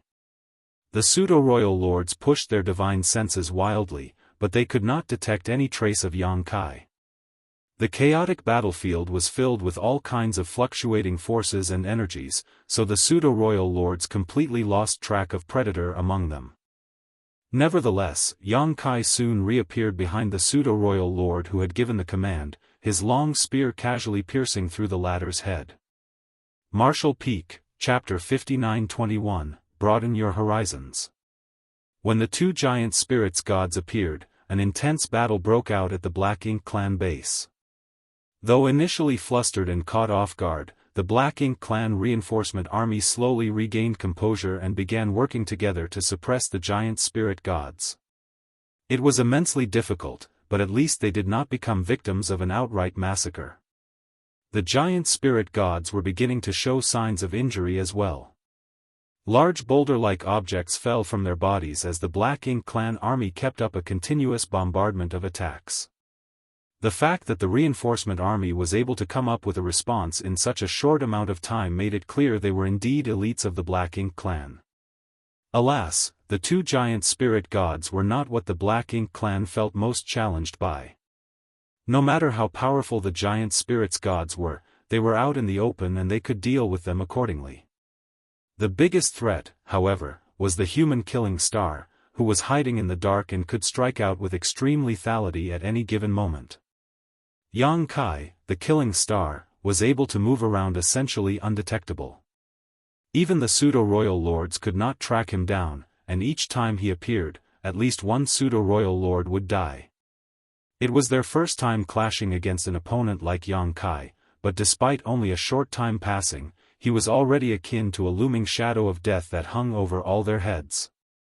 He did not attack anyone other than the pseudo-royal lords, but in just a short span, 20 such masters had died, with the surviving ones helpless to deal with him.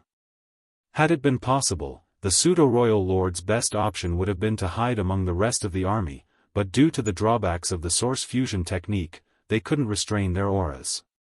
They were like bright lights in a dark tunnel, their presence glaringly obvious to anyone despite being in a sea of over 10 million other Black Ink clansmen. They could neither defeat Yang Kai nor find him. It felt as if they had no way of overcoming this crisis. I want to know what the situation is at the Primordial Heaven Source Grand Restriction. I will spare the life of the one who tells me what I wish to know. All of a sudden, the human's voice rang out on the battlefield for all the Black Ink clan army to hear. One of the pseudo-royal lords had an abrupt change of expression as his eyes glinted and he threw his fist towards a certain part of the void. He's here. He punched with all his strength and the void shattered like a mirror, but there was nothing there. Then, the pseudo-royal lord heard Yang Kai's voice sounding tauntingly next to his ear. Wrong answer. There was a flash of light as the local space solidified. The pseudo-royal lord was still in the same pose, his clenched fist extended out, but his head had been separated from his body and black blood was now gushing out of his neck, dyeing the void black. Does anyone else wish to speak? Yang Kai's voice rang out again. Two pseudo-royal lords confidently unleashed attacks towards the spot where the voice came from, but as soon as they did so, Yang Kai appeared behind them and thrust his spear through their backs. Before the rest of the pseudo-royal lords could rush over, Yang Kai's silhouette disappeared once more. Maybe my previous question was a little too broad, so I'll be more specific. Has Mo woken up yet? What's the situation like with the human race army based outside the Primordial Heaven Source Grand Restriction? A hot-tempered pseudo-royal lord immediately hollered, You want to know what happened to the army over there? They're all dead, and you're next. As soon as he finished speaking, Yang Kai appeared in front of him. The pseudo-royal lord had been secretly searching for Yang Kai's location all along, but he did not expect the human to be arrogant enough to show up in this manner, so he was caught off guard. By the time he was able to react, Yang Kai's hand had flashed out and tightly gripped his forehead. The pseudo-royal lord was entirely shocked by what happened next.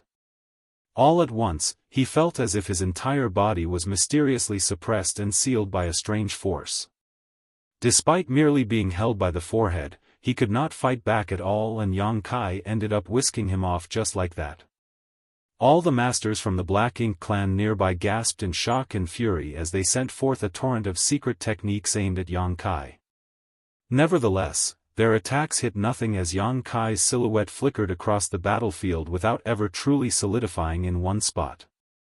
Yang Kai flitted around to avoid the Black Ink clan's attacks, all the while holding onto the pseudo-royal lord by the latter's forehead.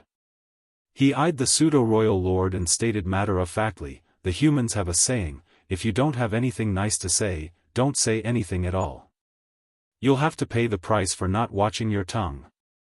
Alas, the pseudo-royal lord was a rebellious fellow, so despite being subjugated, he had no intention of compromising. He sneered and screeched, "What price would you make me pay, huh?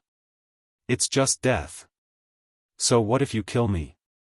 You'll never be able to stand against the Supreme One. Black Ink is eternal. Who said I'm going to kill you?" Yang Kai eyed him coolly.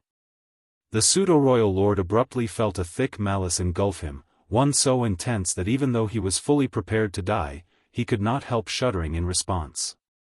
"You just came out of the primordial heaven source grand restriction, so I'm assuming you've never experienced purifying light before.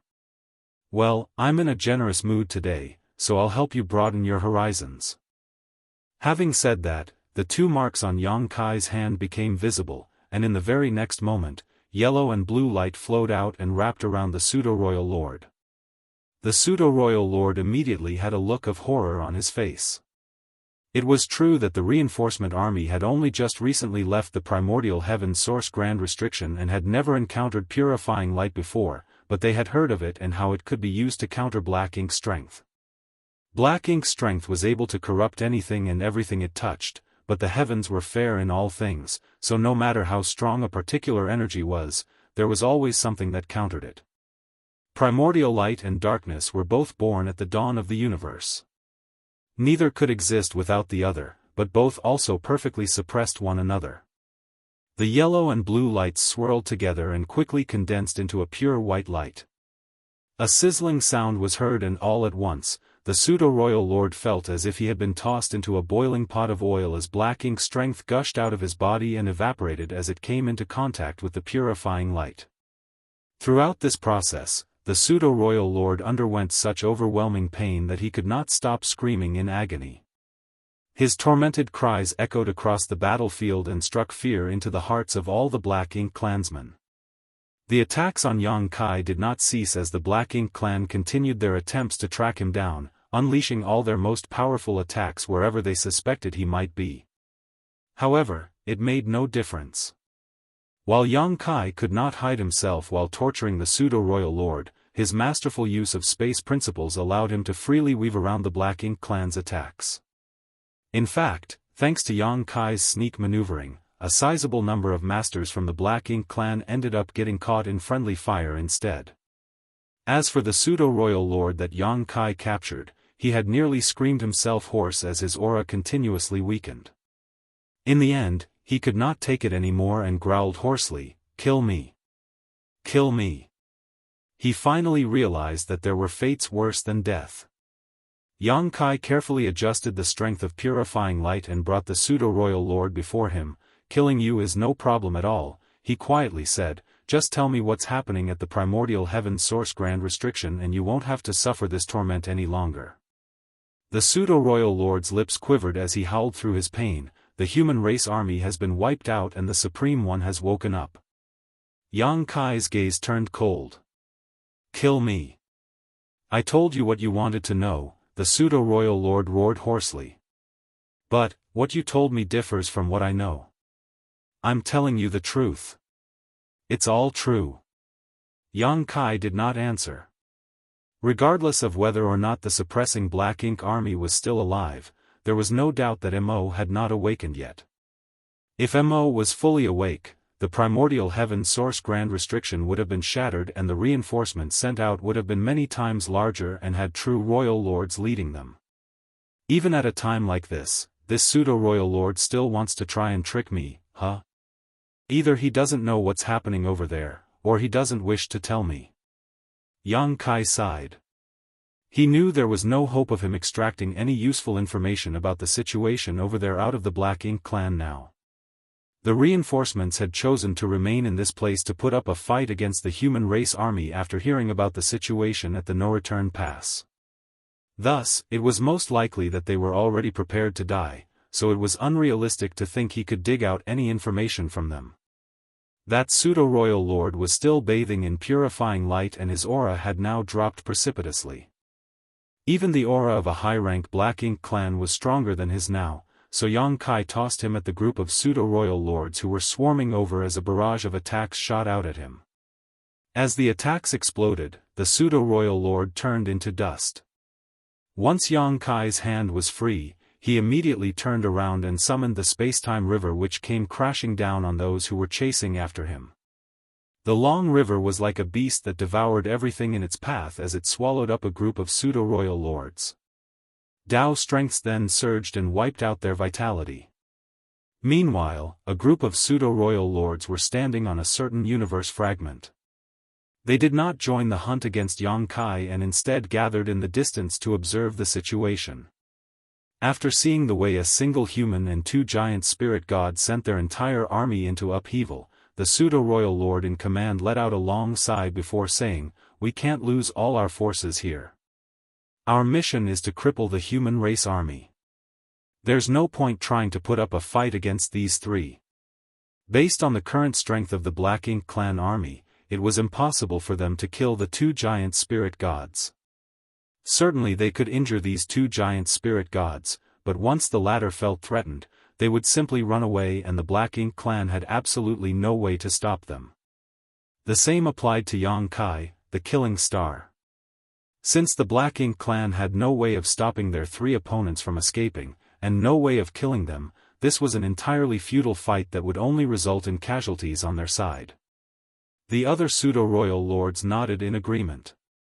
Give the order for some to stay behind and keep these 3 occupied, as for the others, evacuate at once. The pseudo-royal lord quickly came to a decision. Where should we go? A pseudo-royal lord asked. The one who first spoke stayed silent for a moment before looking in the direction of the no-return pass. We'll go out and meet the human race army ourselves. At first, the rest were confused, but they soon came to a realization. This was probably their only option now. They had to clash with the human race army as soon as possible, that way, even if they all died, they would still manage to fulfill their mission. Marshall Peak, Chapter 59-22, The Purple Feather Army Charges. The order to withdraw went out at once, and despite the chaos of the situation, the Black Ink clan army was able to maintain some semblance of order as they prepared to retreat. According to their estimates, they had to leave at least 30% of their forces behind to keep the 2 giant spirit gods and the Killing Star occupied. That was the only way they could carve out enough room for the rest of the army to leave safely and carry out their mission. This decision pained the majority of them, but they had no choice. The pseudo-royal lord who served as the commander was standing atop a universe fragment and surveying the bloody battlefield with an icy glare. Though he knew he would never get to seek vengeance himself, he still wanted to sear the Killing Star's image into the recesses of his mind. "Sir!" Suddenly, a feudal lord flew over and landed in front of the pseudo-royal lords to frantically report, "Sirs, we have found signs of a human race army." The pseudo-royal lords were startled. "Which direction?" The commanding pseudo-royal lord quickly asked. "That direction," the feudal lord pointed it out. The pseudo-royal lords all turned to look, and sure enough, they spotted hazy figures far off in the depths of the void. It was a great distance away, so they could not see clearly, but it was undoubtedly a human race army, a very large one. "Excellent!" The pseudo-royal lord cheered thunderously. He did not seem panicked by the sudden report, instead, he looked pleased. Regardless of how the human race army managed to arrive in such a short amount of time when it should have taken them over a decade to reach this place, it was precisely what the Black Ink clan hoped to see. When they left the primordial heaven source Grand Restriction, their initial mission was to aid the Black Ink clan army at the no-return pass by attacking the humans from the rear.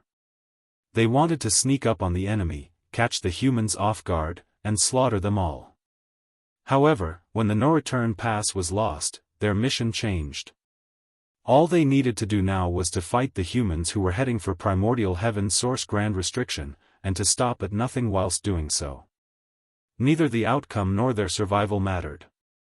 The sudden appearance of Xianxia and the two giant spirit gods threw their initial plans into disarray, and they were forced to split their troops in two. They had to leave some behind to keep the three menaces occupied while the others headed for the no-return pass to confront the human race army as soon as possible. No one expected the human race army would be here already. The enemy was delivering themselves up, so after being startled for a moment, the Black Ink clansmen were filled up with a thirst for battle. The humans used the strength of their killing star and the two giant spirit gods to disrupt their position and deployments before sending in their army to launch a surprise attack. It looked as if the humans had planned all this from the start. It was perilous to face such an enemy on their terms. Still, what was there for them to fear? The Black Ink clan existed solely to sacrifice everything for the sake of the Supreme One. "Sir!" Yet another voice called out from the distance, and a second feudal lord joined them as he quickly reported, "Sirs, we have sighted a human race army." The pseudo-royal lord commander nodded, "I know." The feudal lord who just came was completely taken aback. He rushed over as soon as he received the news, so how did the pseudo-royal lords find out about it beforehand? Nevertheless, he dared not make any comments. He stood aside and glanced at the first feudal lord, but when their gazes met, they seemed to realize something. "Sir!" Once again, a feudal lord rushed over from a different direction. At last, the pseudo-royal lords also realized that the situation was not as simple as they thought it was. The human race army was not coming from just one direction. Armies were rushing towards their base from all directions. They were completely surrounded. It was hard to imagine how the humans managed to achieve this. The Black Ink clan army numbered over 10 million elites, so it should have been impossible to box them in without someone noticing something earlier on. Finally, some of the pseudo-royal lords recalled the reports they had dismissed the past few days, ones about scouts and resource-gathering teams failing to return on time. From the looks of it now, the missing Black Ink clansmen must have been discovered by the humans and eliminated. They never thought that the humans could arrive here so soon, so they had been preparing for a battle to break out a decade later. That was why they were not more vigilant and failed to realize the humans were closing in on them. Those deplorable humans! The pseudo-royal lord commander exploded in rage. Even though he wanted to take on the human race armies as soon as possible, he did not welcome being plotted against this way. After thinking in silence for a moment though, he shouted, "Pass down the order, we launch a full-scale attack in that direction." He pointed in the direction of the no-return pass, which was also the direction the first feudal lord pointed out in his report. Although the Black Ink clan was being besieged from all directions, the one silver lining of the situation was that the human race's strength was scattered as they had split themselves up into over 10 different forces. Even though this allowed them to surround the Black Ink clan, it also meant that the Black Ink clan could target these smaller armies individually. As long as they moved quickly enough, they had enough heritage to wipe out a few of the human race's armies. That would be enough to deal a crushing blow to the humans and force them to cut their crusade short. The Black Ink clan were already making preparations to withdraw, so after receiving the latest order from the commanding pseudo-royal lord, they instantly split into two. 30% stayed behind to keep Xianxia and the giant spirit orders occupied while the rest charged at the human race army that was approaching from the direction of the no-return pass. The human race army coming from that direction was the Purple Feather Army. Wuxia was originally the only Ninth Order master in the Purple Feather Army, but ever since the battle at the no-return pass, the humans had 20 new Ninth Order masters, 2 of whom were added to the Purple Feather Army. They were a man and a woman, an actual senior brother and junior sister pair. Even if one searched the entirety of the human race's history, it was exceedingly rare to find a precedent of 2 such people growing so powerful together. It was hard enough to become a Ninth Order master as few ever had the possibility of doing so. If it had not been for the benefits gained from the World Tree clone, it would usually take several thousand, if not tens of thousands of years for someone with the aptitude to become a ninth-order master to appear in a great force. Thus, the years and generations that separated the ninth-order masters made it near impossible for two to have a senior brother and junior sister relationship. That all changed with the appearance of the star boundary. After several millennia of fighting together, this pair could basically read each other's thoughts. Even when they were still 7th Order and 8th Order masters, they had already carved out a name for themselves on the battlefield, as numerous feudal and territory lords had died at their hands. They had even caught Mo Na Ye's attention as he had set up traps that were targeted specifically at them. The many years of war between the human race and the Black Ink clan gave birth to a plethora of both celebratory and sorrowful stories, but it also led to the birth of many remarkable people, and these two were ranked among them. Right now, they were standing atop a purifying Black Ink battleship together with Wuxia, their senior, as all three were observing the battlefield. When Wuxia saw that the Black Ink clan army had chosen to charge in their direction, his eyes flashed with displeasure.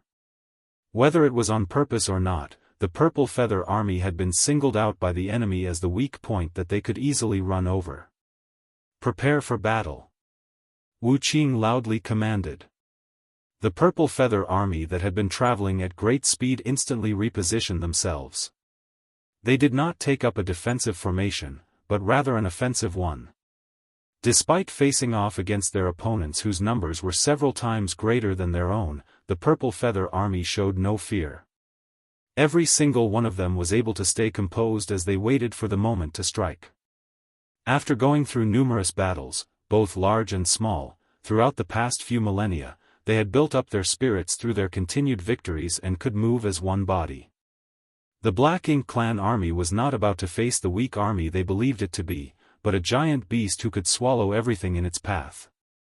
Murderous intent flared as the distance between the two armies rapidly shrank. All at once, multicolored flashes of light shot out from the Purple Feather army and rained down on the approaching Black Ink clan. At the same time, streaks of black secret techniques shot out from the Black Ink clan army towards the Purple Feather army. The fight had officially begun. Scores of auras from the Black Ink clan were extinguished by the bursts of light, and even the pseudo-royal lords could not let their guard down. They were completely focused on dodging the secret techniques. In a situation like this, even a minor slip-up could spell their doom. As for the Purple Feather army, though they suffered some losses as well, it was nothing compared to what the Black Ink clan suffered. It was not surprising, as the human race had the protection of warships and spirit arrays, while the Black Ink clan did not. In a head-on battle between two armies where secret techniques and artifacts were exchanged at long range, the side with stronger defenses had far more of an advantage. It was akin to a mortal battle where both armies had archers but only one had shields. Naturally, the one with shields suffered far fewer casualties. In this case, the humans were the ones with the shields. Evidently, the Black Ink clan picked up on this as well. They had to withstand the constant decrease in their numbers as they tried to hasten their attacks. Since they lost out in terms of defense, they were forced to expend some of their energy to defend themselves in order to counter the humans' advantage. After a few rounds of secret techniques were exchanged, the fearsome armies finally clashed in the void. By numbers alone, the humans were certainly at a disadvantage, but they were still able to halt the Black Ink clan army's charge by force. The Purple Feather army seemed to turn into a massive boulder which could not be moved. No one knew how they did it, but they did. Black Ink clan bastards, suffer death. Wuxia's bellow rang out. He was still standing atop the purifying Black Ink battleship when he first started speaking, but by the time he finished, he had already charged into the Black Ink clan army. His weapon flashed as he cut down a pseudo-royal lord before the latter could even register what was happening. Black blood splattered everywhere as a powerful aura flared up before disappearing. Countless masters from the Black Ink clan shuddered in fear.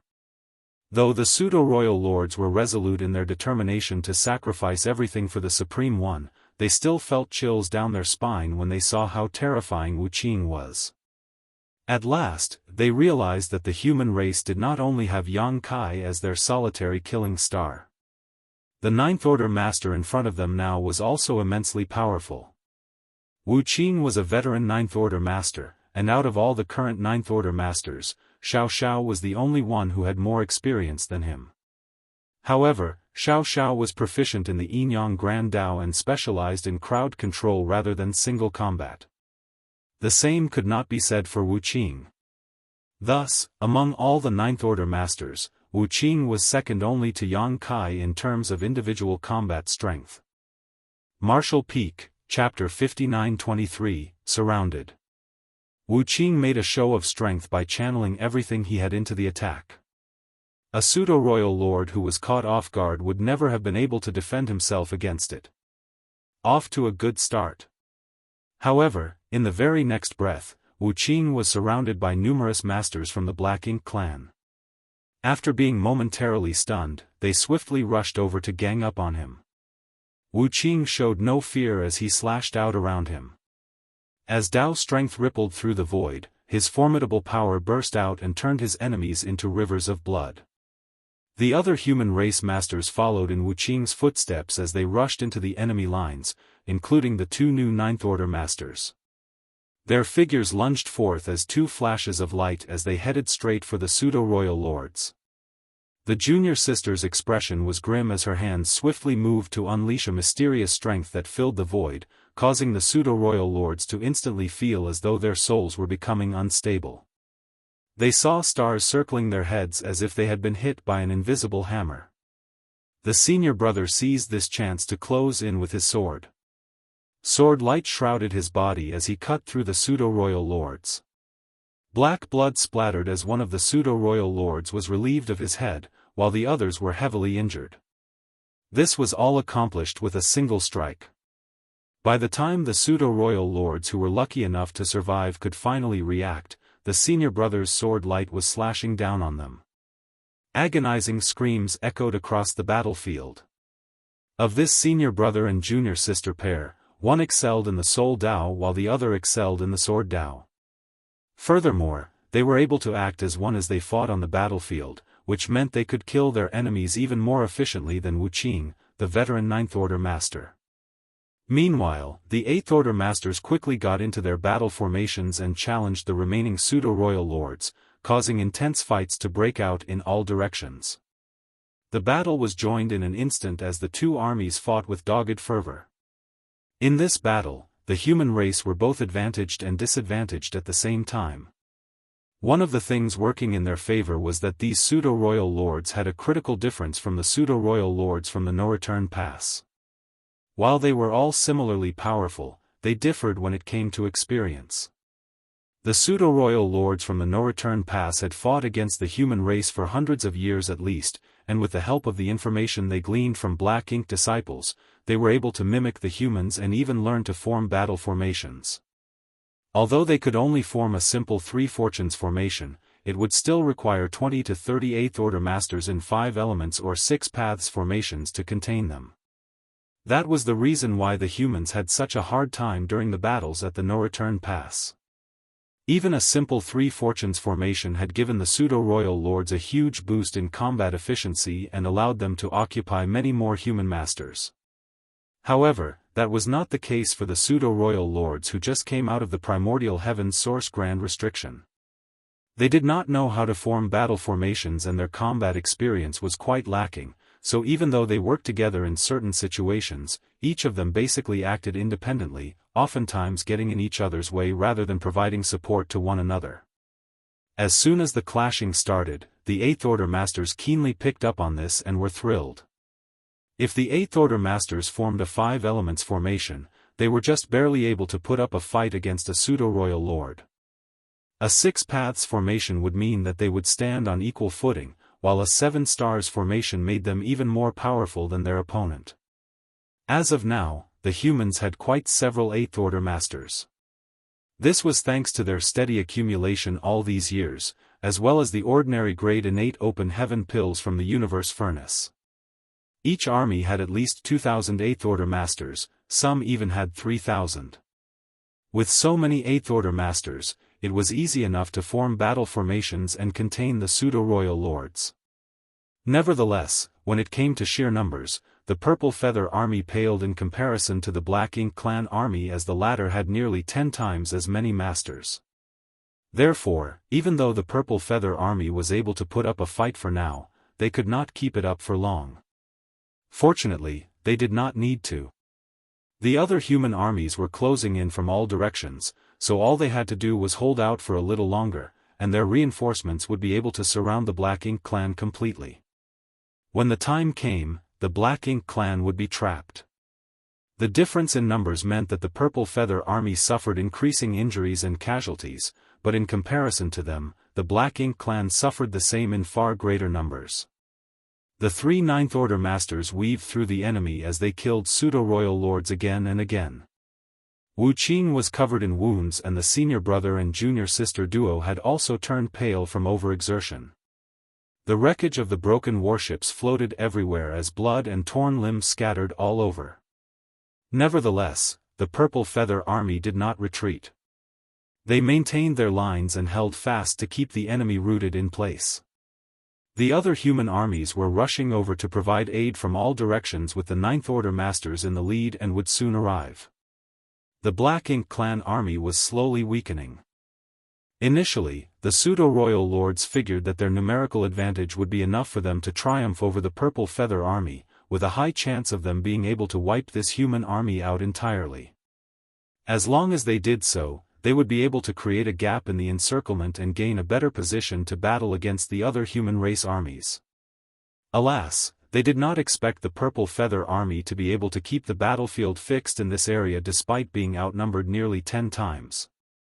Are humans really so resilient?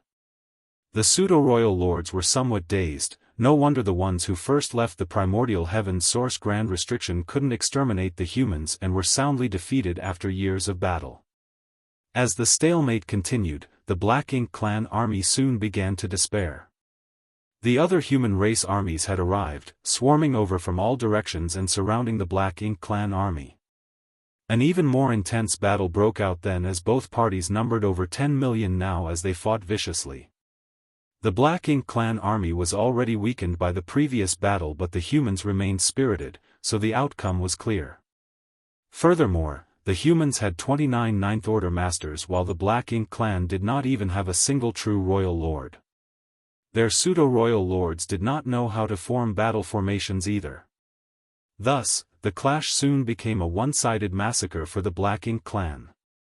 Meanwhile, back at the Black Ink Clan's base where the fight first broke out, Ada and Aer were stomping about, slaughtering the Black Ink Clan army in droves. Though a large number of masters from the Black Ink Clan remained here to keep them occupied, they were only 30% of the whole reinforcement army, and it was hard for them to put up a fight against 2 giant spirit gods. Moreover, Xianxia was still weaving about undetected among them as he snuck up on their masters and assassinated them. Soon, Xianxia killed off the last of the pseudo-royal lords who had stayed behind, and without them, the Black Ink Clan's attacks became little more than tickles and scratches to Ada and Aer. Since the battle had been decided, Xianxia returned to Pure Yang Pass. The Great Pass had been floating along on the battlefield without anyone paying any attention to it after Xianxia first let it out and sent it crashing into a universe fragment. Until now. Instantly, somewhere on the Pure Yang Pass, Xianxia's divine sense surged like gushing water, and soon, he took in the situation across the void. It's the perfect time. A torrent of world force was unleashed and a huge array lit up on the spot where Xianxia stood. A mysterious energy burst forth in all directions. 12 universe fragments were scattered across the void outside the battlefield. These 12 universe fragments were the ones that Xianxia brought from the no-return pass after turning them into world beads. He restored them to their original size once they arrived in this area. The 12 universe fragments were not simply tools to transport the armies, they were also a crucial part of the plan to surround the enemy. The human race army had planned all of this before they left the no-return pass. Just as Xianxia activated the Grand Array on Pure Yang Pass, the Void Guard that remained on the 12 universe fragments did the same to the arrays that had been set up there too.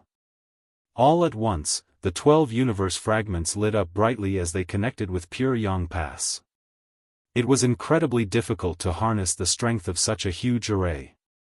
Just creating it had cost an enormous amount of resources, while powering it was also not cheap, but it was all worth it for the sake of eliminating the enemy once and for all. The connection between the universe fragments and pure Yang Pass kept growing stronger, and once Yang Kai felt it reach a certain critical limit, he surged his space principles. The Void Guard picked up on this signal and instantly followed suit. All at once, there was a visible ripple that started from pure Yang Pass and rapidly spread out over several millions of kilometers, sweeping past the two clashing armies as it filled every corner of the void. This ripple was not deadly in any way, nor did it disrupt the two armies either. However, after it spread out, something seemed to change on the battlefield. The 12 universe fragments scattered across the void had been linked together with pure Yang Pass to seal the entire battlefield. A massive section of the void had become a cage, and as long as the array held strong, nothing could escape. This was a massive battle involving millions of soldiers on each side. No matter who had the upper hand, it was still going to be hard to completely annihilate the other side. There were bound to be those who managed to escape. To prevent that from happening, the humans came up with a plan beforehand. If some of the Black Ink clansmen did manage to flee, they would surely be a threat to the ones left behind at the no-return pass, as only a few tens of thousands of masters had stayed back. What's more, those masters were all heavily wounded and not as powerful as they once were. The humans were determined to slaughter every single Black Ink clansman here in one battle. Thus, Yang Kai was personally standing guard at the array core, and as long as he did not die, there was no way of lifting the sealing array. Furthermore, even as he stood guard in the middle of pure Yang Pass, he was still able to take part in the battle. Thanks to the power of the array, Yang Kai could monitor the entire situation out on the battlefield. It was a mysterious feeling for him, as it felt as though he was observing the battle from a different dimension. Since he could see what was happening, it meant that he could partake in the battle as well. Thus, out on the battlefield, there were frequent attacks that seemed to come from out of nowhere. These attacks would smash the masters from the Black Ink clan into pieces, and many of the humans who had been caught in a perilous situation were saved, to the confusion of everyone.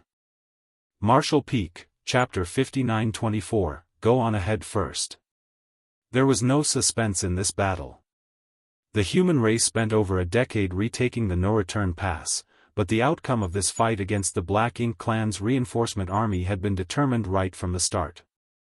The portion of the Black Ink clan army that stayed back to keep the two giant spirit gods occupied was the first to crumble. After all of the pseudo-royal lords had been killed, there was no point in continuing a hopeless fight. Many of the surviving masters wanted to flee. Alas, the surrounding space had been sealed up and they could not escape. They were doomed to meet their end here. On the main battlefield, the 12 armies successfully surrounded the Black Ink clan and were now slowly but steadily eliminating them. It was ironic that the Black Ink clan army's plan was being carried out by the humans instead. Once the equilibrium between the two sides was broken, death was the only fate awaiting the Black Ink clan. One by one, the pseudo-royal lords died, and once they were all gone, the territory lords were next. Then, the feudal lords. The battle lasted for a dozen days before it finally came to a close. Now that it was over, the humans began focusing on their recuperation as they counted the casualties. The Purple Feather Army had suffered catastrophic losses. This was the biggest loss for the human race in this battle. Most of the casualties occurred when the Purple Feather Army was holding down the Black Ink clan army before the other armies arrived. A heavy price had to be paid for an army to hold out against an enemy 10 times its size. Nevertheless, it was a worthwhile price to pay. Due to the various setups and arrangements made prior to the battle, the humans were able to kill every single one of the reinforcement army that came out of the Primordial Heaven's Source Grand Restriction. They had completely wiped out the threat that this reinforcement army could have posed. Once the battle ended, Yang Kai released the Grand Array that suppressed and sealed the local space, and at the same time, the 12 universe fragments that had been turned into array nodes shattered into dust as well. It was the backlash from the strength of the spirit array, and even Yang Kai could not stop that from happening. The Ninth Order masters gathered back at Pure Yang Pass. Many of them were injured, especially the 3 from Purple Feather Army. Mi Jingluan, who was seated at the helm, had a worried expression. "You wish to go on ahead first, junior brother?" Yang Kai had just announced to the group that he intended to leave first and head for the Primordial Heaven Source Grand Restriction. He nodded and said, "Something must have happened at the Primordial Heaven Source Grand Restriction, so I want to go and take a look. Furthermore, we don't know what's happening with the suppressing Black Ink Army either." The humans had too little intel on their hands. The only thing Yang Kai could be sure of was that the Primordial Heaven Source Grand Restriction had not been broken yet, as true royal lords would have appeared as well if it did. However, he was worried about the suppressing Black Ink Army's predicament. They were a team of elite masters who were in charge of dealing with the Black Ink clan who escaped from the Grand Restriction to ease the pressure on Wuquang. The army of over 10 million that had escaped was too much for the suppressing Black Ink Army alone to have stopped, so it was inevitable that some terrible fate had befallen them. Mi Jingluan and the others knew that many of Yang Kai's family and disciples were part of the suppressing Black Ink Army, so they understood what he was feeling right now. As it was, Yang Kai had already shown a great deal of righteousness when he chose to remain here and fight with the rest of the human race army despite knowing that the Black Ink clan's reinforcement army had escaped from the Primordial Heaven Source Grand Restriction. Mi Jingluan thus spoke up. Since their reinforcement army escaped from the Grand Restriction, things would not be peaceful there. I'm sure there would be enemy forces outside the Grand Restriction as well. How can you go up against them alone, junior brother? Why don't you wait a few days and head out with the rest of the army? It won't be long. Just 10 days will do. Yang Kai shook his head. Everyone has just been through an arduous battle, and though it was not the most intense we've experienced, everyone is exhausted. 10 days won't be enough to recover, they'll need to rest and recuperate for longer than that. Also, if I head over alone, I can hide my tracks and act according to the situation. Seeing as how Mi Jingluan wanted to continue talking him out of it, Yang Kai added, I'll take some of the Void Guard with me and finish setting up the space arrays along the way. We're only a few years distance away from the Primordial Heaven Source Grand Restriction, so once the space arrays have finished being arranged, everyone should more or less have recovered as well, and it would be just in time for them to proceed. This is the best arrangement, senior brother. Mi Jingluan had more to say, but in the end, he nodded in agreement. You're right, but it will be hard on you, junior brother. I'm just doing what I must. Yang Kai got to his feet. I'll go and make the preparations. In reality, there was not much he needed to prepare. He simply got Li Wu-yi to select a group of Void Guards who would be leaving with him before sealing up Pure Yang Pass and the 2 giant spirit gods. Both Pure Yang Pass and the giant spirit gods were massive and could not be sent through the space arrays in their original forms. Yang Kai had to seal them inside a world bead to accomplish that. The 12 universe fragments he used earlier had turned to dust, but thankfully, there was no lack of universe fragments in the void. As such, Yang Kai randomly moved one over and placed Pure Yang Pass as well as the 2 giant spirit gods on it. Then, with the use of space principles, he refined it into a world bead and passed it to Mi Jingluan for safekeeping. Once everything was settled, Yang Kai took 20 Void Guard into his small universe before stepping out into the void. He kept moving onward without stopping at all. The emotions that Yang Kai had been suppressing for the past 6 months finally welled up again. He desperately wanted to hurry on over to the Primordial Heaven Source Grand Restriction as soon as possible and see what was happening for himself. Several days later, he stopped and opened the portal to his small universe, bringing 2 Void Guards out. I'll leave things here to you, Yang Kai said before carrying on with his journey. The 2 Void Guards sent him off with a bow, and once he was gone, they began setting up the space array. A few days later, Yang Kai let out 2 more Void Guards. This scene repeated itself all along the way as the Void Guard arranged the space arrays that would lead to the Primordial Heaven Source Grand Restriction. In just over a month, Yang Kai traversed across the late Ancient Era battlefield and arrived at the Spiritless Land. It was an empty void with no trace of life. Even the strength of the void, which could literally be found anywhere in the universe, was incredibly weak here. Xianxia was extremely close to the primordial heaven source grand restriction now. All he had to do was travel a little further and he would arrive at the grand restriction, which had been in existence for millions of years. His small universe opened up and Li Wu-yi and another void guard stepped out. They were the last two. Set up the space array here, but don't travel any further ahead. Remember to stay hidden and not let the Black Ink clan discover you, Xianxia instructed. Li Wu-yi and the other void guard nodded. I'm heading off, Xianxia said before disappearing into the distance. Pushing his space principles to their maximum potential, Xianxia arrived outside the primordial heaven source grand restriction in just 3 days, and the sight he saw made his expression grim. It was just as Mi Jingluan had predicted. A large number of masters from the Black Ink clan were gathered outside the opening in the primordial heaven source grand restriction, with many pseudo-royal lords among them. There seemed to be even more of them here than there had been with the reinforcement army that had just been wiped out. Right now, they were ceaselessly attacking the primordial heaven source grand restriction from the outside. There was no telling how long they had been doing this. The endless waves of attacks caused ripples in the grand restriction, and though it was not in any danger of breaking yet, it would clearly not hold out for long. What's more, there was no sign of the suppressing Black Ink army. Xianxia's heart sank. As he moved forward, he kept searching for signs of the suppressing Black Ink army, but he had yet to discover anything. It was an extremely worrying situation. The suppressing Black Ink army was made up of thousands of the most elite masters of the human race.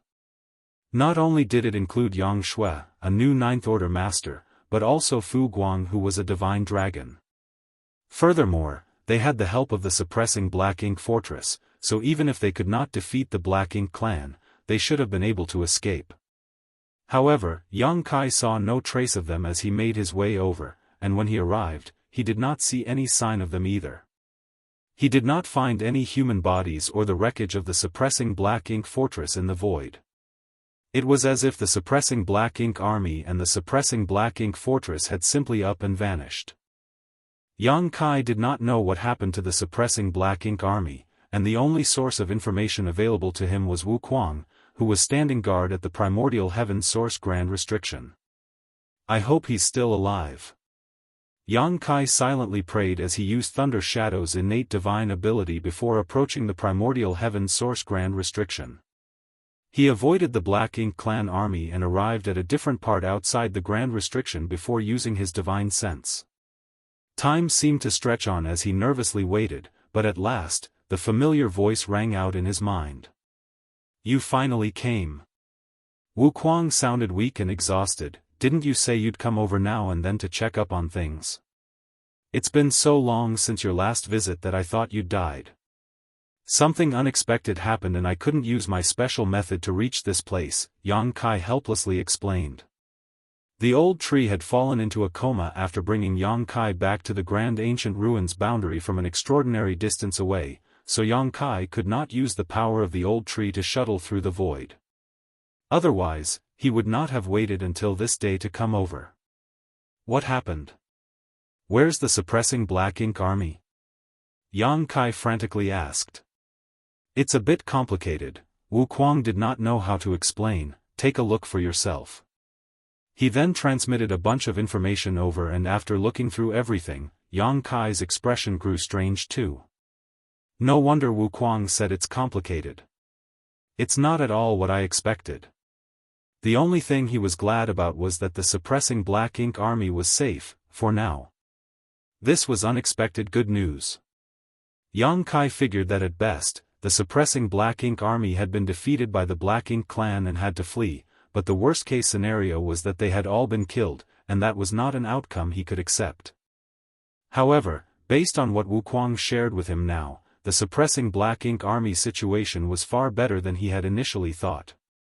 Furthermore, the information Xianxia just received was something that neither he nor any of the other humans would have thought of. I only discovered these things when the Black Ink's strength exploded this time. I didn't detect any of them before. Mu was indeed the strongest of the 10 from the late ancient era, Wuquang declared with a tone of admiration. The fact that someone like Wuquang expressed such thoughts proved just how remarkable Mu's plans and methods had been.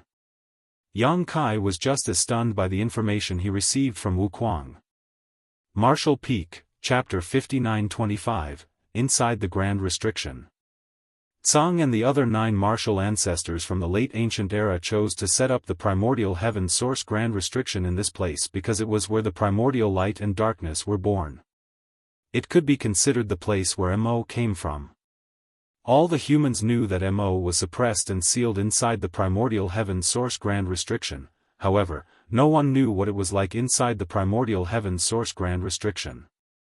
Even Tsang and the others knew very little.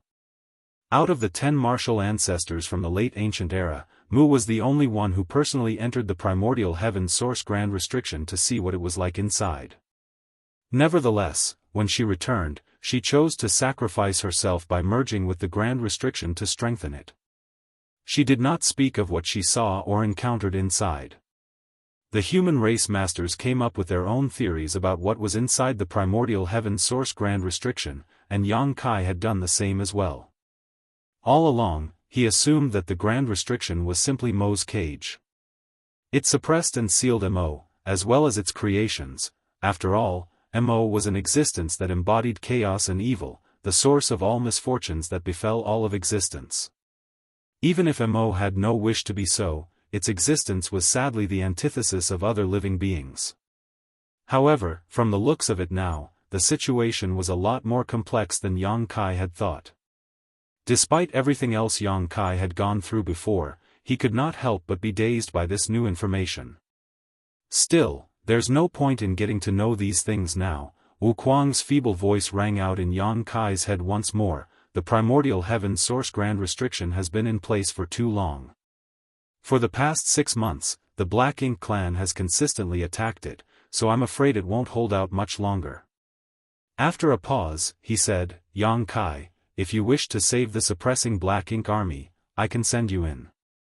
You can find a chance to bring them out again, though if I'm being honest, I don't think there's much hope of that. If you don't, then leave now. Once the Grand Restriction breaks open, Mo will fully awaken and there will no longer be a place free from it anymore. It hasn't come to that yet, Yang Kai quietly replied, plus, it's just as you said, if Mo does wake up, it will be impossible to find an uncorrupted place, so where would I run to? As he spoke, he recalled his previous plan. If the humans could not defeat the Black Ink clan, their only option was to gather their strength and flee deep into the void to find a new home. The universe furnace was constantly splitting heaven and earth apart, so there had to be more than one livable environment in the vast universe. No matter how strong Black Ink's strength was, it would not be able to cover the entirety of existence. However, if it did come to that, not only would it mean that only a few could escape, but even those who did would have to wander aimlessly for the rest of their lives. This was not what Yang Kai wanted to see. Don't despair. The human race army will be arriving soon enough, and when the time comes, they'll be able to get rid of the Black Ink clan forces outside the Grand Restriction, Yang Kai consoled. Wuquang was startled. The humans are on their second crusade already? Yang Kai nodded. More than 20 years ago, we reclaimed the 3,000 worlds, and half a year ago, we took back the no-return pass. A month ago, we dealt with the Black Ink clan's reinforcements that emerged from the primordial heaven source Grand Restriction. Our army is currently reorganizing itself and will be here soon. Wuquang was a little dazed. Has the human race's heritage grown that strong? When he saw Yang Kai appear here alone, he assumed that it was only Yang Kai who would be coming, so he did not expect to resolve the crisis he had on his hands right now. After all, the Black Ink clan army attacking him numbered over 10 million. Though they did not have a single royal lord among them, Yang Kai could not take them on all by himself. Our heritage is stronger now than it has ever been, Yang Kai seriously declared. Even though they only had around 39th Order Masters now, in the future, they would have at least 10 times what they had at their peak, if not 100 times. What fortuitous news, Wuquang remarked with a joyful voice.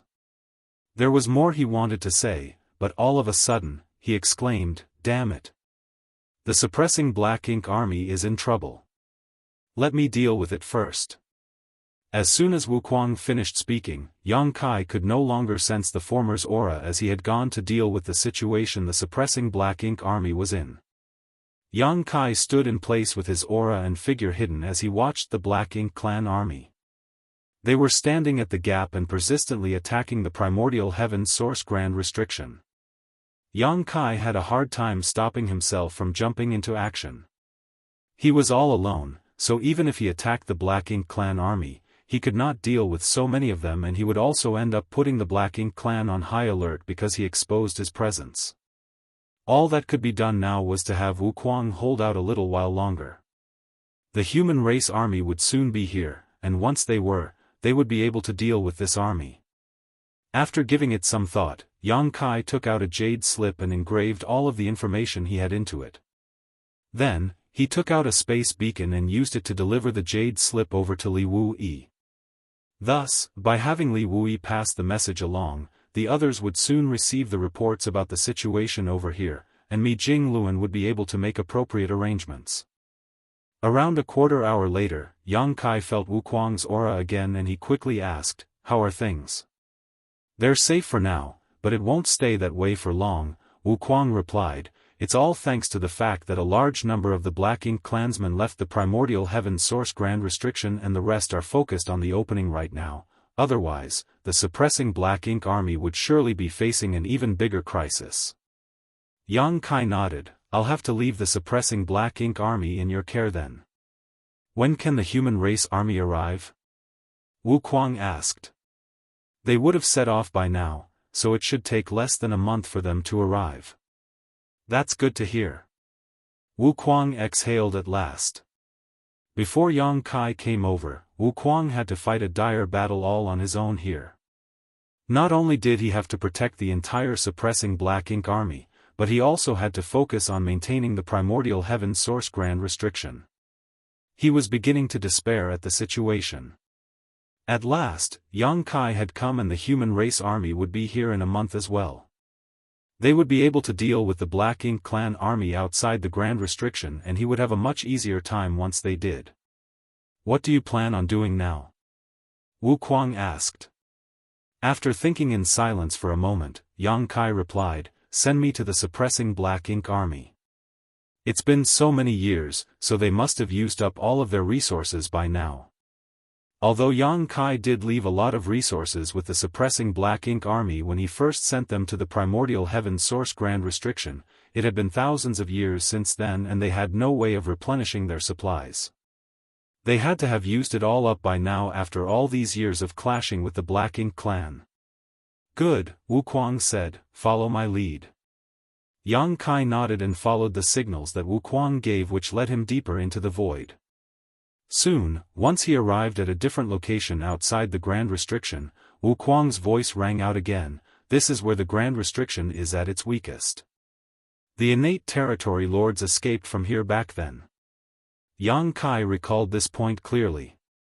Before the universe furnace emerged, a large number of innate territory lords had snuck out of the primordial heaven source grand restriction. Yang Kai inadvertently found out about this and rushed over to kill them off. Rivers of blood marked his path, and in the end, he came over and informed Wuquang about this, which was how the latter managed to repair the breach. Since this breach could be repaired, it could also be opened up again. "You'll only have one breath of time to enter the grand restriction. Don't miss it," Wuquang instructed. Despite being in control of the primordial heaven source grand restriction, he did not want to let any breach stay open for too long. It was safest to do so for only a breath, as something unforeseen could happen if it were open any longer. "Got it," Yang Kai answered. The very next instant, he saw a crack in the grand restriction. Black ink strength poured out of the crack that was filled with an evil and chaotic aura. The crack opened up for just a brief moment before it sealed back up again. Yang Kai, who was initially outside the grand restriction, was nowhere to be seen now.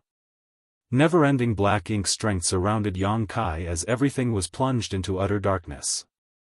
Yang Kai stood amidst it all with his aura and figure hidden as he looked around. He could not see anything with his eyes, so he had to rely on his divine sense to scout his surroundings. All cultivators, including Ninth Order Masters, would lose their sight and sense of hearing in a place like this, and if they used their divine sense, they were opening themselves to the possibility of being corrupted by black ink strength. Thankfully, Yang Kai had the soul-warming lotus to protect him, so he did not have to worry about anything when using his divine sense. He instantly detected a mysterious energy protecting him, one that was like a thin layer of mist that enveloped him completely. Although it was his first time coming into contact with this energy, he was able to instantly deduce what it was. This was the power of the primordial heaven's source grand restriction. Wuquang was in control over the primordial heaven's source grand restriction, and his cultivation had steadily grown over the years. Even though he was not as strong as Tsang, who used to stand guard here, yet, he was not that much weaker. Thus, he could use the primordial heaven's source grand restriction to protect Yang Kai and ensure that the latter would not be detected by the Black Ink clan inside the grand restriction. Otherwise, even if Yang Kai used Thunder Shadow's innate divine ability, he would still run the risk of exposing himself, as he was inside an environment filled with black ink strength. If something that was in the middle of a sea of black ink strength moved, the movement would cause ripples in it the same way it would in water. Based on what Wuquang told Yang Kai, the former had relied on the power of the Grand Restriction to keep the suppressing Black Ink army safe all this while. If it had not been for that, the suppressing Black Ink army would not have survived till this day after being swallowed up into the Grand Restriction. They would have been ripped into pieces the moment they ended up inside. Wuquang's voice rang out in Yang Kai's mind, "Don't move.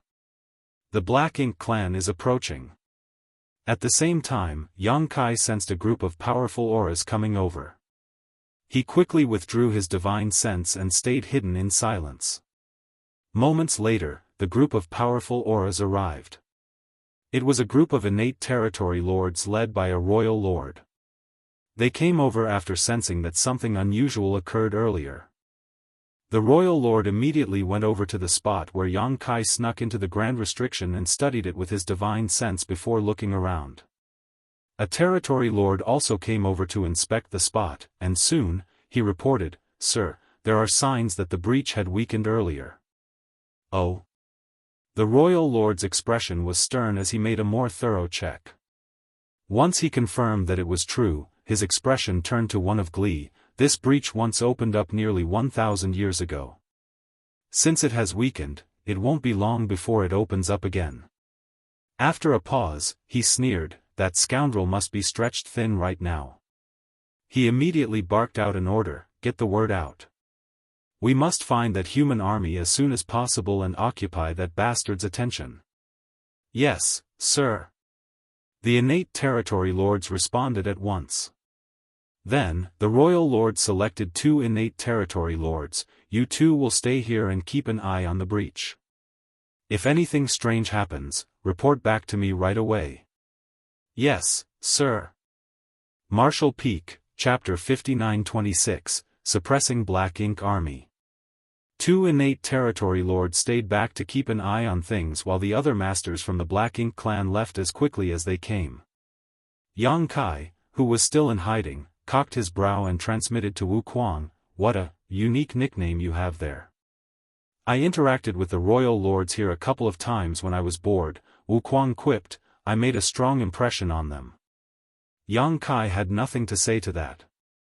Standing guard over the primordial heaven source Grand Restriction for thousands of years was indeed a lonely, monotonous task. Making contact with the royal lords would not only relieve some stress but would also be a chance to glean useful information. "I'll take you over to the suppressing Black Ink army." "Don't resist," Wuquang's voice rang out. Yang Kai hummed in acknowledgement. At the very next breath, he felt a strange energy enveloping him and whisking him through the endless black ink strength. Yang Kai was moved silently and unnoticeably. Occasionally, he could sense strong auras flitting past him. These belonged to the royal lords, but somehow, with the help of the primordial heaven source Grand Restriction's power, he could move past them without being detected. At last, Xianxia felt as if he had broken through a layer of some sort and entered a different space. The darkness disappeared at once. This space was not filled with black ink strength. It was a fairly small area where speckles of light could be seen. Xianxia followed the light and saw the suppressing black ink fortress. Glowing pearls hung atop the suppressing black ink fortress and gave off the soft light that Xianxia saw. A group of people was waiting expectantly on the suppressing black ink fortress. They had heard the news from Wuxia in advance and knew Xianxia was coming. Xianxia moved over to the suppressing black ink fortress and soon, he landed in front of the group. He let out a small exhale of relief as his eyes took in the crowd, then, he bowed in greeting to the silver-haired man in front, Senior. Wuxia borrowed the strength of the Grand Restriction to create this space. It was largely protected from the Black Ink clan's eyes, and that was why the suppressing Black Ink army was able to remain inside for so long without being annihilated. As it was a small space, Fu Guang did not use his dragon form but remained in his human form instead. Fu Guang raised his hand and said, "We can skip the formalities. It is unfortunate that you had to see us in this awkward predicament." Xianxia shook his head, "It is I who failed to plan properly. All of you have suffered greatly for the past few years, Senior. We all share the responsibility of vanquishing the Black Ink clan." Fu Guang waved his hand before asking, "How are things out there?" Wuxia had informed them that Xianxia was coming, but he did not give them an update about the situation beyond the Grand Restriction, so Fu Guang could not help but feel a bit concerned. The suppressing Black Ink army was in charge of standing guard over the opening in the primordial heaven source Grand Restriction. They had been sucked into the Grand Restriction during an earlier commotion, and without them, a large number of masters from the Black Ink clan had escaped from the breach. That would surely be a blow to the humans in the 3,000 worlds. "We have reclaimed the 3,000 worlds," Xianxia declared. "All of the Black Ink clansmen there have been wiped out. The human race army is currently making its way over and will arrive at the primordial heavens source Grand Restriction in about a month." "Oh." Fu Guang's spirits soared at once. "We have reclaimed the 3,000 worlds?" Everyone else was thrilled by the news.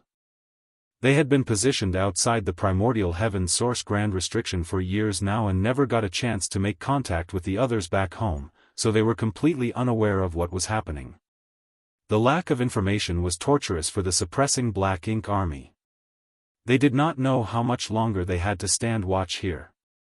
Now that they heard the 3,000 worlds had been reclaimed, they felt a heavy burden lifted off their shoulders.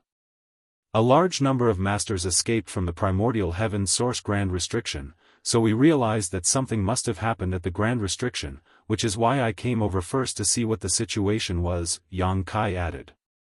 Fu Guang nodded. "A few years ago, the Grand Restriction had a sudden burst of instability. The suppressing Black Ink army failed to withdraw in time, so we were sucked inside. We're only able to survive this long thanks to Wuxia's protection." Nevertheless, even though Wuxia used the power of the Grand Restriction to hide the suppressing Black Ink army's tracks to keep them out of sight from the Black Ink clan, they were still doomed if they could not think of a way to escape this predicament. Wuxia could keep them safe for now, but he could not do so forever. This was Mo's domain, and it was filled with its energy and creations.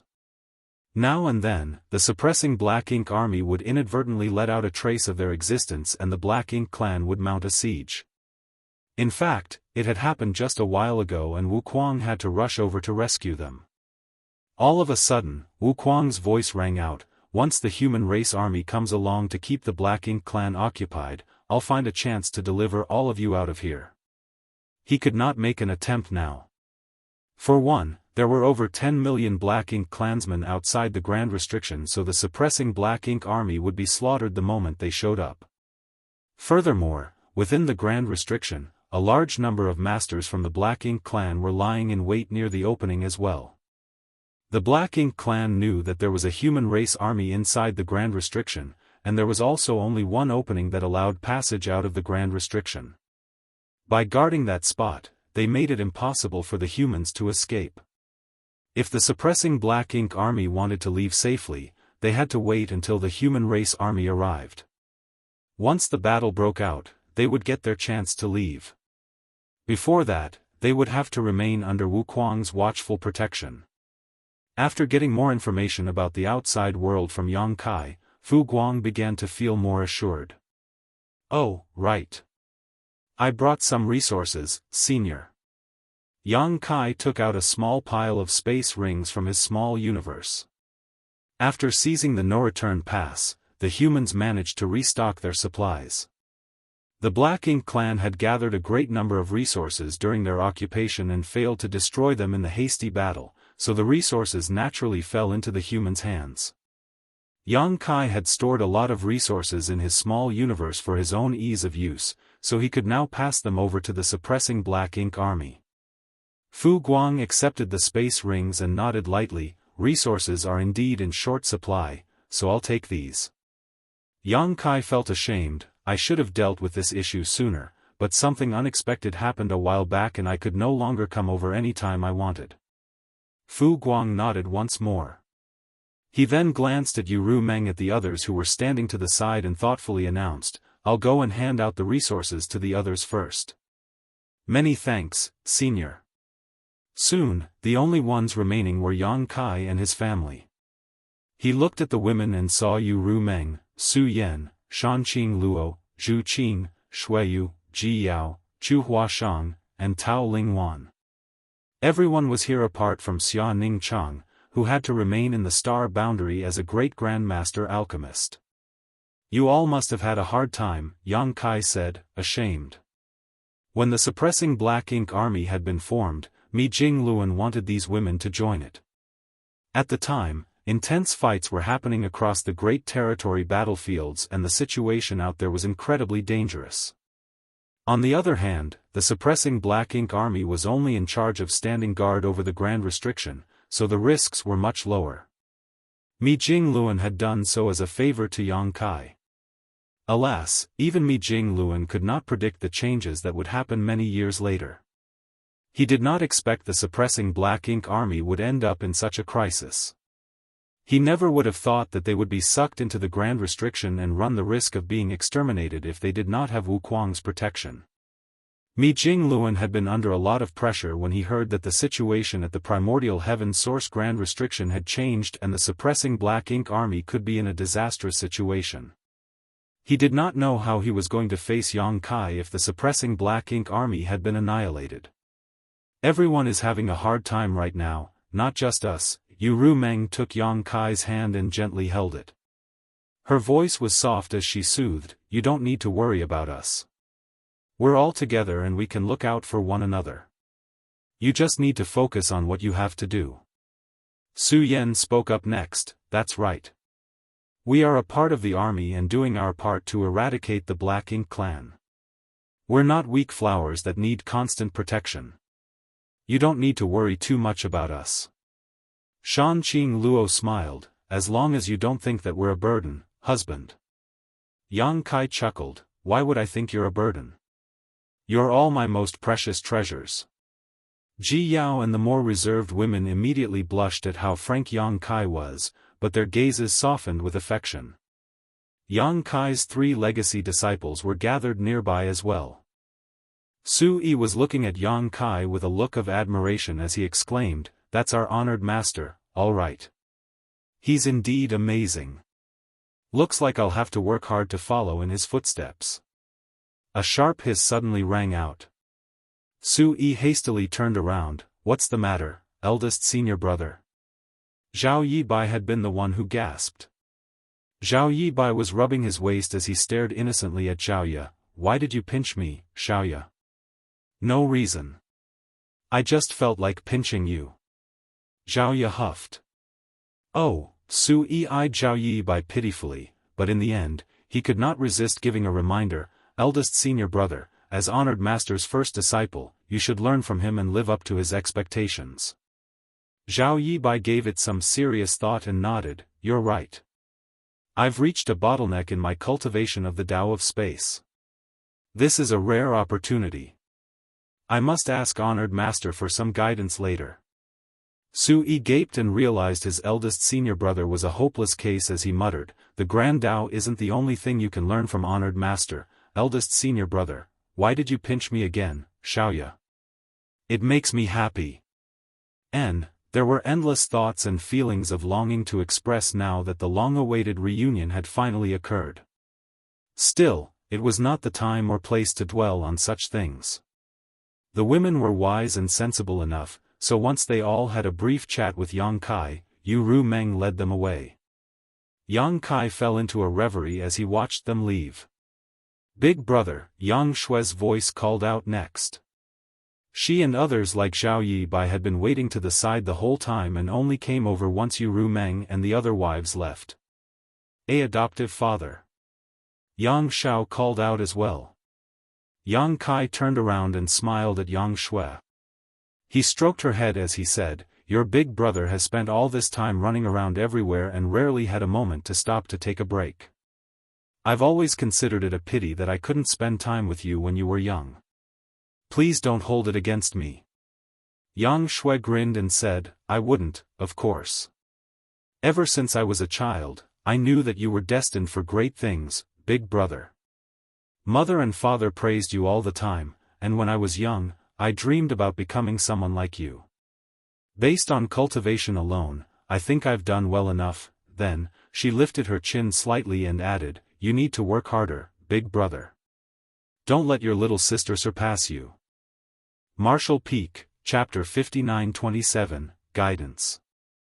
Yang Kai chuckled, "I do need to work harder from now on." After the light-hearted chat, both Yang Kai and Yang Shui felt warm with familial love.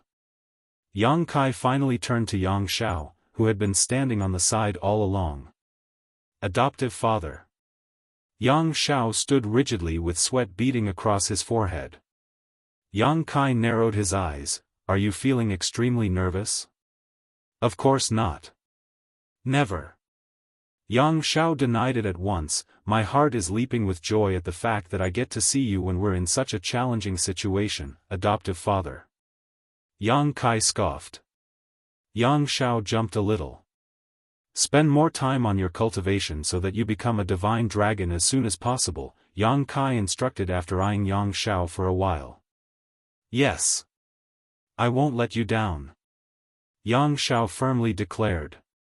"Go on," Yang Kai waved his hand. Yang Shui began leading away a stiff Yang Shao, but all of a sudden, she turned back around and reminded, "Make sure you be careful, big brother." Perhaps the connection they shared due to their bloodline allowed her to sense that Yang Kai was about to do something dangerous, so she had a look of worry on her face. Yang Kai nodded, "You both take good care of yourselves too." After watching Yang Shui and Yang Shao leave, Yang Kai turned back to his three disciples. "Greetings, honored master." All three of them kneeled and bowed in greeting. Yang Kai accepted the bow before lifting his hand, "You may rise." Zhao Yibai and the other two stood up. Yang Kai had a faint smile as his eyes flitted over the three. All of the disciples from the Void Dao Temple could be said to have inherited his mantle and were proficient in the cultivation of various grand Daos. Thus, all of the cultivators from Void Dao Temple could be considered his disciples. However, only these three in front of him truly inherited his legacy.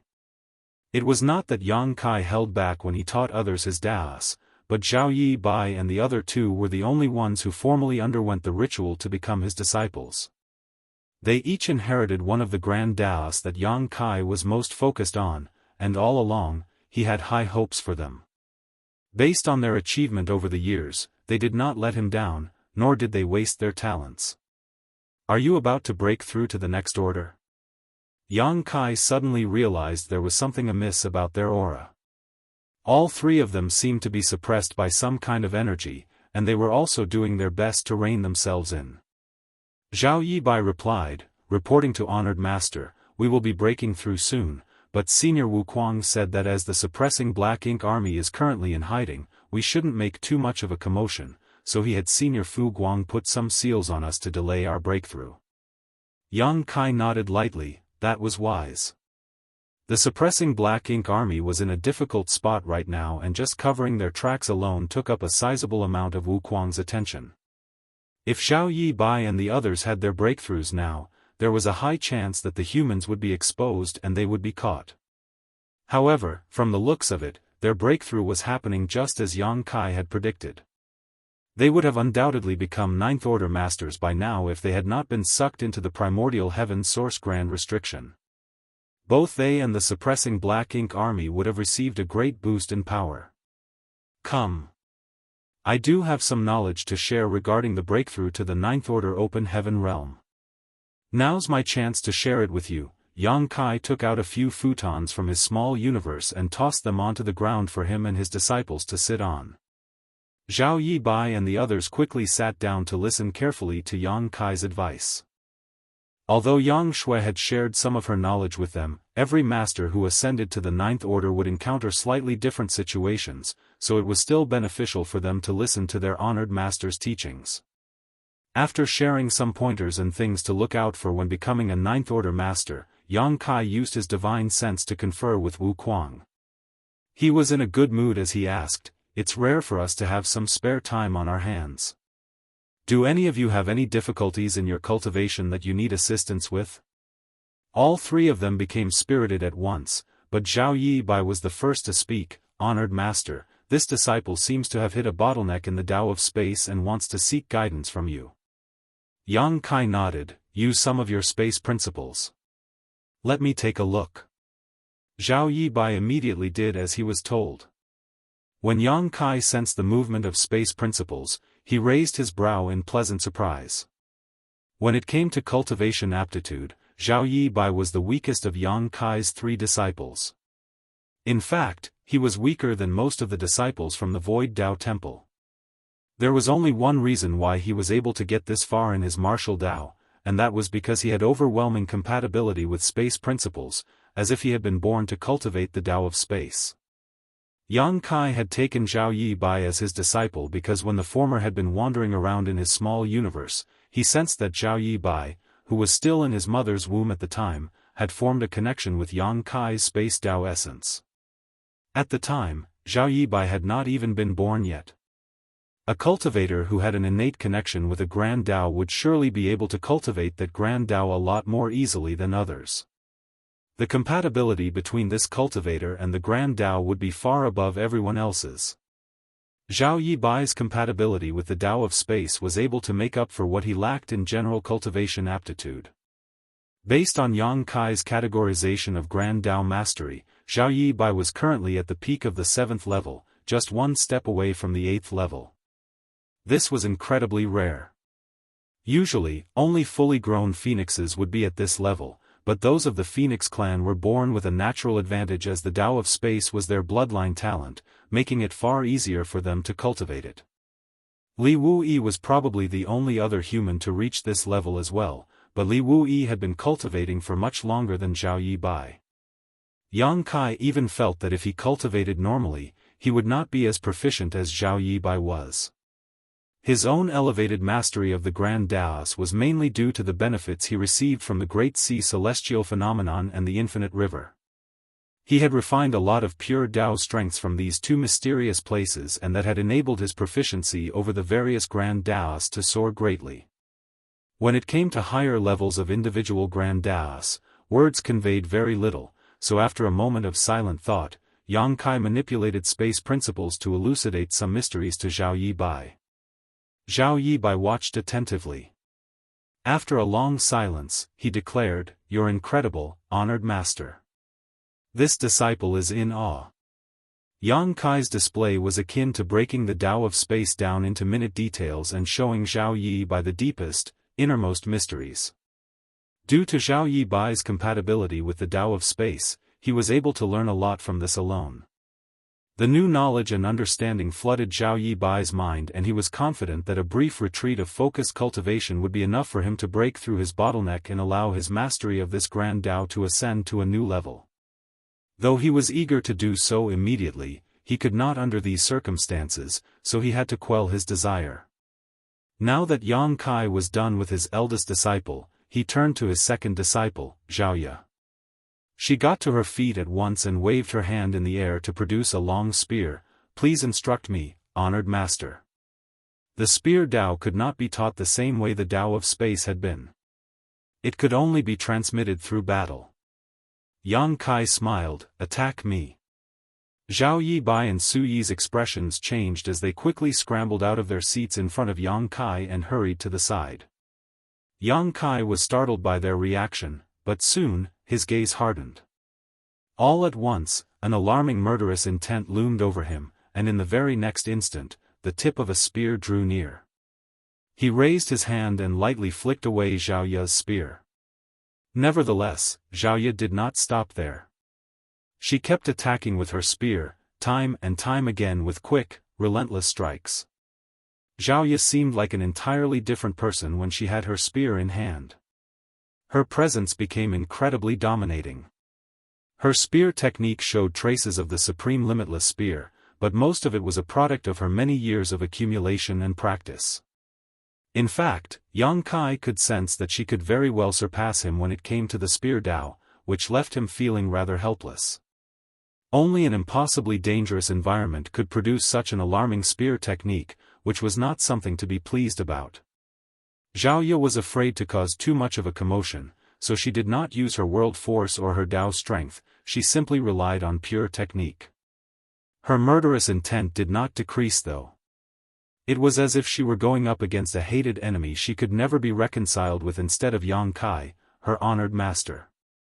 Yang Kai finally realized why Zhao Yi Bai and Su Yi had reacted the way they did earlier. They must have experienced the imposing aura of Zhao Yi's spear themselves and knew to stay clear.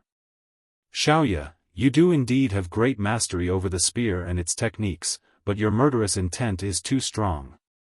Zhao Yi continued to lunge and withdraw her spear as she flitted around Yang Kai. Her spear loomed over the small area as she asked, "The spear Dao is focused on domination and slaughter, how am I supposed to kill the enemy if my murderous intent isn't strong?" "You do need strong murderous intent, but too much of it isn't a good thing. It's good to strike fear in the enemy even before the battle. It makes it even easier to kill them off. If you run into an enemy who's either weaker or of similar strength to you, you can indeed use your murderous intent to intimidate them, but what will you do if you run into an enemy stronger than you?" "I won't give up until I kill them." Yang Kai shook his head. "Xiaoya, it's true that spear Dao is used offensively, but you need to get one thing clear. Are you using your spear to kill or to protect?" Zhao Yi did not understand. "Please enlighten me, honored master." "One spear can be used to kill the enemy, but it can also be used to protect lives." Yang Kai blocked Zhao Yi's attack with his hand before reaching into the air. His voice continued, "The persistent focus on killing will only lead one's heart astray. Everyone has something they wish to protect and that gives them strength to persist." Zhao Yi was confused. "How can I protect anyone if I don't kill the enemy? Killing off all my enemies is the only way to protect what I am determined to protect." "And what do you want to protect?" Yang Kai asked as he brought out his azure dragon spear. "I want to protect." Zhao Yi's dazed eyes grew bright again as her gaze swept over the spot where Zhao Yi Bai was standing intently. She then shot a quick glance at Su Yi as well. Su Yi keenly sensed this and grumbled, "Hey, eldest senior brother, why do I feel like I'm just included as an afterthought?" "Huh? What?" Zhao Yi Bai turned to ask. As he spoke though, he felt a sudden chill grip his heart as the aura of death swept over him. Before he could react, he heard Zhao Yi's heart-wrenching shriek, "No!" Zhao Yi Bai turned around and saw his honored master, enveloped by black ink strength, a genuine black ink disciple, flying over at him with his spear ready to strike. Martial Peak, Chapter 59-28, The Mysterious Unknown Land. Zhao Yi Bai was frozen stiff in a corner of the suppressing black ink fortress, his sweat-drenched clothes clinging to his skin. For a brief moment, he felt the aura of death deep within his bones and thought he had already tread upon the gates of hell. He was even more horrified by the fact that he could not move. He could not do anything to stop or block his honored master's sudden attack. In other words, if his honored master wanted to kill him, a single attack from his spear would suffice. It was an awe-inspiring strength. Zhao Yibai was at the peak of the 8th order, and once Yang Shui became a 9th order master, Zhao Yibai sought her out for a friendly exchange. Even though neither one of them used their full strength in the battle, and Zhao Yibai had not been Yang Shui's equal by any means, he had still been able to put up a fight for a few dozen blows. He was also proficient in the Tao of space, so if he wanted to escape, Yang Shui would not be able to stop him. Out of all the current 8th order masters, he was one of the strongest. Even so, his strength seemed inconsequential when he was up against his honored master. At the last moment, someone blocked the spear from striking Zhao Yibai. Zhao Yi stood in front of Zhao Yibai with her spear held horizontally in front of her to block the azure dragon spear. The heaven-destroying, earth-shattering dominance disappeared once the spears made contact. Zhao Yi was still in the throes of lingering fear and shock, though she felt a little dazed as well. She did not know how she managed to unleash such formidable strength to protect her eldest senior brother from her honored master's attack. The black ink strength surrounding Yang Kai vanished as he returned to normal. He eyed Zhao Yi, who looked terrified, and asked, "Do you understand now?" Zhao Yi pursed her lips and hoarsely replied, "Disciple understands." Yang Kai nodded. Out of his 3 disciples, Zhao Yibai's aptitude was the poorest while Zhao Yi's was the highest. In fact, her aptitude was stronger than anyone else Yang Kai had ever met. Throughout the last few millennia, there were many fine young talents from the Star Boundary, Void World, and Myriad Monsters World. Many were able to ascend directly to 7th order, but when it came to their natural aptitude for cultivating, no one surpassed Zhao Yi. She had strong comprehension, and though she had taken a few wrong turns in her cultivation of the Spear Tao, Yang Kai was certain this experience would be enough for her to have a decisive breakthrough in her mastery of this grand Tao. As Yang Kai withdrew the Azure Dragon Spear, Zhao Yi felt as if she had used up every bit of strength she had in her and crumpled weakly into Zhao Yibai's arms. Yang Kai turned to Su Yi. Su Yi gulped and stepped forward, "Please teach me, honored master." After seeing what his second senior sister went through, he did not know what kind of guidance he would be receiving from his honored master. Thankfully, Yang Kai simply raised his hand and condensed time principles above it. The time principles solidified as Yang Kai demonstrated the mysteries of the Tao of time the same way he did when he taught Zhao Yibai earlier. Su Yi was fully attentive and was able to learn a lot. A half cup of tea's time later, Su Yi respectfully bowed and said, "Honored master, this disciple has been enlightened." Yang Kai nodded. He looked at his 3 disciples and a thought occurred to him, "I once comprehended a divine ability that requires a combination of both the Tao of space and the Tao of time to work, and it is incredibly strong. Yibai, Su Yi, when you're free, you can try to comprehend it as well. Perhaps you will gain something from it." Yang Kai lifted his hand once more. As space principles burst forth, a great sun rose and the full moon hung in the air. The sun and moon shone together. He then made another flick with his hand and time principles began flowing. The 2 principles swirled and combined. Mysterious changes began occurring as the 2 vastly different principles intertwined, causing the sun and moon to begin spinning about, forming a kind of spiral that severely warped both space and time. Zhao Yibai and Su Yi were engrossed in what they saw. This is the sun and moon divine wheel. If you wish to produce it, you 2 will need to join forces and work together to have even a shred of possibility of creating this effect. The sun and moon divine seal was the enhanced version of this divine ability, but Zhao Yibai and Su Yi could not produce it at their current strength. In fact, Yang Kai was not even certain whether they could produce the sun and moon divine wheel. Yang Kai was proficient in both Grand Daos, so it was easy enough for him to wield this divine ability.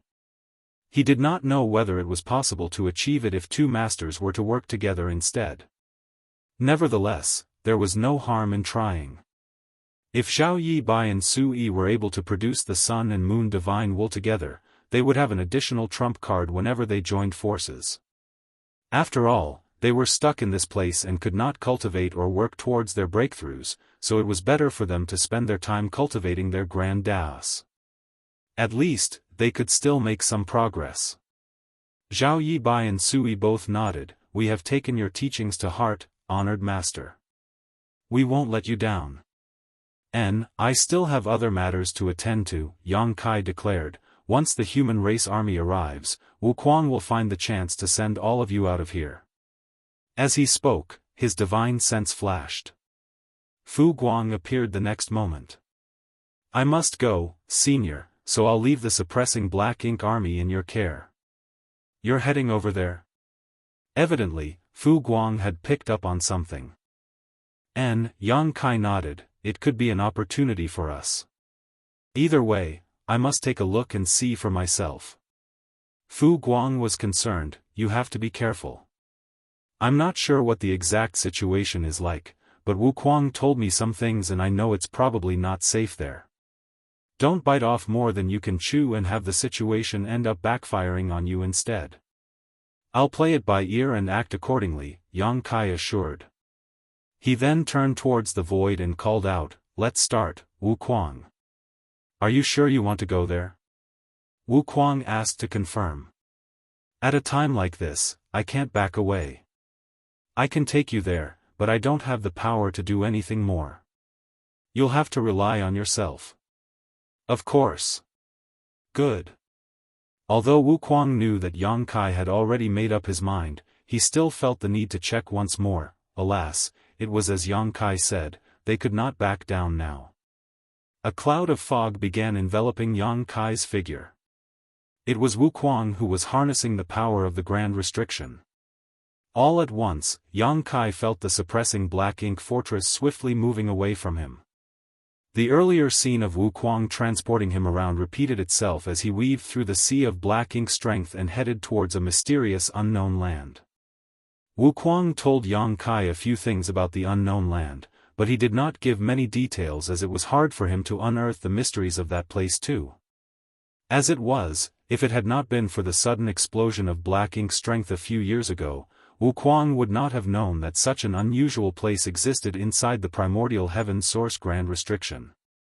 It was a hidden hand that Mu left behind. Millennia ago, during the humans' first crusade, they suffered a devastating defeat and the crusade force endured catastrophic losses. Mo acted out and Tsang was unable to stop it. When it looked as if the Grand Restriction was about to break open and Mo was about to escape, Mu's silhouette appeared out of the blue. She used some strange method to make Mo fall into a deep slumber and save the primordial heaven source Grand Restriction, which had been on the verge of collapse.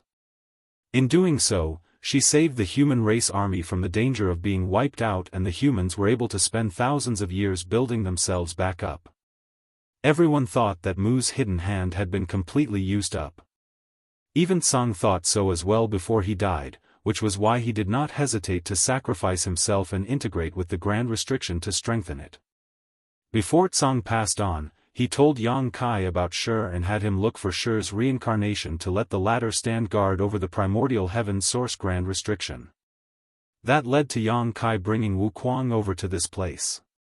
Although he was not the same as Shi himself, he could still wield some of the strength of the primordial heaven source Grand Restriction.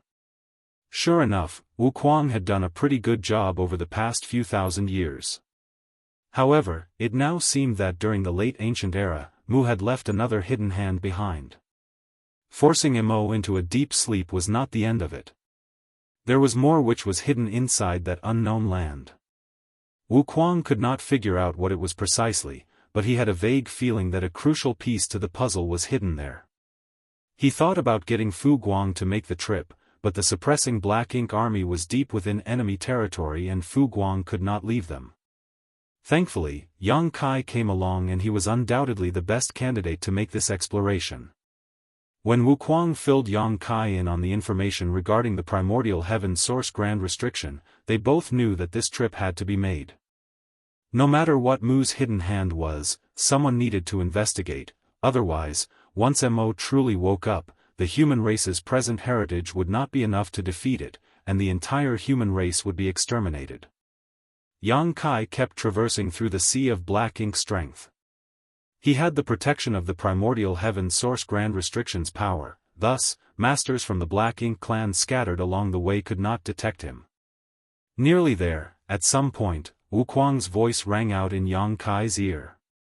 Yang Kai tensed up in alertness at once. Soon, he felt his body hitting an invisible layer and sticking to it. It happened too quickly, so Yang Kai felt sore all over. Wu Kuang, what's going on? Yang Kai took a step back and asked. Wu Kuang innocently replied, I don't know. It seems to be preventing all living beings from entering. How am I supposed to go in then? Yang Kai frowned. Hang on. Let me take a look. While waiting, Yang Kai stretched his hand out and touched the barrier that was holding him back. It felt like a seal or restriction of some sort, but not quite either. Yang Kai got a very strange feeling from it. He was about to take a closer look when he felt his palm warming up slightly. A strange kind of energy seemed to come off that invisible layer and washed over him. Following that, Yang Kai's palm went through the barrier. Yang Kai was shocked and puzzled. He took a step forward and half his body went through. Huh? How did you do that? Wu Kuang exclaimed. Some sort of power seemed to check my identity before allowing me to enter, Yang Kai explained as he recalled what he experienced earlier. It checked your identity, Wu Kuang repeated thoughtfully, it's probably Mu's doing.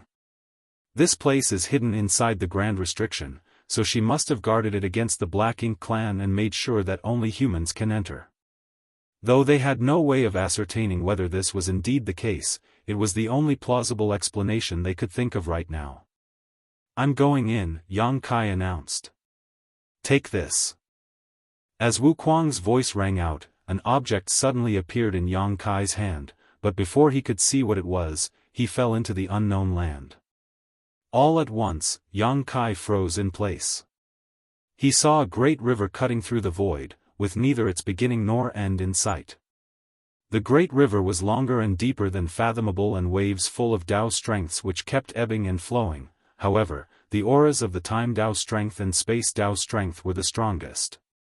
A space-time river. Martial Peak, Chapter 59-29, Mu's Space-Time River. A space-time river was hidden deep inside that mysterious unknown land within the primordial heaven's source Grand Restriction. Yang Kai could not believe his eyes and was on the verge of thinking he was hallucinating. However, after studying it carefully, he concluded it was indeed a space-time river. Amid his shock, a question popped into his mind. Whose space-time river is this? In a flash, he got his answer. Since this place is part of the hidden hand Mu left behind, the space-time river has to be hers. Was Mu able to create a space-time river too? Does that mean she mastered the use of all 10,000 Grand Daos? Judging by the size of this space-time river, Mu's mastery of the 10,000 Grand Daos far exceeded his own. After a brief moment of shock, Yang Kai's heart filled with awe. Mu was indeed the strongest out of the 10 martial ancestors. Yang Kai did not think much of it when he saw the respect Tsang and Wu Kuang had for Mu, but after witnessing this space-time river, he finally realized just how incredible she was. Initially, he thought that his space-time river was the only one of its kind, but now, he knew that he was not the first in history to achieve this feat soon. Yang Kai grew puzzled again though.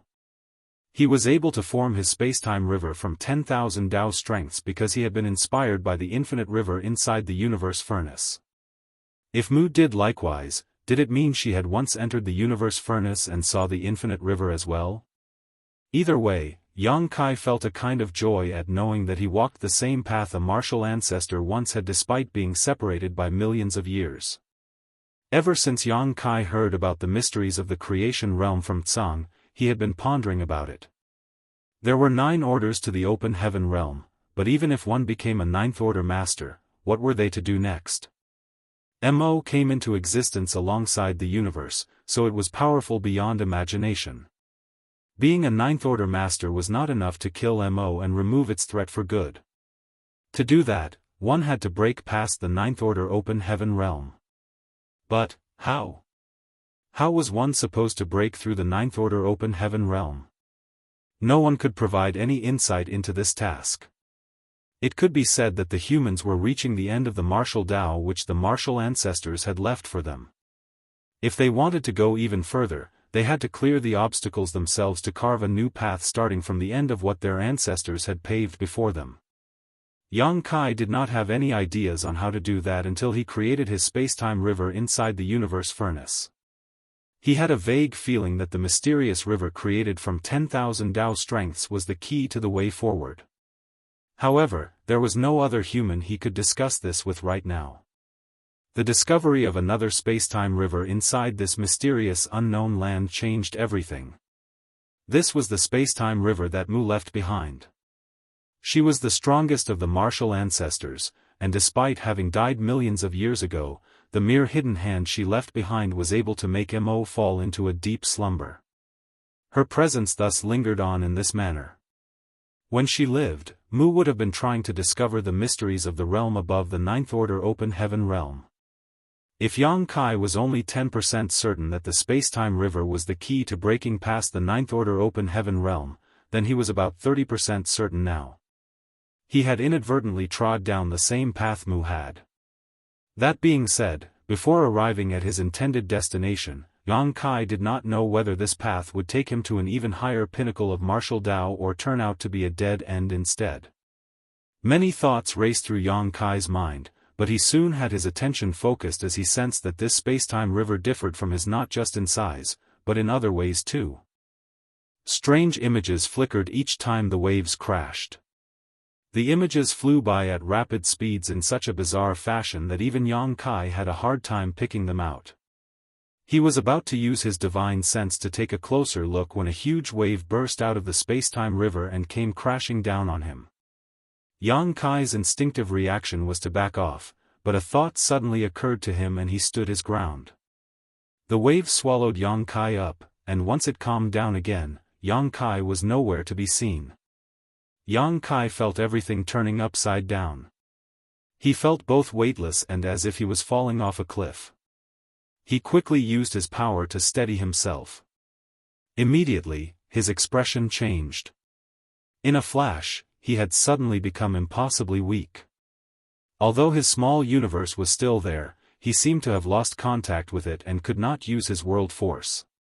There was also only a bit of chi left in him.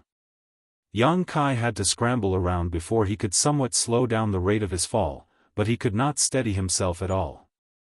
He looked down and saw a lush, verdant forest below him, one that was quickly getting closer. A melancholic thought flashed across Xianxia's mind: am I going to be the first Ninth Order Master to die by falling to his death? He had been too careless. Initially, he thought that Mu's space-time river had to possess some kind of secret, so he did not try to dodge the wave that came at him. He wanted to enter the river and scout it out from the inside. However, he never thought he would end up in such a strange place after being swallowed up by the wave. Soon, he fell into the forest. Numerous branches cushioned his fall and slowed him down a little, but they could not break his fall entirely. Moments later, there was a loud thud as Xianxia dropped to the ground, creating a small crater in the process. The commotion scared off the birds and the critters, and soon, everything fell silent. A little while later, Xianxia was finally able to straighten himself up. He sat on the ground and shook his head. There was nothing much wrong with him.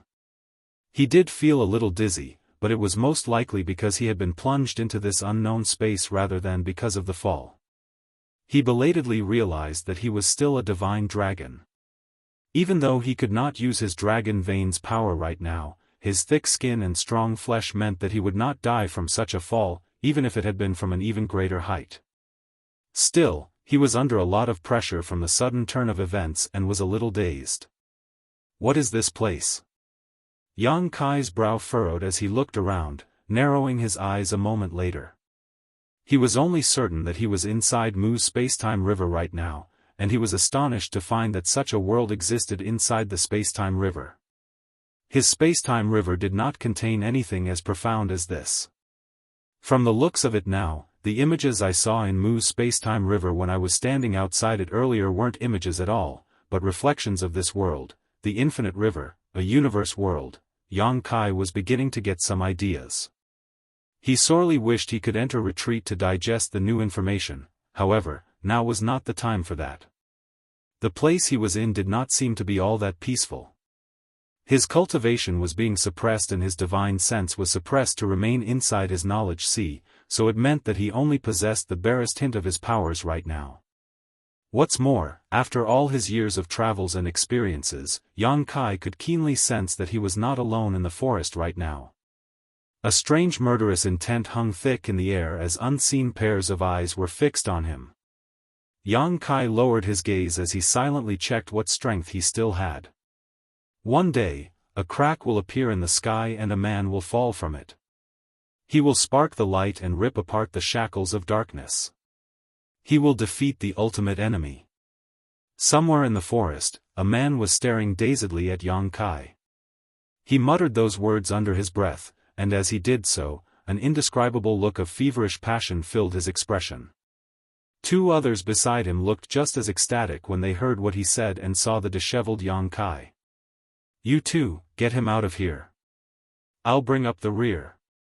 The person who spoke first quickly came to a decision, and after giving this order, he gripped his sword and charged out of his hiding spot. The other two people quickly followed close behind. As the three of them started moving, the murderous intent that circled the forest grew even stronger as silhouettes fluttered in the shadows. Xianxia looked up and his brow rose slightly when he saw the man rushing over to him with a sword in hand. After a quick check, Xianxia confirmed what cultivation he had right now. He, a ninth-order master, was only able to use true element boundary strength. What outrageous suppression! The journey of cultivation began with the tempered body stage before continuing to the initial element, chi transformation, separation and reunion, true element, immortal ascension. Even back in the Great Han Dynasty, Xianxia's cultivation had surpassed the true element boundary, however, he was being suppressed to that exact realm by an independent world now. That explains why I couldn't use my divine sense. I'm not even in the immortal ascension realm right now. Only cultivators who reached the immortal ascension realm could use divine sense. The young man who came charging over at Xianxia with a sword in hand appeared to be less than 30 years old. He had a determined look on his scarred face and seemed like someone who had wrestled with death before. His cultivation was also somewhere in the true element boundary, but his murderous aura was strong and he had a mysterious movement skill that allowed him to rush over to Xianxia in just a few steps. Xianxia eyed him without moving. He could sense that the young man's murderous intent was not directed at him. Although he looked fierce when he came storming over, there was also a look of worry as well. Why's this guy worried about me when we don't know each other? Two younger men followed close behind the first one, seemingly part of the same group. All at once, the scar-faced young man thrust his sword towards Xianxia. The sword cry was followed by a clang as it flicked away an arrow that was aimed at Xianxia's back. The scar-faced man leapt past Xianxia and protected him from behind, his sword dancing through the air. A series of clangs rang out as the young man blocked more arrows that were all directed at Xianxia. Xianxia had no idea what was going on. I've only just arrived in this damned place. How did I get caught up in a fight? One party is trying to protect me while the other one is trying to kill me. Just how did I provoke them? What is going on inside Mu's spacetime river? Xianxia was bewildered in every way possible. Hurry up and leave. I can't hold them back for long. The growl from the scar-faced man interrupted Xianxia's thoughts. Just then, the two men who rushed over with the first one hoisted Xianxia up from the ground, and the one on his left quickly said, "Please come with us, Holy Son." Martial Peak, Chapter 59-30, Prophecy. Saying so, they lifted Xianxia and ran away, without caring about whether he was willing or not. Holy Son? Xianxia's confusion grew. Although the cultivation of these two people was not as good as the scar-faced man, their strength and movement skills were still impressive for their realm. As arrows rained down from behind, the two of them cooperated seamlessly, blocking attacks while carrying Xianxia as they fled into the distance. Soon, a furious roar came from behind them, "Zwo Wuyu, you court death." You all came for me, didn't you? Well then, let's fight to the death here. I'll hold him off, you guys run. No one is leaving. The scar-faced youth, Zhuo Wuyu, roared. Immediately, a fierce battle broke out behind them. Yang Kai furrowed his brow, looking at the situation with confusion. He wanted to inquire about it, but this was clearly not a good time. The title of Holy Son also caught his attention.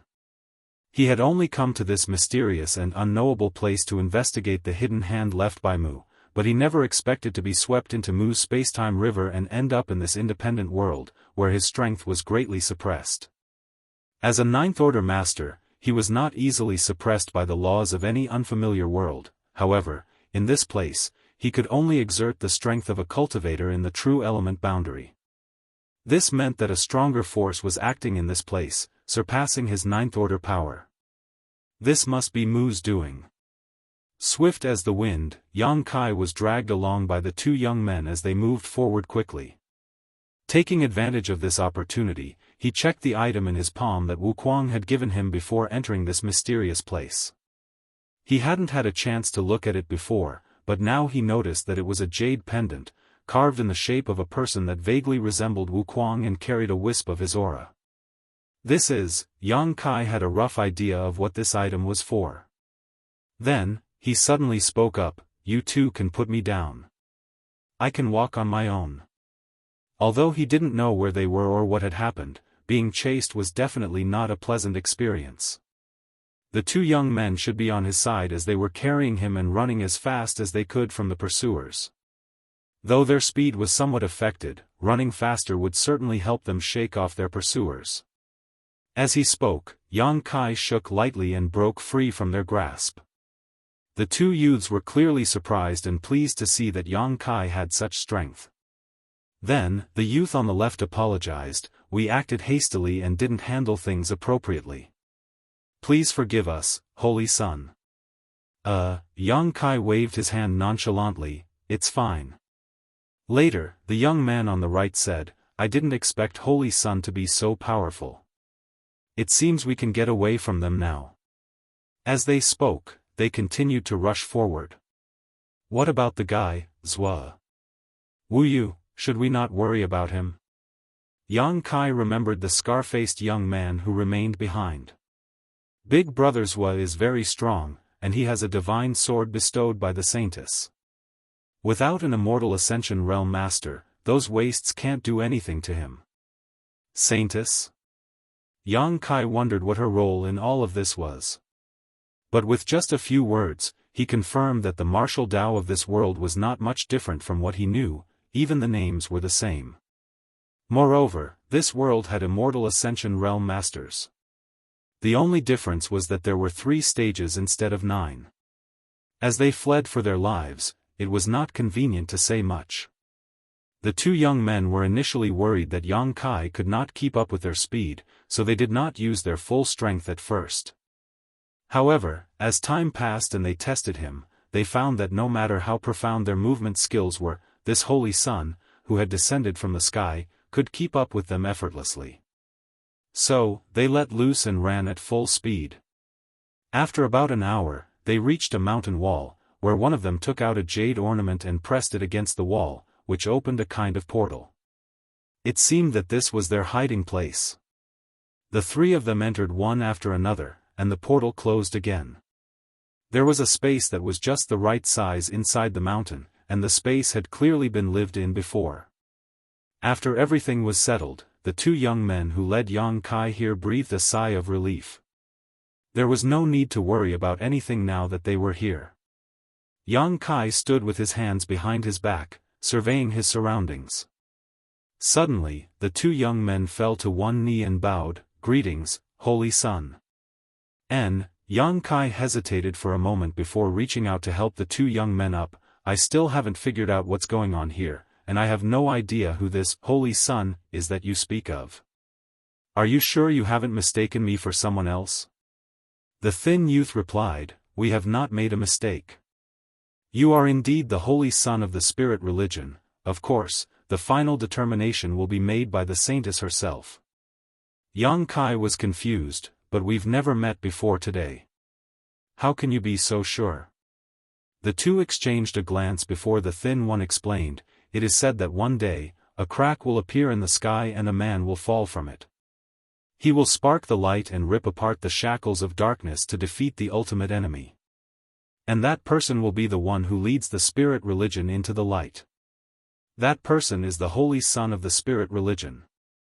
Descend from the sky. Yang Kai realized that they were probably talking about him. After all, he had indeed fallen from a crack in the sky in a rather undignified manner. It was surprising to find that their prophecy matched up with his own experience. To not only descend from the sky but also do so while the sky is split open. Who made this prophecy? He asked. The other young man replied solemnly, it is the guidance of the saintess herself, passed down since the founding of the spirit religion. Yang Kai raised his eyebrows, intrigued, oh. Can I meet this saintess of yours?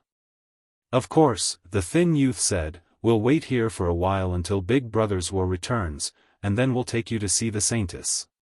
Good. Then, they rested in silence for a while. The two youths had been running non-stop, which had taken a toll on them, but Yang Kai, on the other hand, was still full of energy.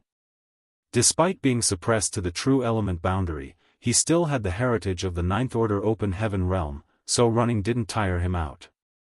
Taking advantage of the moment, he gripped the jade pendant in his hand, intending to activate his divine sense, but he quickly remembered that he couldn't do that right now.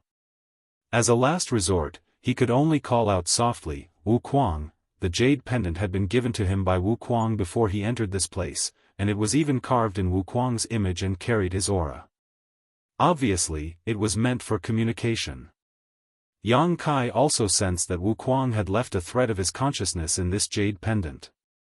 Wu Kuang seemed extremely curious about this mysterious and unknowable land, but because he was guarding the primordial heaven source grand restriction and had no energy to spare, he could only send a thread of consciousness to see what was going on. The jade pendant shook slightly in response. Yang Kai became speechless. Even Wu Kuang's thread of consciousness seemed to be heavily suppressed here. He had originally wanted to communicate with him and see if he could find any useful clues, but now he had to give up. Moreover, just this shake caused the spirituality of the jade pendant to dim a bit. I'll have to nourish Wu Kuang's thread of consciousness, otherwise, it will soon dissipate. Yang Kai reached out, only to remember another unfortunate truth. His small universe was currently sealed, causing him to not be able to take anything out. Now, he was practically empty-handed except for the clothes he was wearing. It was quite an awkward situation. Do either of you have some thread? Yang Kai asked, looking at them. Yes, one of them responded quickly and handed him a carefully braided thread. Then, Yang Kai tied Wu Kuang's jade pendant into a kind of necklace, so he could nurture it with his own spiritual energy and communicate with Wu Kuang at any time. After that, he began to familiarize himself with his current powers. True element boundary, how weak. His great power had been stripped away, making him somewhat uncomfortable. But in the end, he had experienced this realm before, so he just needed to familiarize himself with it a little bit. About an hour later, there was a sudden commotion. The three of them were alerted, and when Yang Kai looked, he saw one of the two youths using a jade to investigate and then exclaimed with joy, Big Brother's Wa is back. Saying so, he activated his power of the jade, and a light flashed by, opening the sealed portal. In the next moment, Zhuo Wuyu, covered in blood, hurried in. He had clearly experienced a fierce battle, with many wounds on his body and a somewhat weakened aura, but his murderous intent remained extremely strong. The figure that entered this place was like an ancient ominous beast entering a cave, chilling the atmosphere to the bone. Big Brother's Wa. The two youths exclaimed and greeted him. As Zhuo Wuyu glanced over and fixed his gaze on Yang Kai, he breathed a sigh of relief. Only then did he wave his hand to his two companions, and went straight to Yang Kai, kneeling on one knee. Zhuo Wuyu pays his respects to the Holy Sun. Here we go again, Yang Kai, a majestic ninth-order master with the body of a divine dragon, didn't mind being bowed to by a mere true-element boundary cultivator. However, this holy sun identity was somewhat strange to him. He had only come to investigate what Mu's hidden hand was, never expecting to get involved in the petty disputes of this inexplicable world. Reaching out to help him up, Xianxia spoke, "Let me greet your saintess before we discuss this matter of the holy sun." Upon hearing this, Wuyu knew that the person before him had already heard of the saintess prophecy, so he immediately spoke up, "The saintess has never made a mistake. When the holy sun appears, it is no doubt per her guidance, therefore, you must be the holy son of spirit religion." Xianxia didn't bother to argue and simply said, "You're injured. You should focus on healing first. This time, I owe you a debt of gratitude." Even without Wuyu and his companions, nothing would have happened to Xianxia in the face of that group of attackers that hadn't even reached the Immortal Ascension boundary. However, they had still protected him and provided cover, so he should show his gratitude. Wuyu shook his head with a bitter smile. "This matter was aimed at me, but I have dragged the holy sun into it. I am ashamed." Sullivan, the only difference was that there were 3 stages instead of 9. I added this to make it fit what the author wrote later. Martial Peak, Chapter 59-31, Pursue. In the midst of the jungle ambush that was aimed at Wuyu himself, Xianxia just so happened to be at the right place at the right time. No one could have predicted that at that critical moment, the arrival of the spirit religion Holy Sun, guided by fate, would cause all the undercurrents to erupt in an instant. Upon reflection, Xianxia realized that Wuyu had indeed shouted to the attackers, "Aren't you here for me?" "Regardless, I still have to thank you," Xianxia said. Wuyu shook his head, "Holy Sun, it's nothing. However, we shouldn't stay here for long. We need to leave as soon as possible." Although he had killed quite a number of enemies, he was ultimately alone and unable to completely wipe them out. Before the news of the appearance of the Holy Sun was spread, they had already taken Wuyu seriously, but it was not to the point where they had to eliminate him at all costs. However, if news of the Holy Sun's appearance got out, it would surely lead to an all-out attack. "But Brother Zhua, your injury," the thin young man looked at Wuyu with concern. "It's nothing serious." "Escort the Holy Sun." Before Wuyu could even finish his sentence, he suddenly coughed up a mouthful of blood, his aura wilting to the extreme, and his face turning an ashen white. "Big Brother Zhua!" The 2 young men exclaimed, rushing to support Wuyu, who was now swaying on his feet. Xianxia looked at him and said, "It looks like we'll have to hide here for a while." Wuyu's face was filled with bitterness as he nodded, "Please wait half a day for me, Holy Sun." Xianxia did not respond. Wuyu needed urgent treatment. The battle just now had taken a huge toll on him, but he forcibly suppressed his injuries out of concern for the Holy Sun's safety and the future of the spirit religion. Now that the backlash had acted up though, he was unable to move for a while. Wuyu quickly settled down and closed his eyes to meditate and heal. The 2 young men who had brought Xianxia here stood guard by his side, while Xianxia himself seemed to have nothing to do. Currently, he still had very little information at his disposal, but one thing was certain, this independent world was still inside Mu's spacetime river. When the waves of the spacetime river crashed down on him, Xianxia did not dodge, resulting in him being dragged into this place and fulfilling an unknown prophecy of some spirit religion saintess who lived in this place. The current situation required Xianxia to see the saintess if he wanted to know more. Although he had some guesses in mind, he couldn't confirm them until he met her. However, there were still some minor troubles to solve before that. The hideout fell silent after that. About 4 hours later, a commotion suddenly broke out. Wuyu, who was meditating to heal, suddenly opened his eyes with a look of disbelief and exclaimed, "Impossible." As soon as the words fell, a tremor shook the ground, as if someone outside was using powerful means to attack the mountain wall where the secret chamber was located. "Big Brother Zhua!" cried the thin young man, "Our location has been exposed, and those guys have come after us." Upon hearing that, Zuo Wuyu's expression darkened. This secret chamber was one of the spirit religion's footholds outside, and when he returned earlier, he had carefully investigated the surroundings to ensure that he wasn't being followed, so how did the enemy find them?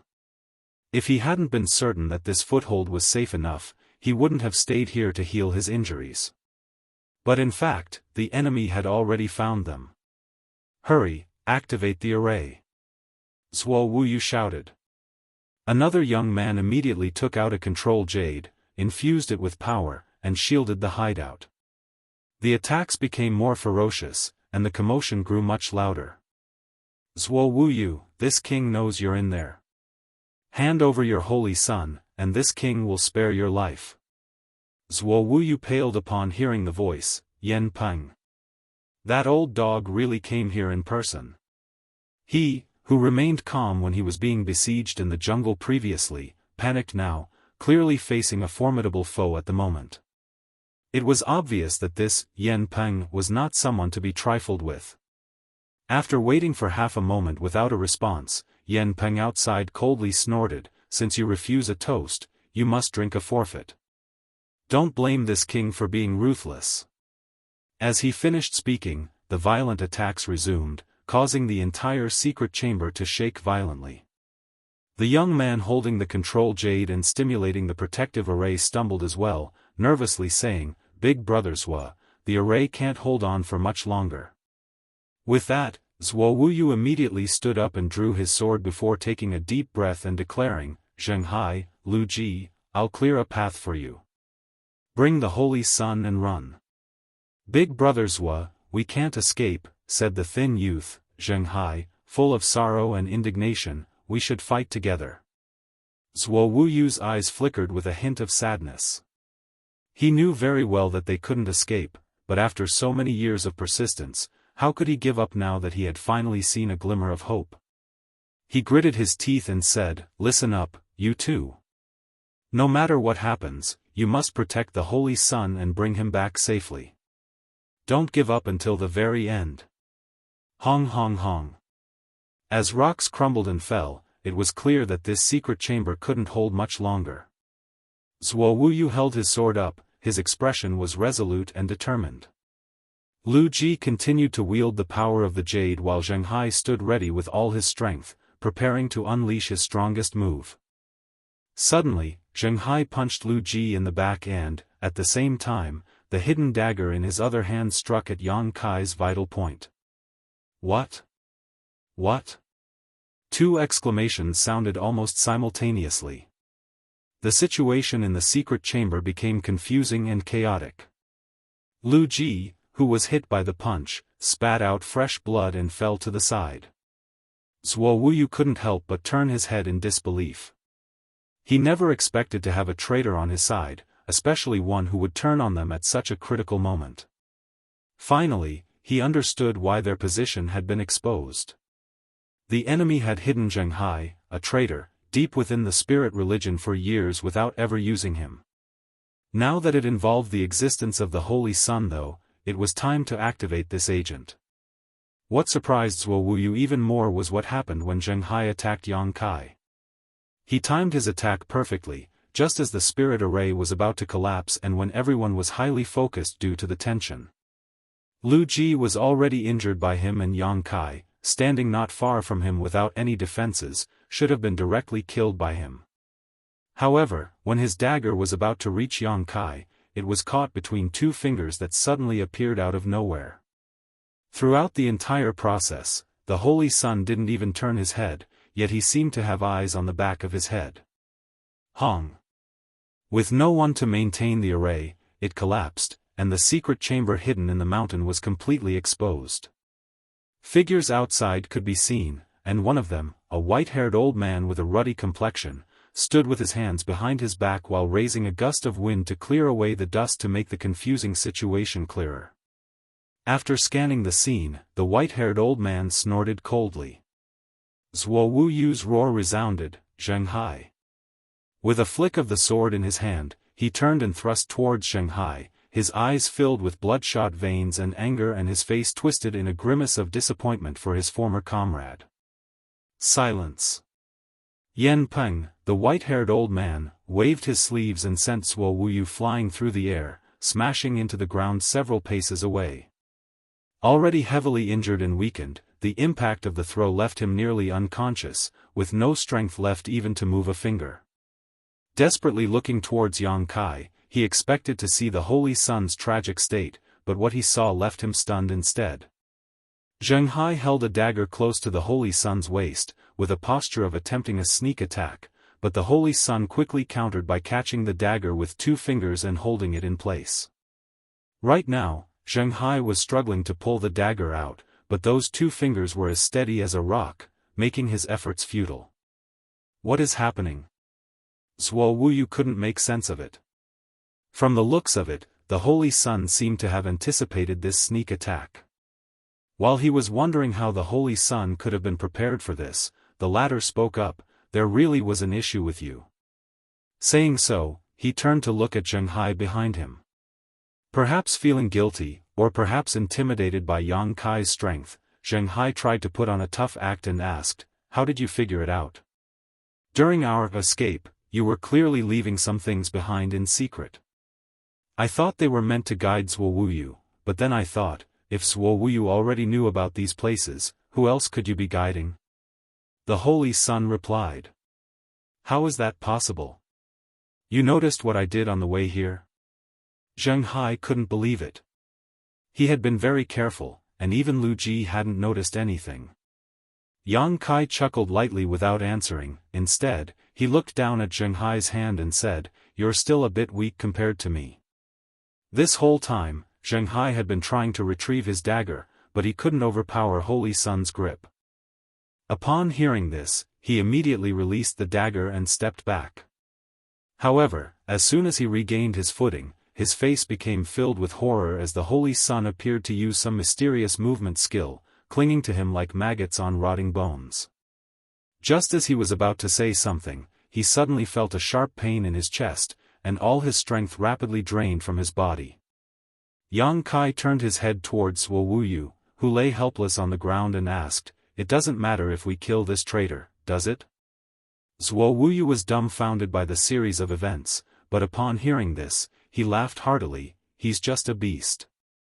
His death isn't worth pitying." Amidst the hearty laughter, he was suddenly seized with a coughing fit that aggravated his injury. Yang Kai nodded slightly and reached out to lightly tap Jianghu's forehead, who then stumbled backwards and fell to the ground, gazing down at his chest.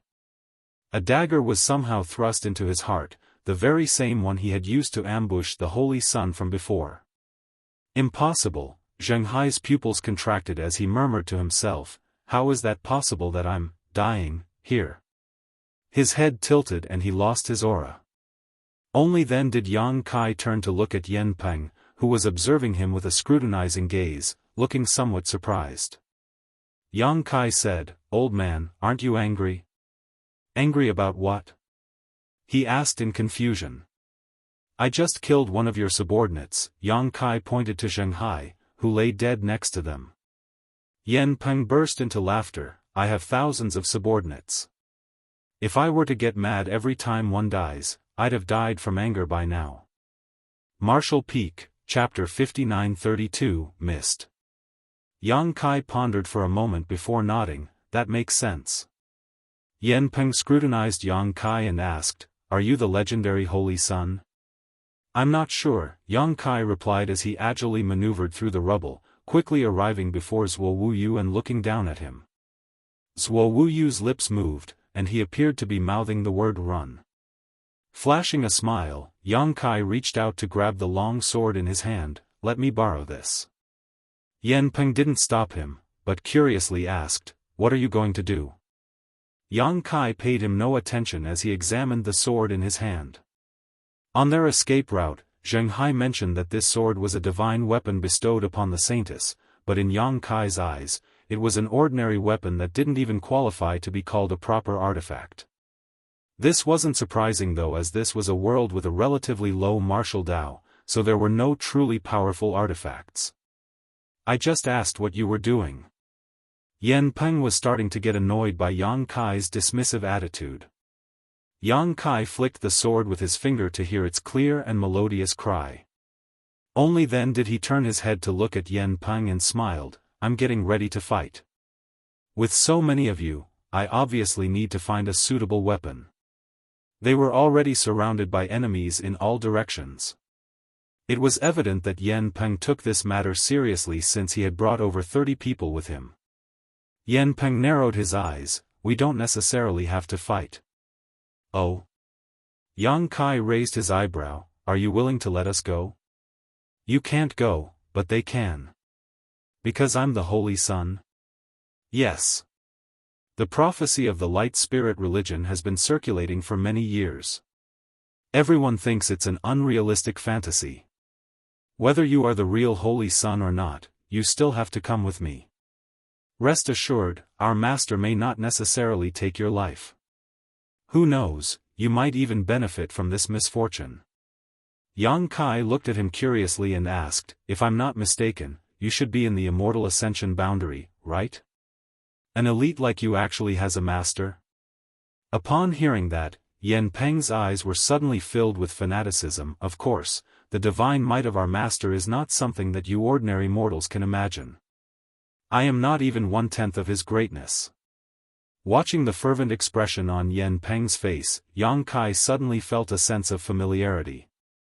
Yang Kai still wanted to say more, but Yen Peng had already lost his patience. The fanaticism in his eyes subsided, replaced by coldness and cruelty. "Boy, you better come with me obediently to avoid suffering." "That's not going to happen." Yang Kai shook his head like a rattle drum. "I'm curious about that prophecy, so I intend to meet their saintess and ask about it." Yen Peng coldly snorted, "Foolish obstinance." With a wave of his hand, he shouted, "Take him down." Yang Kai lifted the sword up as he muttered, "It's a pity it's not a spear, but oh well, it's all the same." With those words, he flicked his wrist, and blood spurted forth as one of the masters who charged towards him was inexplicably pierced, clutching his throat while he stumbled backwards. Yang Kai thrust his sword again, and another person was killed with one swift blow. Masters came from all directions, but Yang Kai moved like a graceful butterfly amid their dense attacks. Within just a few breaths, the ground was covered with corpses, and more than half of Yen Peng's men were dead. The remaining people were filled with horror and no longer dared to approach. Zuo Wuyu, who had collapsed on a pile of rubble, stared straight ahead, momentarily forgetting to breathe.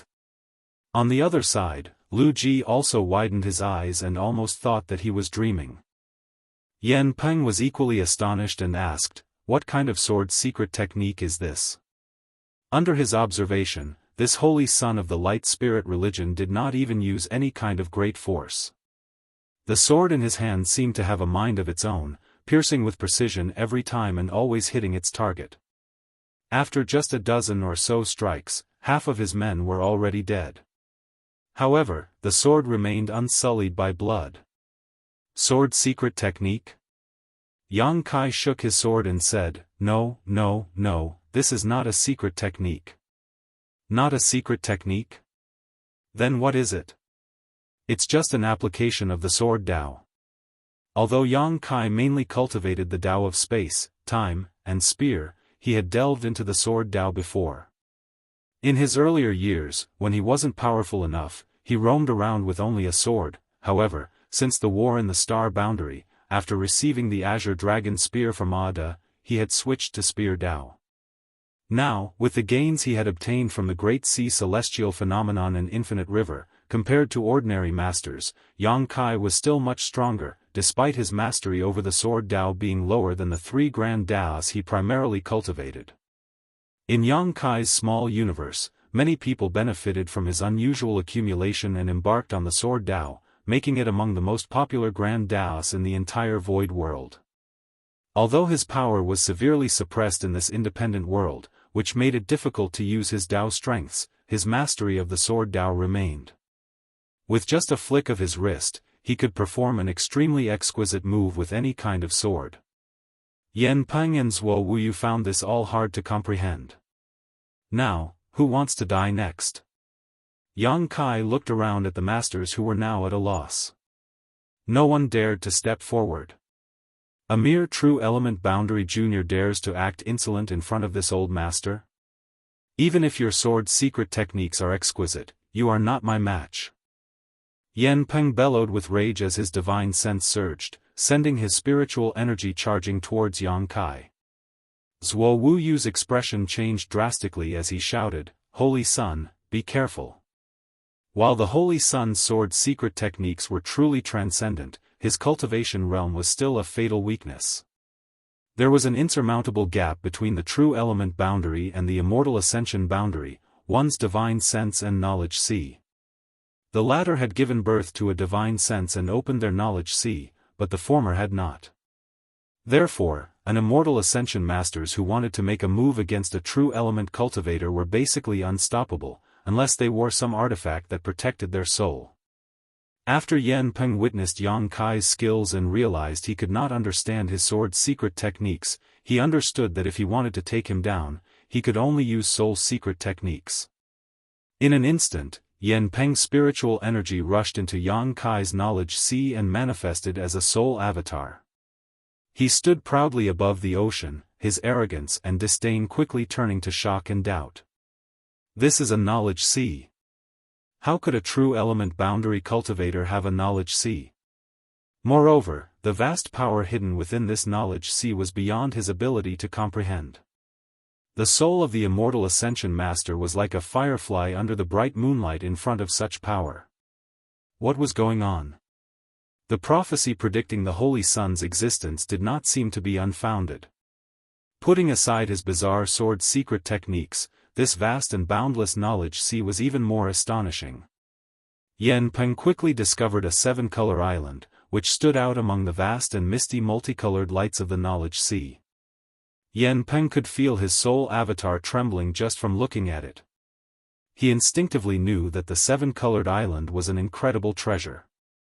Just being bathed by the seven-colored glow gave his soul avatar an extremely pleasant feeling. I must obtain this seven-colored island. With greed in his heart, Yan Peng flew towards the island and landed on it easily as there was no hindrance on the way. In an instant, Yan Peng felt an indescribable surge of power nourishing his soul, giving him a feeling of returning to the womb. He wished he could stay here forever.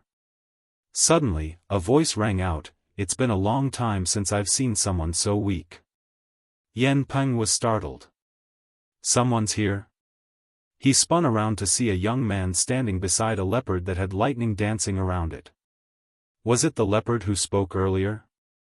The young man commented, "We all start weak and work our way up through cultivation."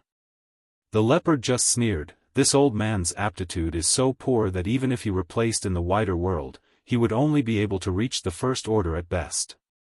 Fair enough. In any case, let's get this over with. What do you think, second brother? Instead of just killing him, we should probably try to gather some more information. Good, then you do it.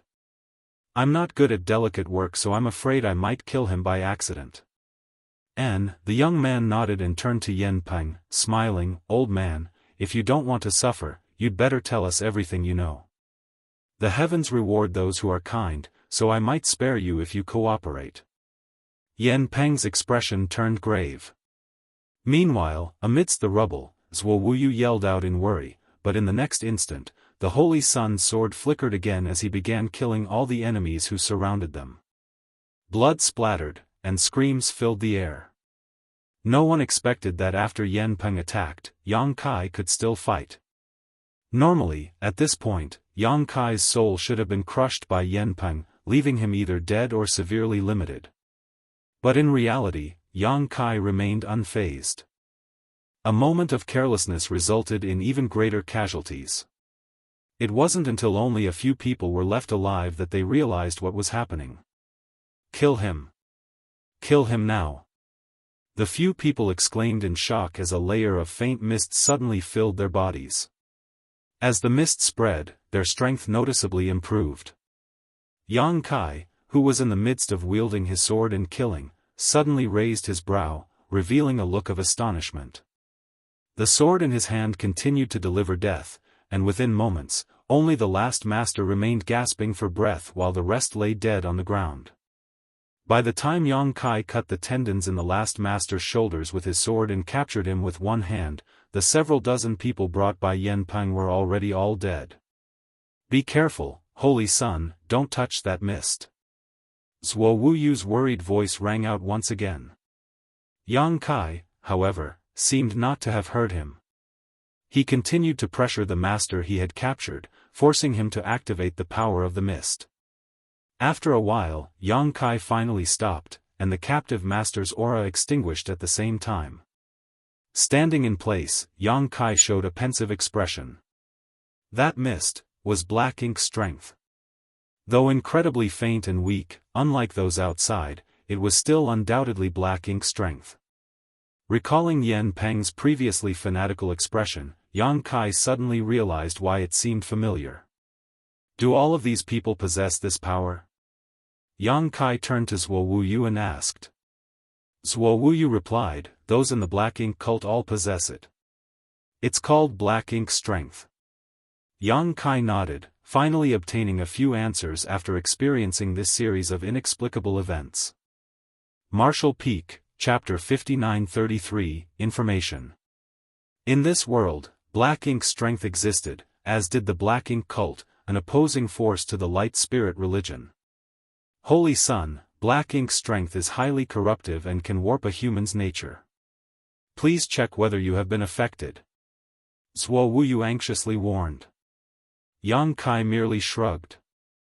Even Black Ink strength wielded by a royal lord couldn't harm him, let alone the extremely diluted power possessed by someone from the Black Ink cult. Although his small universe was currently suppressed and sealed, making it impossible for him to use his world force, the World Tree clone was still there. Moreover, with the protection of the soul-warming lotus, he was essentially immune to the effects of Black Ink strength.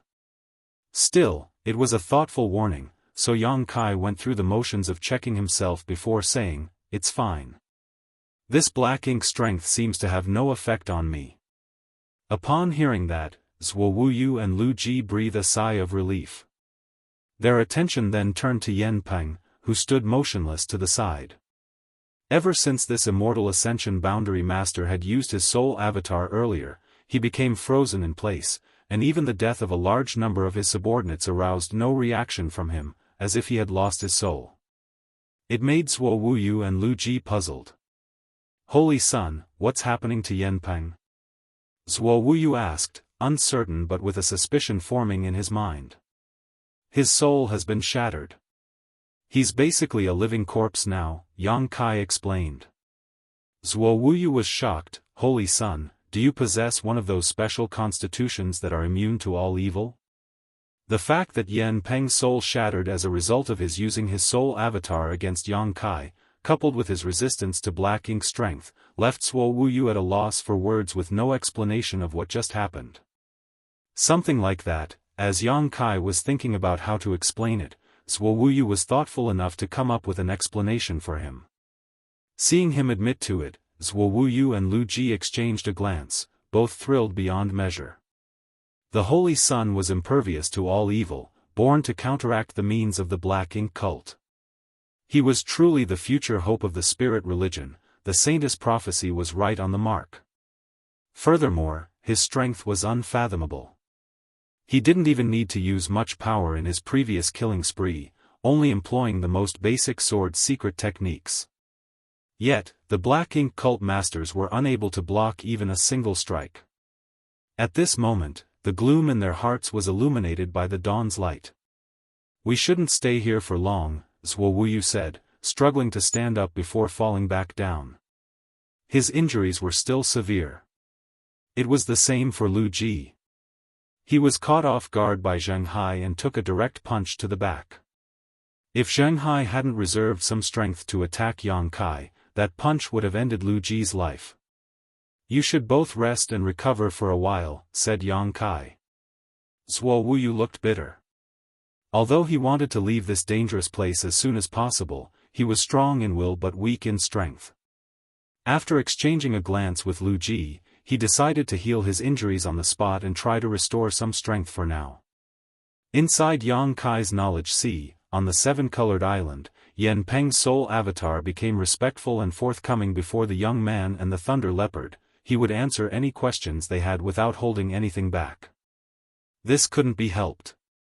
Yan Peng initially thought this seven-colored island was his great opportunity, never expecting to find two masters here whose strengths were both beyond his imagination. Yan Peng did not doubt that either of these two could extinguish his soul with a single thought. How could people under the eaves not lower their heads? Fortunately, the young man was kind enough not to harm him, only asking for some basic information. So, Yan Peng cooperated obediently. After a brief exchange, Feng Tianxia uncovered some secrets of this world, which he naturally shared with the others. In the primordial world, two great forces, the light spirit religion and the black ink cult, had vied for dominance since ancient times, each claiming half of this independent world. Even after years of unending conflict, neither side could gain the upper hand. Within the black ink cult, there was a black ink master who could bestow black ink strength upon all living beings, corrupting their hearts and minds, making them obedient servants of the cult. Meanwhile, the light spirit religion was the only force that could stand against the black ink cult. They had been battling them for countless years. Without them, the entire world would have fallen into the hands of the cult long ago. The first-generation saintess of the light spirit religion left behind a prophecy, which was the same one that Yang Kai heard from Lu Ji. Over the years, the followers of the light spirit religion had been searching for the whereabouts of the Holy Sun while fighting against the black ink cult, because according to the guidance of the first-generation saintess, the only way to completely defeat the black ink cult was for the Holy Sun to appear.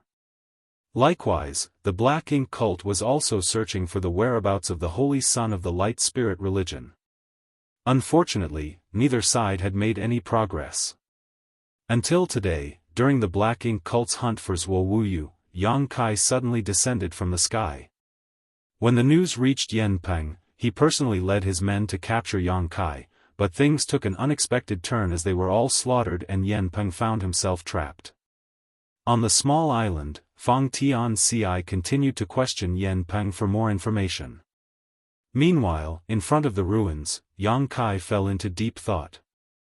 The information he had was not extensive, but he now had a general understanding of the situation. However, there were two things that were different from what he had initially thought.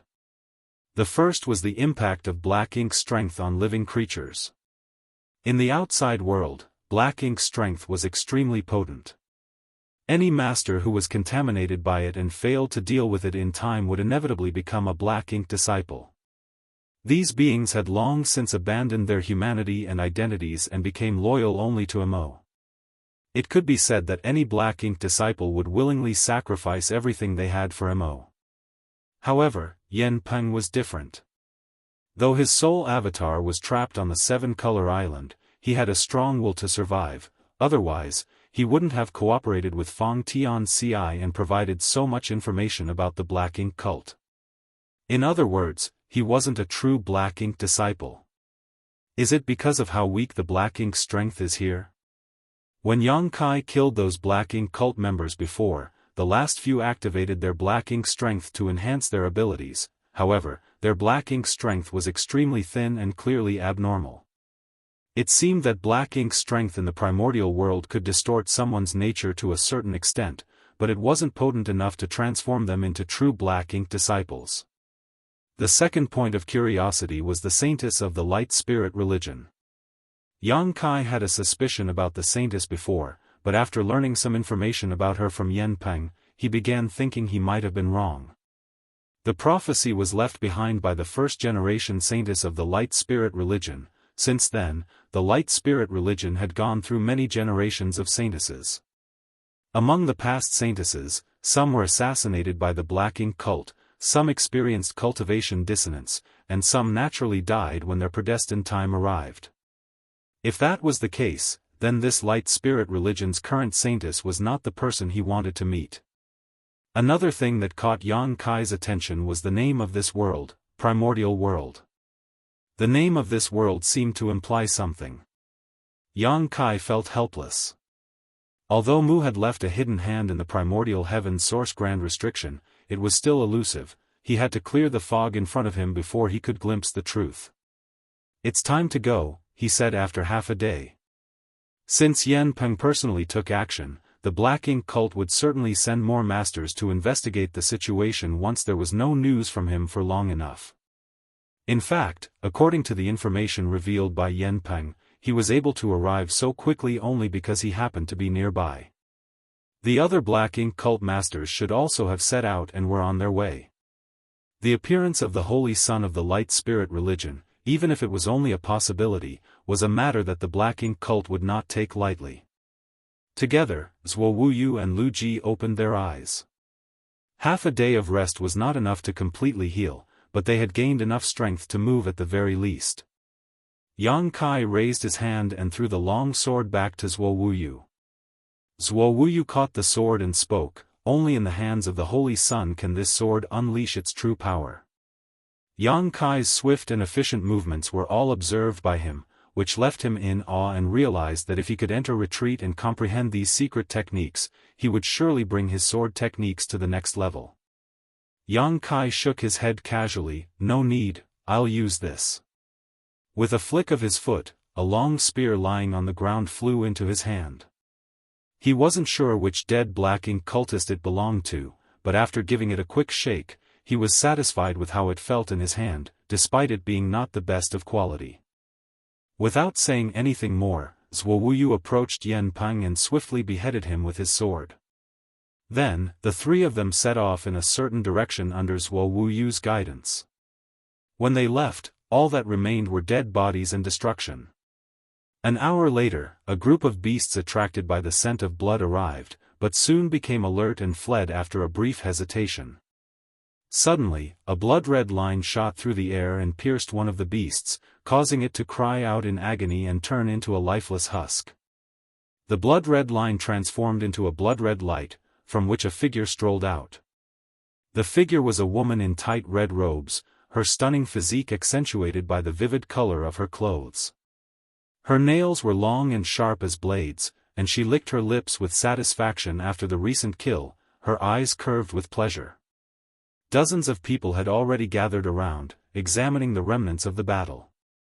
After a while, the woman spoke up casually, still filing her nails as if sharpening a blade for herself. "Anything noteworthy?" Someone quickly knelt down and respectfully replied, "Chapter Master, all of them died from sword injuries, killed by a single strike. Even Yan Peng seemed to have put up no resistance before he died." "Oh?" The woman showed a hint of surprise, so Yan Peng didn't even try to fight back. "Looks like there were some extremely powerful swordsmen among them. Was it Zhuo Wuyu?" "It couldn't have been Zhuo Wuyu. He's only in the true element boundary, while Yan Peng is in the immortal Ascension boundary. With a difference of a major realm, Zhuo Wuyu couldn't have been responsible," the Black Ink cult disciple explained. "So it must have been their newfound Holy Son." The woman raised an eyebrow. "I don't know, Chapter Master. Which way did they go?" "It should be that way," the man pointed in a direction. Immediately, the woman's body flickered, turning into a blood beam, which shot towards that direction. Her voice echoed in the distance, "I'll go on ahead. You guys catch up as soon as possible." Marshall Peak, Chapter 5934, Why did you try to kill me? As the three of them passed through a small town, Zhuo Wuyu and Yang Kai waited outside in concealment while Lu Ji entered and drove out in a carriage moments later. All three of them were in the true element boundary and were technically capable of flying, however, doing so would consume too much energy and be unsustainable for long periods. Besides, with Zhuo Wuyu and Lu Ji still recovering from their injuries, the natural choice was to use a carriage as transportation.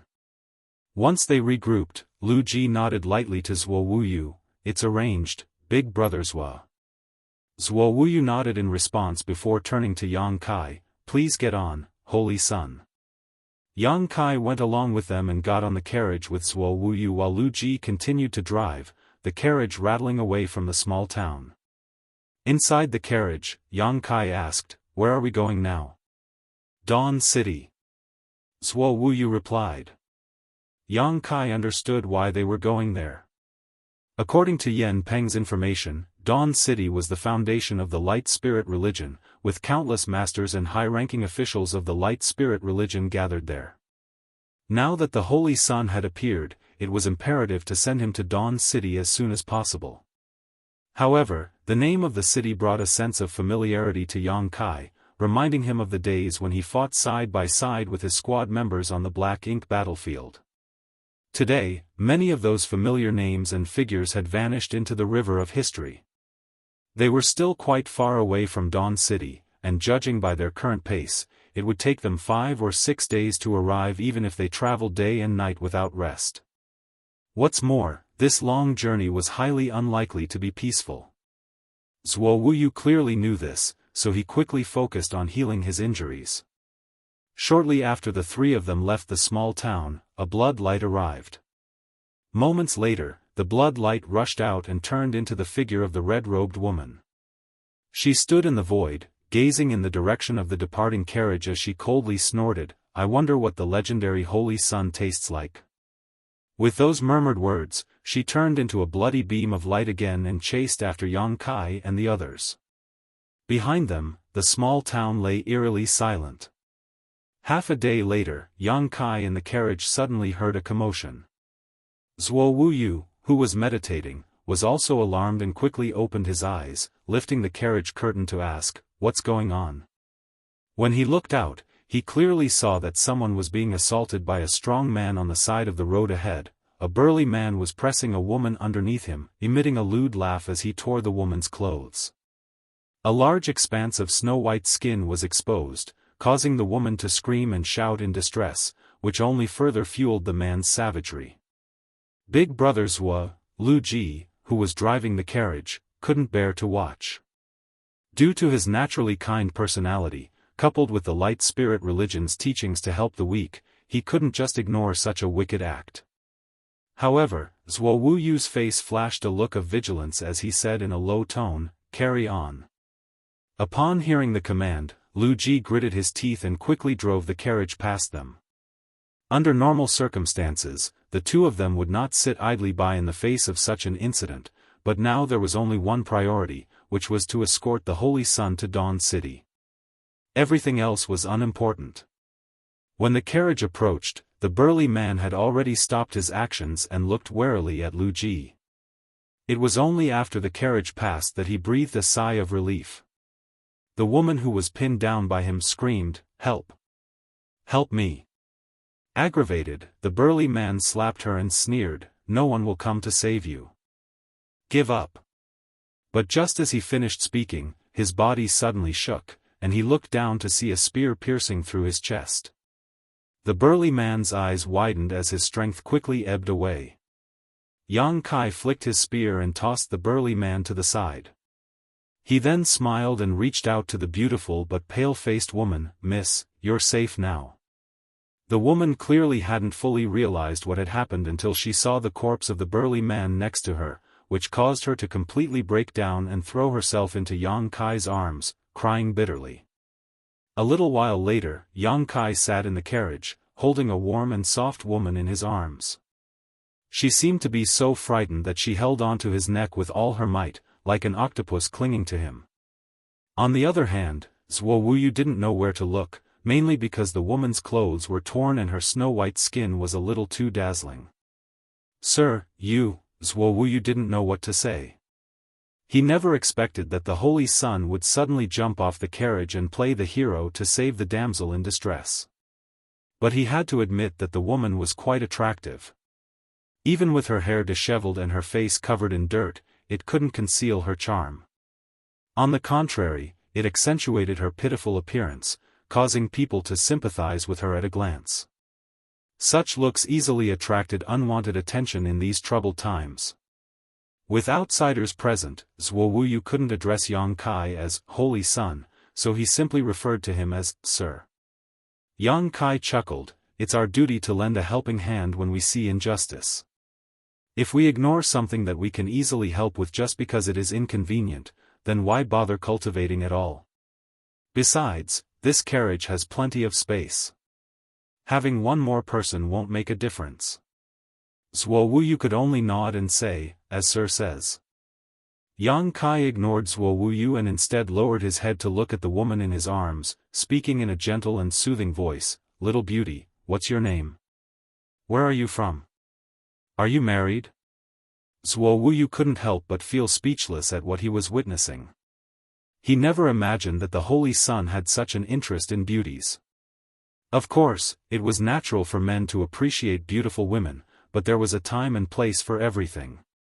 Originally, Zuo Wuyu admired the Holy Sun's ability to dispatch Yanpeng and his dozens of followers with a single sword, and he believed that the spirit religion had a bright future. But now, those expectations had taken a hit. Could such a Holy Sun really achieve great things? Zuo Wuyu couldn't help but worry about the future of the spirit religion. As the woman in Yang Kai's arms slowly calmed down and seemed to realize that their position was not appropriate, she blushed, burying her head in Yang Kai's chest instead of answering his questions. Yang Kai laughed heartily at her response, feeling quite pleased with himself. However, the woman suddenly raised her head and looked at him with a bewildered expression. Yang Kai hugged her tightly and looked down at her. "What's wrong? Why did you try and kill me?" The woman's coquettishness and shyness disappeared out of nowhere, replaced by an expression of disbelief. You're not dead?" The woman cursed loudly. "Are you even human?" Their conversation made no sense, leaving not only the driver Lu Ji puzzled but also Zuo Wuyu, who was in the same carriage. However, the odd atmosphere made him feel a great sense of danger, and he quickly tightened his grip on his long sword, only to find that it was gone. Zuo Wuyu was shocked. He didn't even know when he had lost his sword. Next, the carriage became filled with a strong, metallic smell. The woman in Yang Kai's arms started bleeding fresh blood, whereas Zuo Wuyu's lost sword was pierced through her, the hilt gripped in Yang Kai's hand. With a loud bang, violent waves of energy swept through the carriage, lifting the roof off. The woman, who had been in Yang Kai's embrace, suddenly turned into a blood mist, breaking free from his grasp. The sudden turn of events frightened the horses pulling the carriage, resulting in them neighing in panic. Lu Ji had to quickly calm them down or they would have bolted. Zuo Wuyu was also thrown off balance by the shockwave, almost being blown away, but luckily was grabbed by Yang Kai just in time. The carriage continued forward, and in the shabby compartment, Yang Kai and Zuo Wuyu looked behind together. In the half-empty air, a twisting, writhing mass of blood gradually transformed into the alluring figure of a red-robed woman. She clutched her chest, her face twisted with hatred and resentment, her beautiful eyes fixated on Yang Kai, overflowing with intense malice, as if she wished to devour his flesh and drink his blood right then. Night Chapter Master, Xue Ji. Zuo Wuyu was shocked and terrified. Though they knew that the Black Ink cult would soon have pursuers on their heels, he never expected it to be her. They were in trouble now. Yang Kai's brow raised slightly as he thought to himself, as I suspected. Thanks to the information he had gleaned from Yanpeng, Yang Kai was no longer completely ignorant about the primordial world. The Black Ink cult, under the command of Mo, was divided into the 8 chapters, each with their own structure and hierarchy. The Night Chapter, though the smallest in number, was made up entirely of elite assassins. Everyone in the Night Chapter of the Black Ink cult was a master of their craft, especially Night Chapter Master, Xue Ji, who was said to possess the ability to transform into thousands of different forms, making her an almost invincible opponent. Throughout the history of the Light Spirit religion, countless high-ranking members had died under the Night Chapter's assassinations, including several saintesses. Among the Black Ink cult's 8 chapters, the Light Spirit religion was most wary of the Night Chapter, as nobody knew where they hid or when they would strike a deadly blow. Zuo Wuyu shivered at the thought of facing the Night Chapter Master himself, realizing that he and his companions were in grave danger. But this only made him admire the Holy Sun even more. Though he had been cautious before, Zuo Wuyu had failed to notice any flaws. Little did he know, the seemingly lustful and carefree Holy Sun was already aware and prepared to strike, displaying a level of cunning and decisiveness that left others in awe. You shouldn't be alive. Yang Kai looked at Xueji in confusion. He could sense that Xueji was an immortal Ascension boundary master, but even so, there was no way she should have survived being stabbed through the heart with his sword. However, she only seemed to have suffered some damage to her foundation, with no threat to her life. All his actions really accomplished was making her angry. Her mastery over blood was unlike any he had seen before. How dare you wound me? I'll devour. Xueji's face twisted with rage, but before she could finish her sentence, another figure appeared before her. It was none other than Yang Kai, who should have been standing in the carriage. He wielded a long spear without hesitation and used his formidable supreme limitless secret art on Xueji. His spear strikes rained down on her without mercy, creating countless holes in her body. Zuo Wuyu wasted no time too and joined the attack, brandishing his sword with skill and unleashing a flurry of strikes upon Xueji. With their combined efforts, Xueji was quickly reduced to a mist of blood, vanishing from sight in an instant. Martial Peak, Chapter 59-35, the Earth chapter appears. As the bloody mist condensed and converged, it surged towards the two of them. Yang Kai's face changed slightly as he grabbed Zuo Wuyu and jumped back onto the carriage.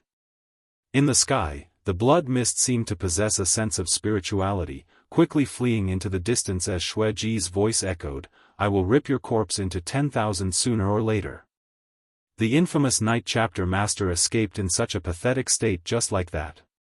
Watching her depart, Yang Kai wore a troubled expression as he muttered, "So difficult to deal with." Ordinary people would have died from such a surprise attack, or from the follow-up assault, but Xueji was able to keep her life intact.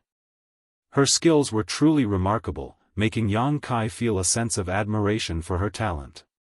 Through their brief exchange just now, Yang Kai noticed something. Xueji's mastery over the blood Dao was indeed extremely high, leaving her with no fatal weakness. Even if her heart was pierced through, she would still be alive, only suffering some damage to her foundation. But since she was severely injured just now, it would surely cause serious damage to her foundation and she probably would not dare to come again in a short time. No wonder so many experts from the spirit religion can't deal with her. It turns out that her methods are so insidious. Zuo Wuyu's face was filled with fear as he recalled what happened earlier. If the Holy Sun hadn't noticed anything, they might have already died without even realizing how. Turning to look at Yang Kai, Zuo Wuyu became even more respectful of this Holy Sun. On the other hand, Lu Ji was still driving the carriage without its roof while desperately fleeing forward, leaving a trail of dust in their wake. "I'm afraid this journey won't be peaceful," Yang Kai muttered casually. Zuo Wuyu replied, "Rest assured, Holy Sun, I have already sent out a coded message. The spirit religion will soon send experts to assist us." "That's good," Yang Kai nodded. Zuo Wuyu was also a thorough person, and it seemed that he had made arrangements when they picked up the carriage at that small town earlier. Suddenly, a piercing scream sounded, and the horses pulling the carriage fell down. The carriage, hurtling forward at full speed, crashed into the horses and flew into the air. As soon as they sensed that something was wrong, Yang Kai, Zuo Wuyu, and Lu Ji jumped off the carriage. The three of them stood in mid-air and looked closely. The horses were surrounded by a red light, and in a mournful fit, they turned into a pool of blood, leaving only white skeletons behind. Zuo Wuyu paled slightly as he had no idea at all when Xueji attacked the horse. Even Yang Kai had not noticed it this time. Looking back now, it was likely that it happened when Xueji was stabbed by himself and turned into a blood mist while breaking free from him. "Big Brother Zhua." Lu Ji suddenly panicked.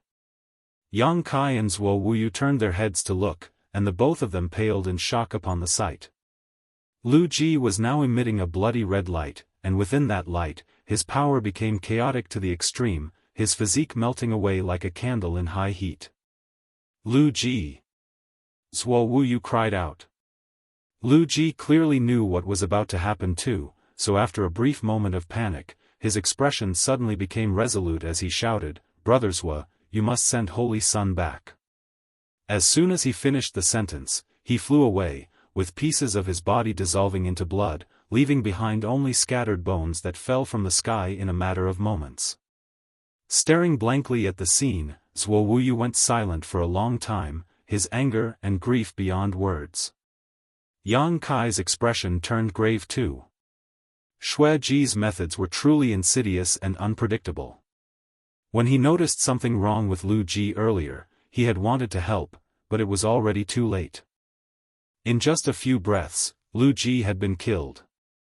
He turned his head to look at Zuo Wuyu, confirming that he was unharmed and that he himself had not fallen prey to Xue Ji's attack without him realizing. If he had, it would have been impossible to remain oblivious. It seemed that Xue Ji did not intend to kill him, otherwise, she would have used such means from the start.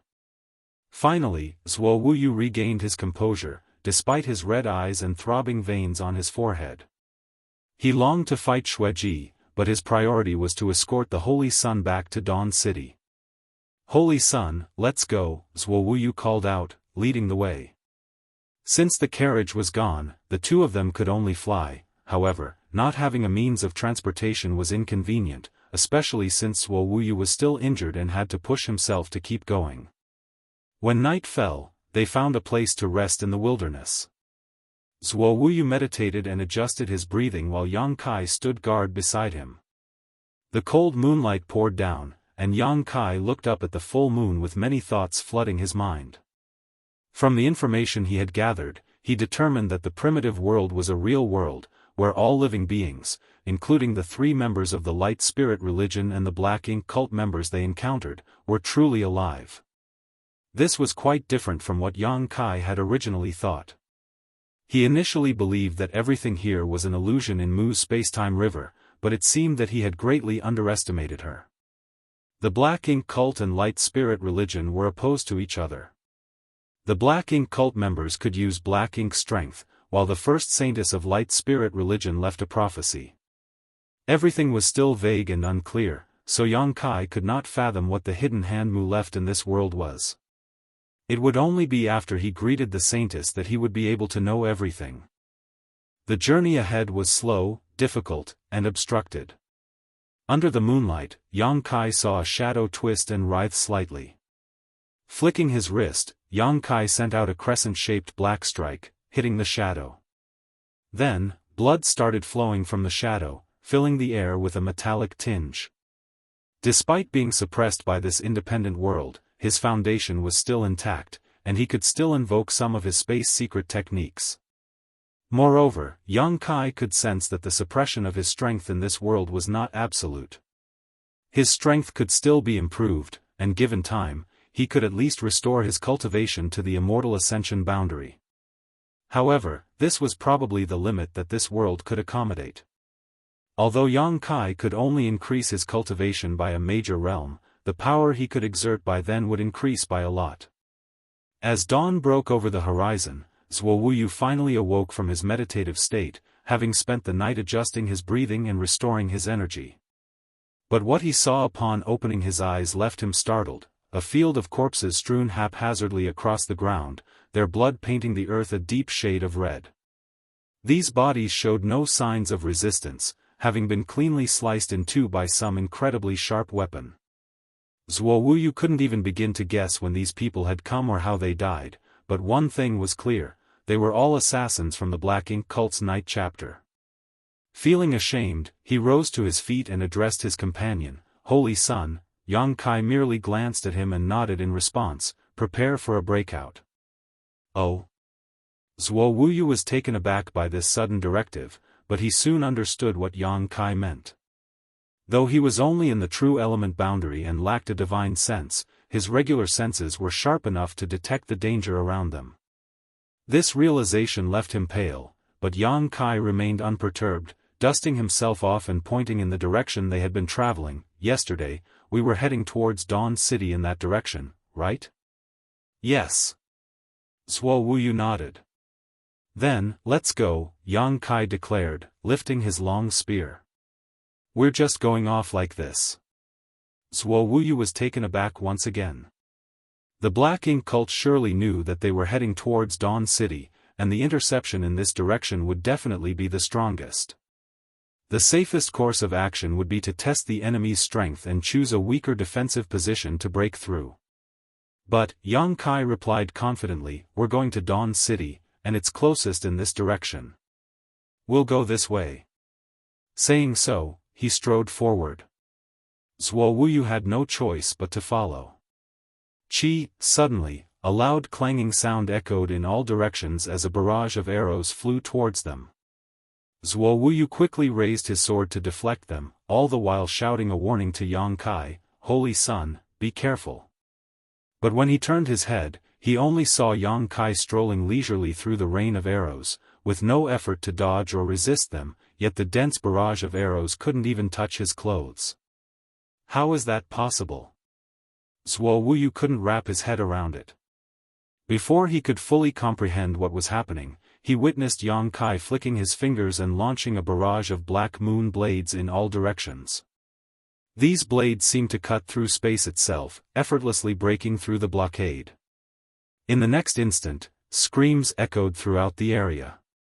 Zuo Wuyu couldn't help but remember the gruesome scene of the corpses from before, realizing how Yang Kai had managed to defeat the enemies last night. The two figures continued to fly forward, killing their opponents without mercy. It was only a moment later when the rain of arrows from the shadows became sparse, eventually stopping completely. Perhaps the enemy had realized that this tactic was futile against Yang Kai, though the temporary pause didn't mean they had given up their siege, but rather prepared for an even stronger attack. After flying forward for a while longer, several figures suddenly flew towards them from the front. Each of these people was a peak true element boundary master, radiating a strong aura. They also seemed to maintain a unique battle formation as they moved forward. They all carried long swords, exuding a chilling sword intent. Zuo Wuyu's expression turned grave. They're from the Earth chapter of the Black Ink cult. They usually handle small-scale battles. I didn't expect them to show up this time. What worried Zuo Wuyu more was the possibility that the Earth chapter master might also be among them. If that were the case, it would be a bigger problem. That person wasn't as sneaky as Xueji, and although he had an impulsive character, his strength was second to none among the 8 chapter masters of the Black Ink cult. Be careful, Holy Son. They have the North Star sword formation, which can combine the strength of 7 people to unleash a power far beyond their individual cultivation realm, Zuo Wuyu warned. As soon as he finished speaking, the enemy had already made their move. Their battle formation was impressive, converging the strength of 7 people into one. The leader of the group waved their long sword and a massive sword wave came crashing down on Yang Kai, instantly splitting him in half. Zuo Wuyu's previous boiling blood ran cold all of a sudden. Martial Peak, Chapter 5936, What kind of monster are you? The 7 swordsmen in the formation had no idea their target would be so weak, easily slain with just one sword strike. However, the severed body that lay before them didn't spill fresh blood and instead quickly faded into nothingness. It was merely an afterimage.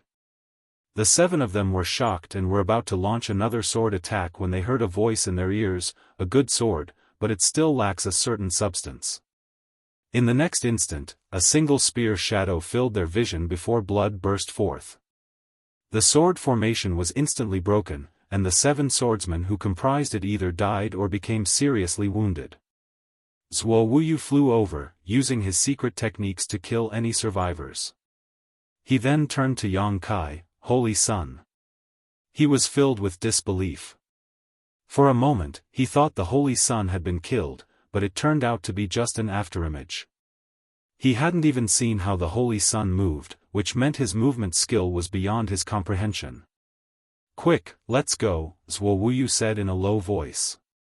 He had a sense of unease in his heart as if a great danger was approaching. Before he could do anything though, a strange voice sounded, Do you think you can kill so many of us and just walk away? He's here. Zuo Wuyu's face changed drastically, apparently realizing what was happening. Yang Kai's expression also became serious as he sensed a powerful aura rapidly approaching them. He looked in that direction and saw a figure quickly running towards them like lightning. He immediately pushed Zuo Wuyu aside and lifted his spear and thrust it out. The figure quickly approached, revealing a towering man with a fierce and evil expression, giving off a genuine Immortal Ascension boundary aura. Not only was this man a master from the Black Ink cult's Earth chapter, but he was also one of the strongest among the 8 chapter masters. Facing Yang Kai's spear strike, he didn't dodge or evade. Instead, he smirked and met the strike with a punch. The long spear shattered as the punch's force swept forward, causing Yang Kai to grunt and retreat a dozen steps before stabilizing his footing. Suddenly, his clothes burst apart at the back, pierced by the force of the punch. The long spear was now turned to dust because it was only a common item that couldn't withstand a full-force attack from an Immortal Ascension realm master. Oh! The Earth chapter master threw only one punch and didn't pursue further, looking surprised when he saw Yang Kai's state. "You're not dead yet?" He could sense that the young man before him was only in the true element boundary, yet he could withstand his punch without dying, which was quite strange. "Forget it, it's your misfortune that I didn't kill you with one punch. The next one will do the job." Saying so, the Earth chapter master strode towards Yang Kai till he was close enough, and then, he struck again. With a loud boom, a violent shockwave swept out as the ground cracked open. The Earth chapter master's eyes narrowed with amazement, for his surefire punch had been blocked by the other party's fist. To the side, Zuo Wuyu had just regained his footing and witnessed a scene he would never forget. He saw the Holy Sun slightly hunched over, raising his fist to meet the Earth chapter master's punch. Under the intense collision, the scene froze. Looking up at the Earth chapter master, Yang Kai snickered, "With such a soft punch, who are you trying to kill?" Both Zuo Wuyu and Earth chapter master were taken aback. Of the 8 chapter masters of the Black Ink cult, each of them had their own unique skills, except for the Earth chapter master who wasn't specialized in secret techniques or used any kind of weapon. Despite having no defining trait, the Earth chapter master was still ranked among the top 3 strongest chapter masters for his physical strength alone, having refined his body to the point of being as strong as an artifact, with fists that could destroy anything in the world. In terms of physical strength and power alone, the Earth chapter master was undoubtedly the best in the entire primordial world. Even masters in the same realm as him couldn't withstand his punches. Once, a master of the spirit religion who was also in the Immortal Ascension boundary fought him in close combat relying on a protective artifact, but he was killed with a single punch, and even the protective artifact was shattered by that punch.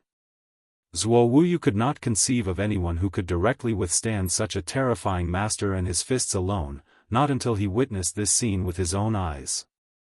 Despite the Holy Sun's physique not being as robust as the Earth chapter masters, with his build being at best half as bulky, the difference between them only highlighted the incredible nature of this frozen moment. The Earth chapter master was clearly angered by Yang Kai's words and let out a low growl. "I haven't seen such a bold person in a long time. I hope your fists will be as strong as your mouth." He swung his fist and attacked again.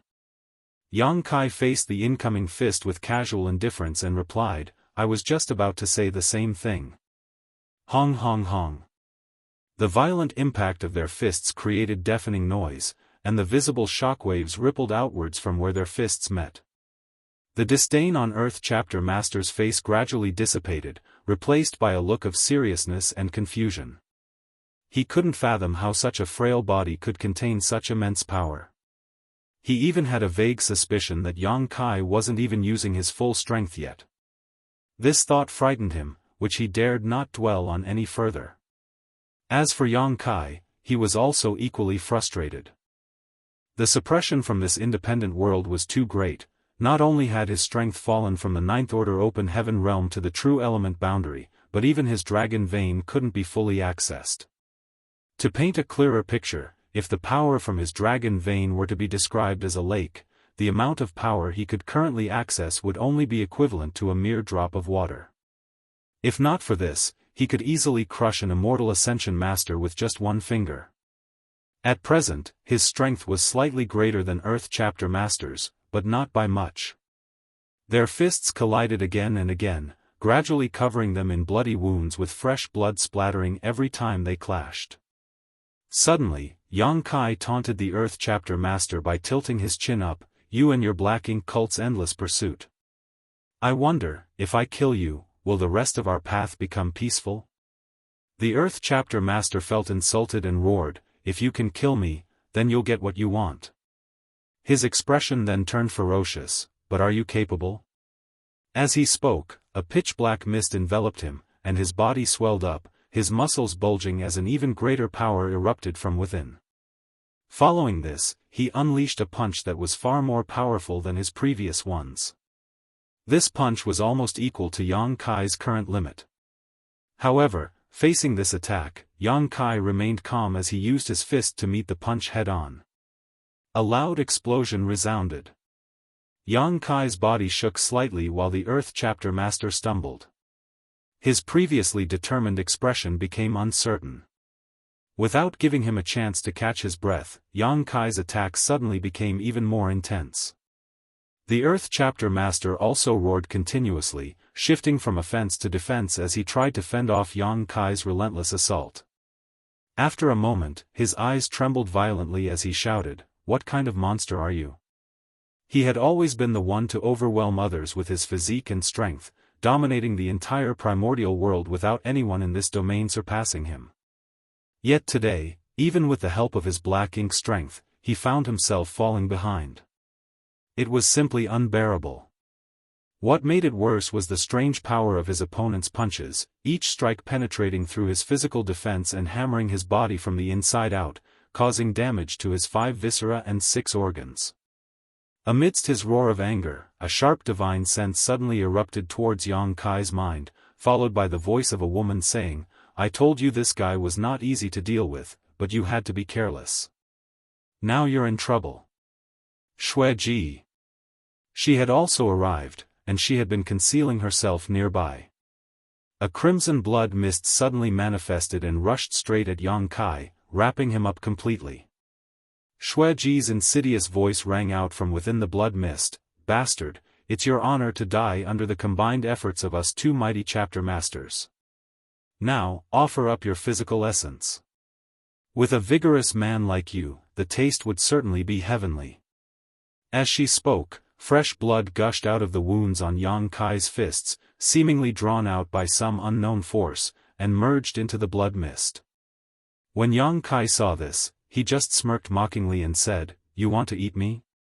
Be careful not to burst your stomach." A faint dragon roar was then heard. The blood mist surrounding Xianxia writhed and twisted as if struck by lightning. "What is this?" Shuiji's voice became frantic as she seemed to encounter something she couldn't understand. During her speech, Shuiji screamed again and hurriedly withdrew from Xianxia's body, transforming back into her own body in midair.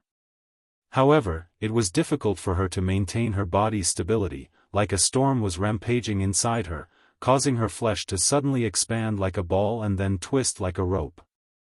Shuiji let out a mournful cry, her entire body bursting into a ball of blood mist. Even though Xianxia's dragon vein had been suppressed, it was still fundamentally powered by a divine dragon. Shuiji, unaware of the truth, had swallowed and tried to refine the blood of the divine dragon. Even if it was just a tiny drop, it was not something that a cultivator of her caliber could endure.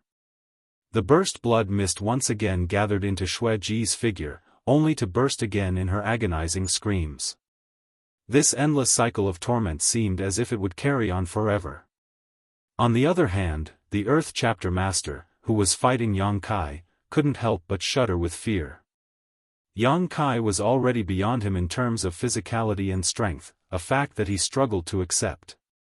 But now, Shuiji's mere act of devouring a bit of his blood had left her in such agony that he couldn't fathom what trick Xianxia had played on her. At that moment, he finally understood the fear and unease that his enemies must have felt before they died at his hand. And to make matters worse, the holy son of the light spirit religion before him seemed to be immune to spiritual energy attacks. Moments ago, Shuiji had used her divine sense to strike him, yet her opponent seemed completely unfazed, as if nothing had happened. He wasn't even wearing any soul-type artifacts, so how could he withstand soul attacks? Kacha. With a loud cracking sound, the Earth Chapter Master was horrified to discover that his arm had been broken. After exchanging so many punches, it seemed his physical body had exceeded its limits. Yang Kai landed another blow and mocked, "So much for your strength." The Earth Chapter Master desperately blocked the incoming punch and retreated backwards, but quickly changed direction and fled as fast as he could.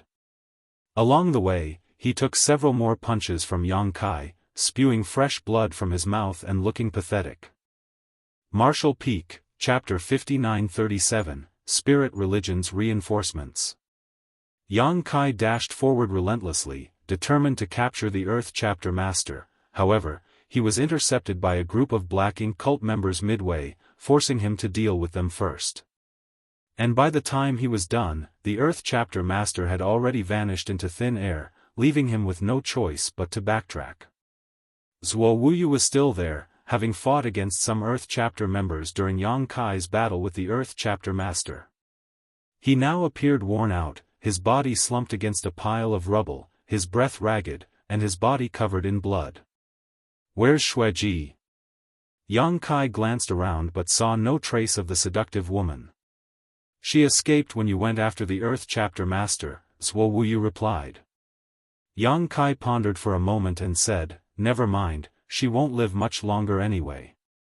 To think that the Night Chapter Master dared to covet a divine dragon's blood, she was bound to die by her own hand, so Yang Kai had no interest in tracking her down either.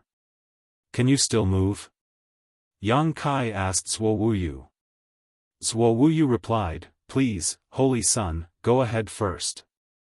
Then, he pointed in a certain direction and continued, "When you see a large city with tall walls, that would be Dawn City." Although Yang Kai had demonstrated formidable sword secret techniques and great physical strength, he was still true element boundary. Zuo Wuyu had not expected him to turn the tables against the joint attack of two of the Black Ink cult's top combatants. It was a victory across realms, a miracle that had never been achieved before. With a holy son of such strength, it was best for him to travel to Dawn City alone, as Zuo Wuyu didn't want to be a burden to him. Yang Kai understood his intention with just a moment's thought. He walked over to help Zuo Wuyu up and said, "My sense of direction has always been poor. I will need your guidance along the way." Zuo Wuyu was about to say something more when Yang Kai interrupted, "The Night Chapter and Earth Chapter have failed consecutively. The Black Ink cult won't be able to spare any more forces to pursue us in the short term, therefore, the road ahead should not be too dangerous." Zuo Wuyu thought for a moment before feeling it was reasonable. Although the Black Ink cult was a mighty army with the finest weapons and the 8 chapters' heritage was magnificent, the sudden emergence of a holy son who was not previously known made it difficult for Black Ink cult to prepare appropriately. The fact that they could mobilize so many Night Chapter and Earth Chapter cultists, even having the personal presence of the 2 chapter masters, was already the limit of what Black Ink cult could do in the short term. Now that the 2 chapter masters had been defeated, and many of their troops were either killed or injured, they were unlikely to have the strength to cause any more trouble. Finally gaining a sense of relief, Zuo Wuyu said, "Then I will travel with you, Holy Son." "Good," Yang Kai nodded and enveloped him with his power before flying off. In the depths of a damp and dark underground cavern, within a natural cave, the sound of agonizing screams echoed through a cluster of crimson mist, as if someone was enduring unbearable torture. The mist contorted and expanded randomly, desperately trying to take on a humanoid shape, but each time it did, it would explode uncontrollably, the screams growing louder with each cycle. This scene repeated itself again and again, the mist becoming thinner and the screams gradually becoming less audible. Finally, at a certain moment, the thinning mist condensed once more into a graceful figure who curled up on the damp ground like a wounded rabbit. Her fair body was covered in dried-up blood, motionless, like she was devoid of vitality. However, after a while, the owner of that body suddenly took in a deep breath as if her soul had returned. When she opened her eyes, they were filled with a look of horror. "Such power," she whispered softly, almost inaudible. Madness then overtook her as she murmured it several times, her voice gradually becoming more resounding, "Brings me such joy." Trembling with excitement, her eyes became filled with anticipation and glee. She forced herself to stand up despite her weakened body and retrieved a blood-red robe from her space ring. After putting it on and restoring herself for a moment, she turned into a bloody mist and vanished into the dark underground. Moments later, she reappeared on the previous battlefield, searching earnestly among the pieces of broken limbs and flesh. Finally, she made a discovery which caused her to turn ecstatic. Then, she activated her blood secret technique, sending a burst of scarlet mist deep into the ground. Later, when she retrieved it again, the mist glimmered with a golden light. She merged it into her body and immediately felt the terrifying power expanding within her body, causing her expression to contort and a mournful cry to erupt, frightening countless beasts and birds in the nearby wilderness. "Zuowuyu, is this the holy sun you spoke of?" Outside a small town, a group of people blocked the way of Xianxia and Zuowuyu. The leader, an immortal Ascension boundary master, looked at Xianxia from top to bottom and asked. Zuowuyu cupped his fists, replying, "Senior Chu, when the holy sun descended, he fulfilled the prophecy passed down by the spirit religion, there is no mistake." The cultivator surnamed Chu nodded. The spirit religion's prophecy has been circulating for countless years. In the past, there have been several instances of suspected holy suns, but they were all proven to be misunderstandings or the schemes of people with ulterior motives. Zuowuyu was suddenly confused by his words as he asked, "Sir, there have been several holy suns in the past?" Though he possessed quite a high status in the spirit religion, he was only in the true element boundary, so he wasn't qualified enough to know about some top secrets. The master surnamed Chu nodded. "As I said, the prophecy of the spirit religion has been passed down for countless years, and the Black Ink cult is also aware of it. They had previously attempted to use this method to infiltrate us." Upon hearing that, Zuowuyu became anxious. "Sir, this holy sun is definitely not a member of the Black Ink cult." He had seen how the holy sun had fought with the Black Ink cult's 2 chapter masters and how he had killed those Black Ink cultists along the way. How could such a person be a spy sent by the Black Ink cult? The master surnamed Chu raised his hand to stop him. "Your loyalty to the spirit religion is clear to me, but the matter of the holy sun still needs to be decided by the many order lords. We only need to do our part, understand?" Zuowuyu pursed his lips. "I understand." The immortal Ascension boundary cultivator finally looked at Xianxia and introduced himself. "Old Master Chu and he, how should we address this young friend?" Xianxia smiled and bowed respectfully. "Xianxia." He couldn't help but find the old man interesting. By saying all of those to Zuowuyu in front of him, Chu and he was clearly warning Xianxia, but he understood that it was a necessary action, so he held no grudges. Besides, Xianxia was never really concerned about his status as the Holy Sun. It was only Zuowuyu and his comrades who persistently addressed him as so throughout their journey. All he wanted was to go to Dawn City and meet the saintess of the light spirit religion to verify his suspicions. Only one thing puzzled him. After his identity as the Holy Sun was exposed, the Black Ink cult swiftly organized 3 high-level attacks, but there had been no response from the light spirit religion. Zuowuyu had sent a message ahead when they were getting the carriage at a small town a while back, so logically, whether or not his identity as the Holy Sun was real, the light spirit religion should have given him enough attention and quickly arranged for people to assist them. But in fact, it had already been 4 days since Xianxia and Zuowuyu began their trek. After another 1 or 2 days, the two would have arrived at Dawn City on their own. It wasn't until now that the light spirit religion finally dispatched a group of people to meet them. In terms of efficiency, the light spirit religion was far worse than the Black Ink cult. Their attitude towards Xianxia, as the Holy Sun, were also completely different. "I shall address you as such, then." Chu and he showed a warm smile. After Zuowuyu's message was received, the spirit religion made the corresponding arrangements and deployment. "There are enough people ahead to receive you. Follow me. The Saintess and the Order Lords are already waiting in the Holy City." The Black Ink cult had 8 chapters: the Heaven, Earth, Profound, Dawn, Night, Space, Flood and Barren chapters. Likewise, the light spirit religion also had 8 orders: heaven, earth, thunder, wind, fire, water, mountain, and lake-valley orders. The 8 chapter masters and 8 order lords were the most powerful masters in the world. Good, Yang Kai nodded. Follow me this way, Chuan, he beckoned, walking with Yang Kai towards the small town ahead. You must have encountered many hardships on your way here, little friend, Chuan, he said with a smile. Seeing how dusty and tired you look, you must have been attacked by the Black Ink cult. Yang Kai replied with a smile, but it was just a bunch of small fry that Brother Zhua and I easily took care of. Behind them, Zhuo Wuyu couldn't help but glance at Yang Kai with a hint of surprise in his eyes. So that's how it is. Chuan, he also smiled. The Black Ink cult has always been vile and treacherous. If you encounter them again in the future, don't underestimate them. Of course, Yang Kai replied casually. As they walked and chatted, the group soon entered the small town and Yang Kai looked around and asked in curiosity, "Why is this place so desolate? I don't see anyone around." It's a matter about the Holy Sun. Well, though it hasn't been confirmed, it's better to be cautious. So, before your arrival, this old master cleared out all the people in the town, lest they give Black Ink cultists an opportunity. Yang Kai praised, Sir Chu's actions are quite thorough.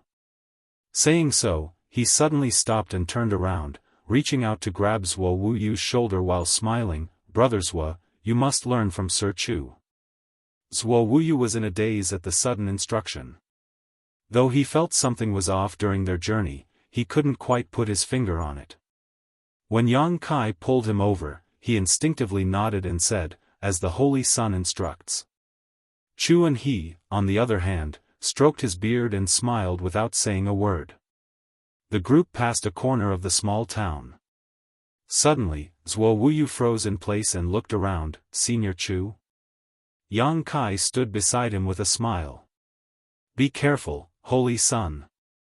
Zhuo Wuyu was suddenly as nervous as a startled rabbit, pulling out his sword to guard Yang Kai in front of him. Because at the moment they turned the corner, Chuan he and the others who had been traveling with them disappeared without a trace, leaving only the 2 of them. There were obvious traces of a spirit array being activated all around them. In other words, they had fallen into a trap. No one knew when it was set up or what kind of mystery it held. But entering such an array recklessly would surely bring about great danger. Martial Peak, Chapter 5938, A Trap. Yang Kai suddenly spoke up, "Brother Zhua, does your spirit religion often root out lurking members of the Black Ink cult?" "What?" Zhuo Wuyu instinctively responded, but quickly realized, "Holy Sun, you mean," before he could finish his sentence, Chuan he's voice sounded in their ears, hidden by the spirit array. No one knew where he was, but his previous gentle and warm demeanor was now replaced by brutality and ferocity. "Zhuo Wuyu, after all these years of nurture and trust from spirit religion, you dare to collude with the Black Ink cult and bring disaster to the foundation of our spirit religion? Do you know your crime?" Zhuo Wuyu shouted in response, "Senior Chu, I was born and raised in the spirit religion. The spirit religion has given me everything I have, and without its protection over the years, how could I have achieved my current glory? I am loyal to the spirit religion with all my heart and soul. Sir, how can you accuse me of colluding with the Black Ink cult?" Chuan he coldly snorted, "You still dare to argue? That person by your side, isn't he a member of the Black Ink cult?" Zhuo Wuyu frowned and quickly retorted, "Senior Chu, are you referring to the Holy Sun?" "Tisk!" Chuan he burst out, "He is a spy of the Black Ink cult. How dare you call him Holy Sun?" Zhuo Wuyu immediately changed the way he addressed Yang Kai. "Brother Yang and I have been traveling together, killing many members of the Black Ink cult. We even defeated the Night Chapter Master and injured the Earth Chapter Master. Without Brother Yang's protection, I would have been a dead man long ago. Brother Yang cannot possibly be a member of the Black Ink cult." Chuan he became silent for a moment before he slowly spoke. "You said he defeated the Night Chapter Master and injured the Earth Chapter Master?" "Yes, I saw it with my own eyes," replied Zhuo Wuyu. "Ha ha ha. Chu, and he burst into laughter. Why are you laughing, Senior Chu? Zuo Wuyu asked in a deep voice. Chu, and he roared, you fools. This person by your side is only a trivial true element cultivator, while the Night Chapter Master and Earth Chapter Master are both masters renowned throughout the world.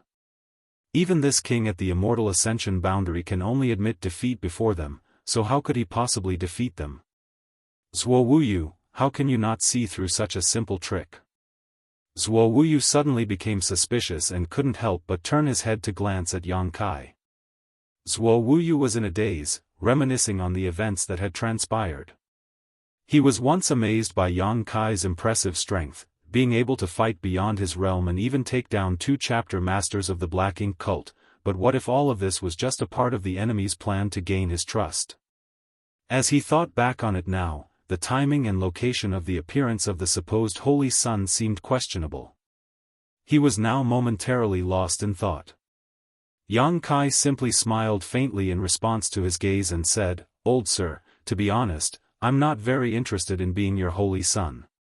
Brother Zhua seems to have misunderstood something all this time, hence calling me by that title. Whether or not you call me that doesn't really matter. The reason why I have come this far is simply to meet your saintess. Could you facilitate that for me, old sir? Chuan he coldly snorted, even at death's door, you dare to speak such honeyed words?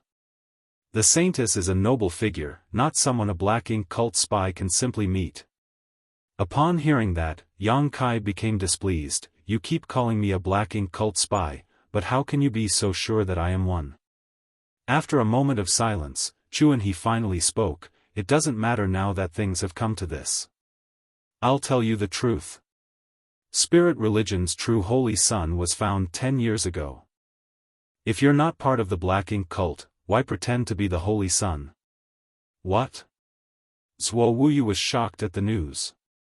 This was originally top secret, only known by the saintess, the 8 order lords, and a few select others. But the spirit religion has already decided to have the holy sun appear to stabilize the people's hearts, so it's no longer a secret. Zuo Wuyu stood rooted to the spot, the impact of this news weighing heavily on him. So, the holy sun of the spirit religion was already found 10 years ago. If that were the case, who was this person standing beside him? When he appeared, he did fit the prophecy left behind by the first-generation saintess. It was no wonder why the spirit religion had not sent anyone to assist him on his journey.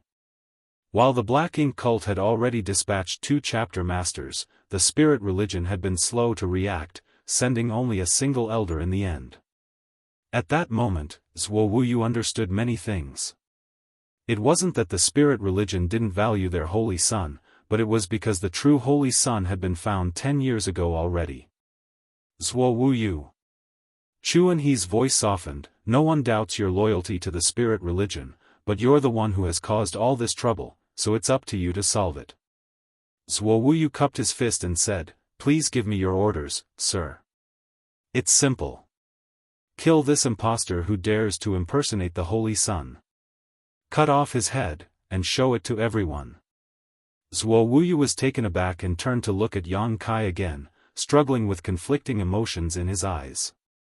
Yang Kai paid no attention to Chuan He's words, not even glancing over at Zuo Wuyu. Instead, a golden vertical cross appeared in his left eye, displaying a strange expression as he kept gazing into the air. Beside him, Zuo Wuyu struggled for a while before pointing his long sword at Yang Kai, slowly gathering murderous intent. Only then did Yang Kai give him a glance and asked, Brother Zhua, are you going to make a move?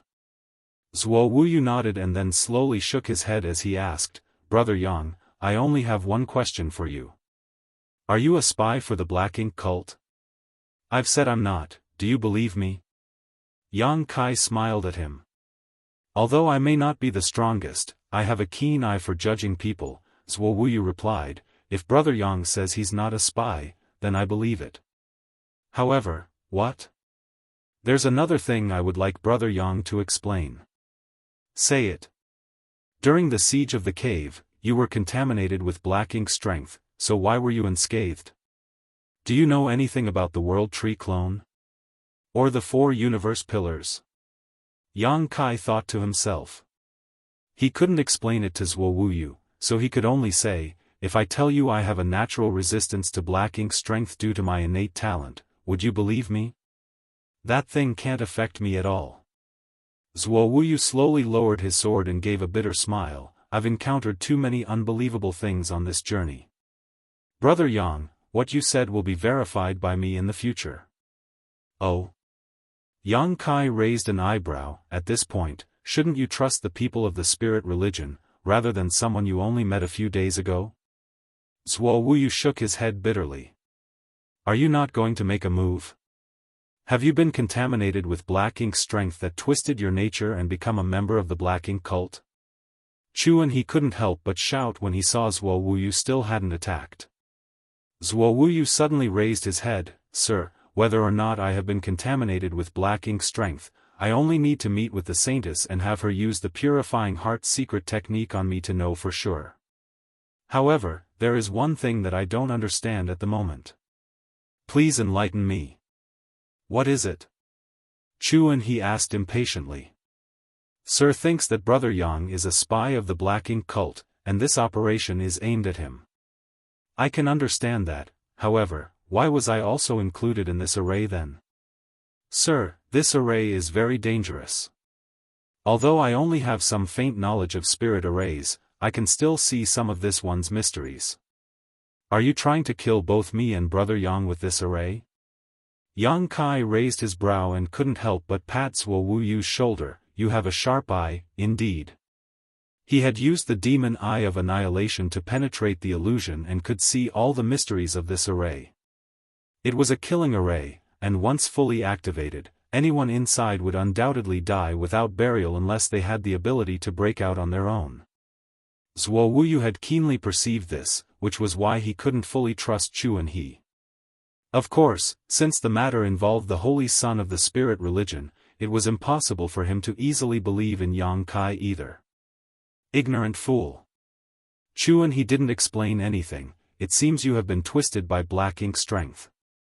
It's a pity that my spirit religion will now lose another good man. Kill them.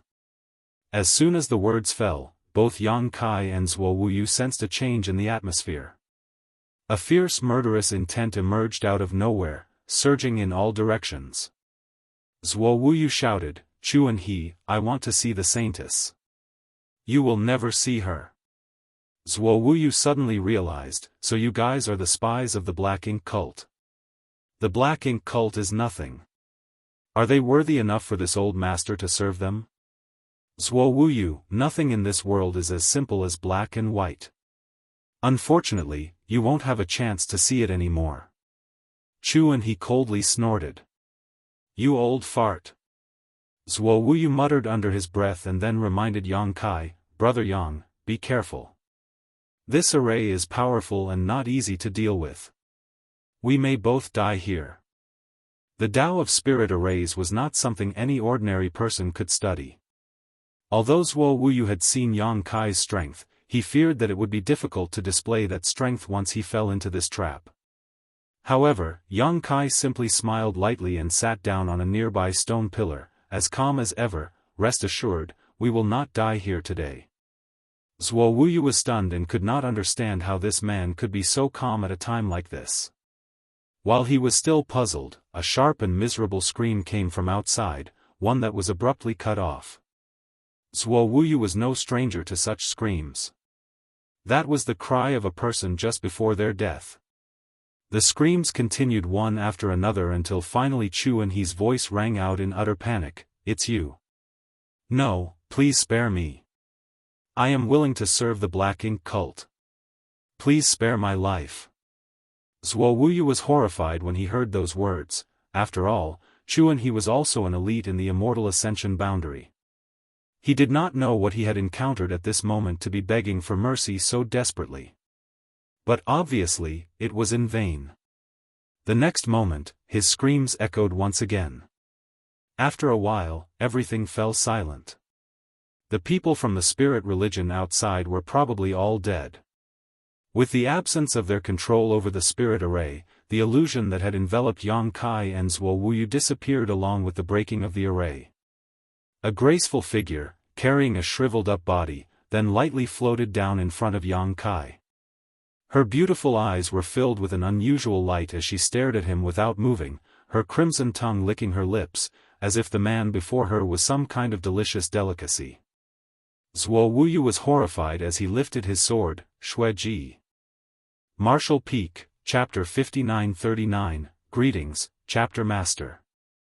The intruder was none other than the Knight Chapter Master of the Black Ink Cult, Xueji, who had crossed paths with them twice before. Zuo Wuyu's eyes scanned back and forth between Xueji and Yang Kai. His mind was in disarray, feeling as though the situation had taken a sudden turn and the truth was shrouded in a fog that made it impossible to see clearly. He couldn't decide whether Yang Kai, the person sitting beside him, was a member of the Black Ink Cult or not.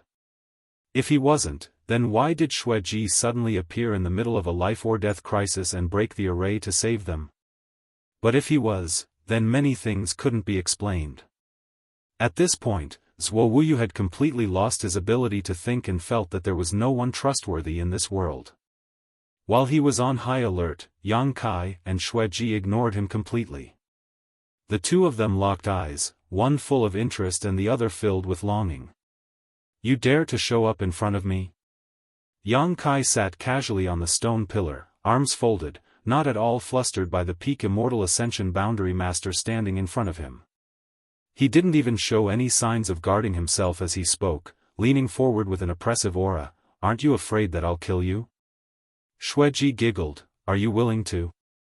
Yang Kai snorted coldly. "I've already done it before, I just didn't finish the job." Xueji's expression froze for a moment before she huffed, "What a boring man." She then tossed the shriveled body in her hand to the ground and continued, "This person wanted to kill you, but I left him with a thread of vitality. It's up to you how to deal with him." Laying on the ground was Chu and he who was gasping for air, his blood essence having already disappeared. He looked like a dried-up corpse, not dead but not much different from being dead. When he heard Xueji's words, his dry eyes turned to Yang Kai, filled with pleading. However, Yang Kai ignored him and chuckled lightly. "You suddenly show up to save me and flatter me so much. What do you want?" "I want you." Xueji's seductive eyes gleamed as a burst of blood mist suddenly enveloped Zuo Wuyu. Despite Zuo Wuyu's constant vigilance since Xueji's appearance, he was unable to dodge the mist. The huge gap in their strength made his vigilance seem like a joke. At the same time, Xueji's eyes turned icy, and a powerful surge of spiritual energy burst forth, transforming into a sharp attack that surged into Yang Kai's knowledge sea. Yang Kai's expression turned extremely strange in an instant.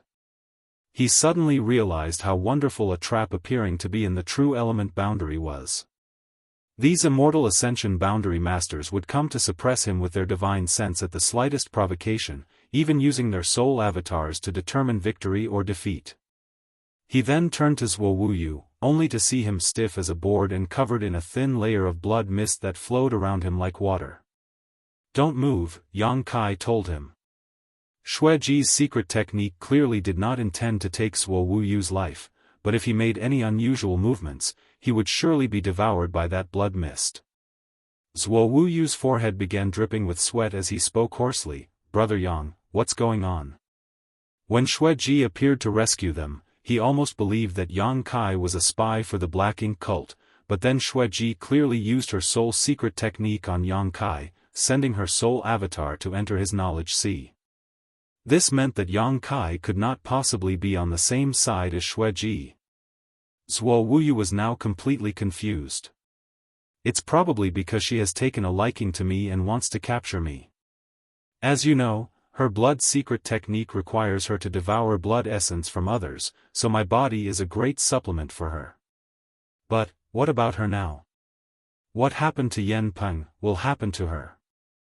Zuo Wuyu suddenly felt relieved. Before this, Yen Peng had also used his soul avatar on Yang Kai, but he died without a word. He never thought that Xueji would be so foolish to do the same. No, to be exact, it was not foolish, rather. It was because there had never been such a being like Yang Kai in this world. In the battle with the Earth Chapter Master, Xueji had hidden nearby and used soul attacks on Yang Kai, but they had no effect.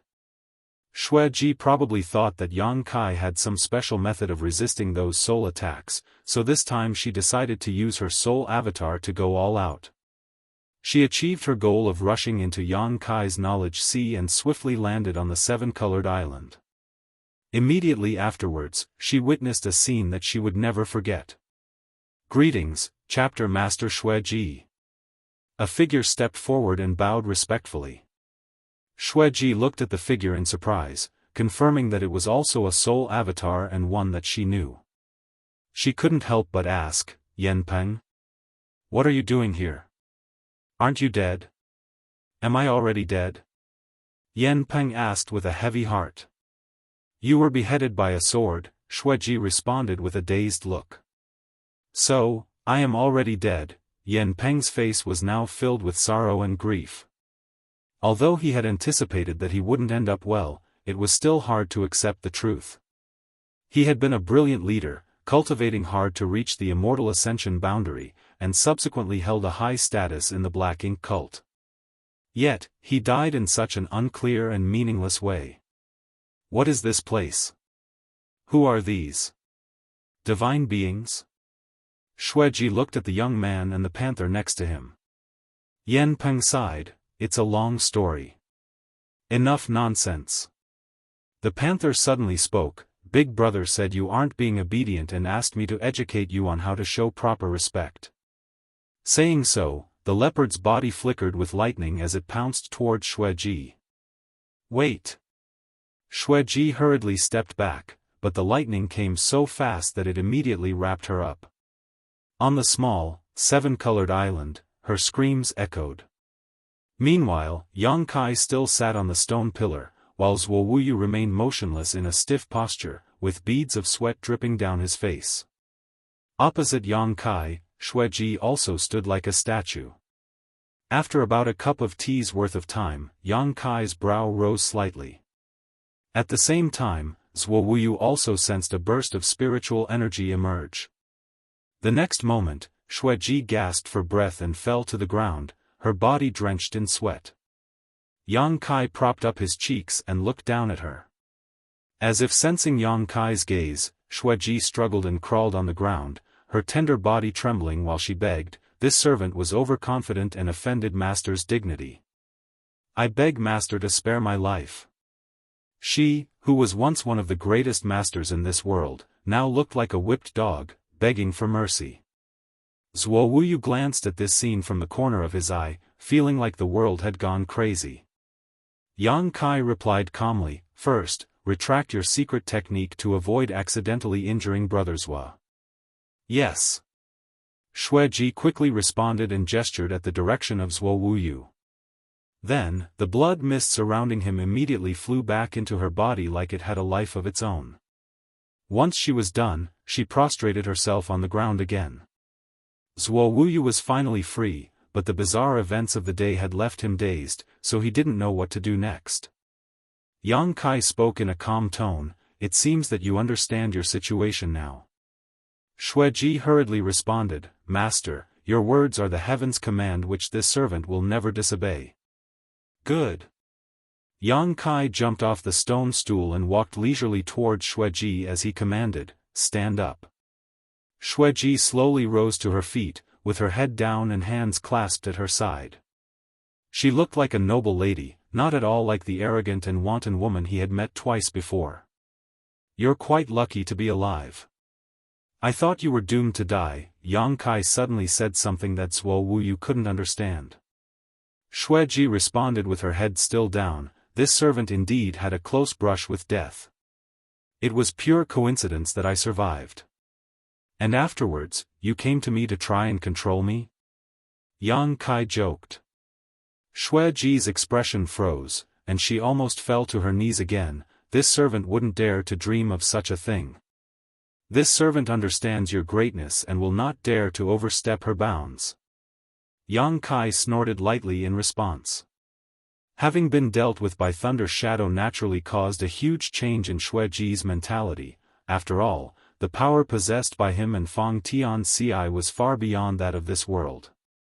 Well, relax for now, Yang Kai patted Xueji's shoulder lightly. I am not a vicious person, nor do I like to kill the innocent, but when you came looking for trouble, I couldn't just sit and wait for death.